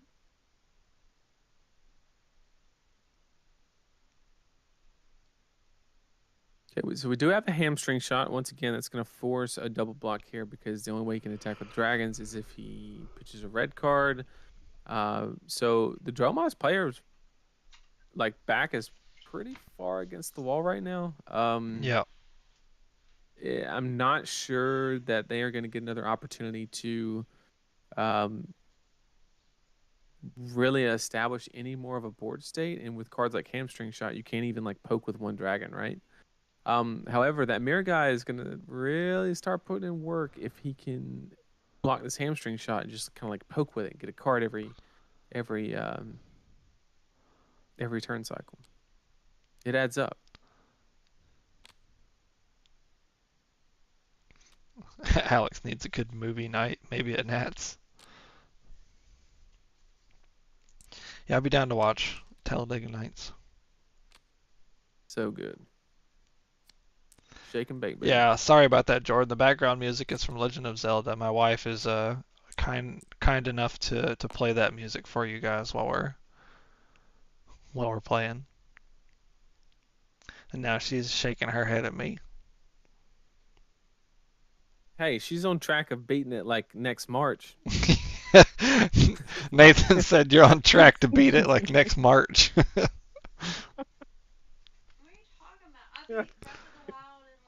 Didn't the Breath of the Wild take her like a while? It took her 2 months. She's complaining at you right now, saying that she beat Breath of the Wild in 2 months. So. I mean, that's not bad. It's a pretty big game. It is a big game, that's for sure. Uh-oh. Uh-oh, this looks like a codex. Dromai coming in hot. 1 life. All you need is a chip and a chair. You need a life and a card. Yeah. So if you Dromai, you only need a card. and to have cheated 2 times.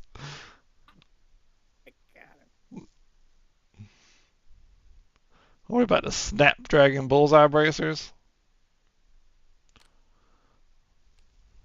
Yep. Oh, just enough to kill, too. That's about the best one you can have. There's that. Did he use snaps last turn? Lexi breaks snaps last turn? No. No, they wouldn't miss that. Let's go hop in and talk to him. Let's get all the answers firsthand. Yeah, let's do that. Hey, Will. All right. Hey, What's up? All right, did a couple you use things. Snapdragons the previous turn too? Did I? I was asking my Hold on. opponent that. I wasn't sure. Oh my goodness. Okay, so Will, 3 things. Okay. All right, we'll just add that one to the list. First thing, you cannot Rain Razors pop a dragon. Rain Razors only works on attacking arrows. That's good to know. Second thing, Codex of Frailty requires you to discard a card. Oh, God. Okay. And 2 uses of Snapdragon Scalers also not allowed. Okay, so congrats to the Tavern Brawlers for taking it down. Yeah, we're not taking that victory. We're gonna give that one to the Tavern Brawlers for sure. No, I'm not gonna lie. There was a lot of confusion here. I couldn't ever communicate with my opponent, so it was very. Yeah, I know. We were saying there's probably a lot of communication issues, and you're just trying to help him out since it was like his first time on TTS, and there's just a lot going on in this match. Made it really, really difficult. But any key things you want to talk about in the game? Oh, me? Well, aside from the obvious cheating things, there was a turn where I could have blocked 6 damage, I think, and I didn't just because I honestly was distracted by so many different things. But aside from that, and like the major things, no, I was pretty happy with that. Cool. Well, I wish we could ask your opponent, but I don't think they can communicate. So. No, it was total silence the whole match, and me trying to figure out what was happening. You and your thoughts. Yep, but congrats to the Tavern Brawlers. We are going to give that last one to them just because, I think that all those definitely add up to 2 value for sure. Definitely, yeah. I also think there was some remorseless value I missed early on at the very start of the match, but whatever, that's up to me. Hunter has rewarded you with an IP6 and match loss. That's cool. I deserve it. But thank you guys so much for watching. We had a really good time. Thanks to the Tavern Brawlers for popping in and doing a match with us. We'll say it was 2-3 in the Tavern Brawlers' favor. We'll have to get a rematch with them sometime. Do it again. That was fun. If you guys are ever interested in doing a team match with us and you have your own team, always feel free to reach out. We can set up something. The guys love to play and get some practice in. Always a good time here. We'll try to do a little better advertising next time. We didn't do as much advertising as I would like to, but like I said, thanks for watching. Thanks everybody for showing up. Like the video if you haven't already. We'll end up uploading some of these individually for you to watch back and dissect later. A lot of good matches tonight. Join the Discord. Tavern Brawlers has their own Discord. We have a Discord. We have a Patreon for you to check out. Thanks to fabrec.gg. If you haven't checked them out, go get some deck list ideas and data from their website. They have phenomenal data on their site and keep track of just about everything you need to be able to play the game and keep up with it. But thanks again for watching, guys, and we will see you in the next stream. Take it easy. Take care, everybody.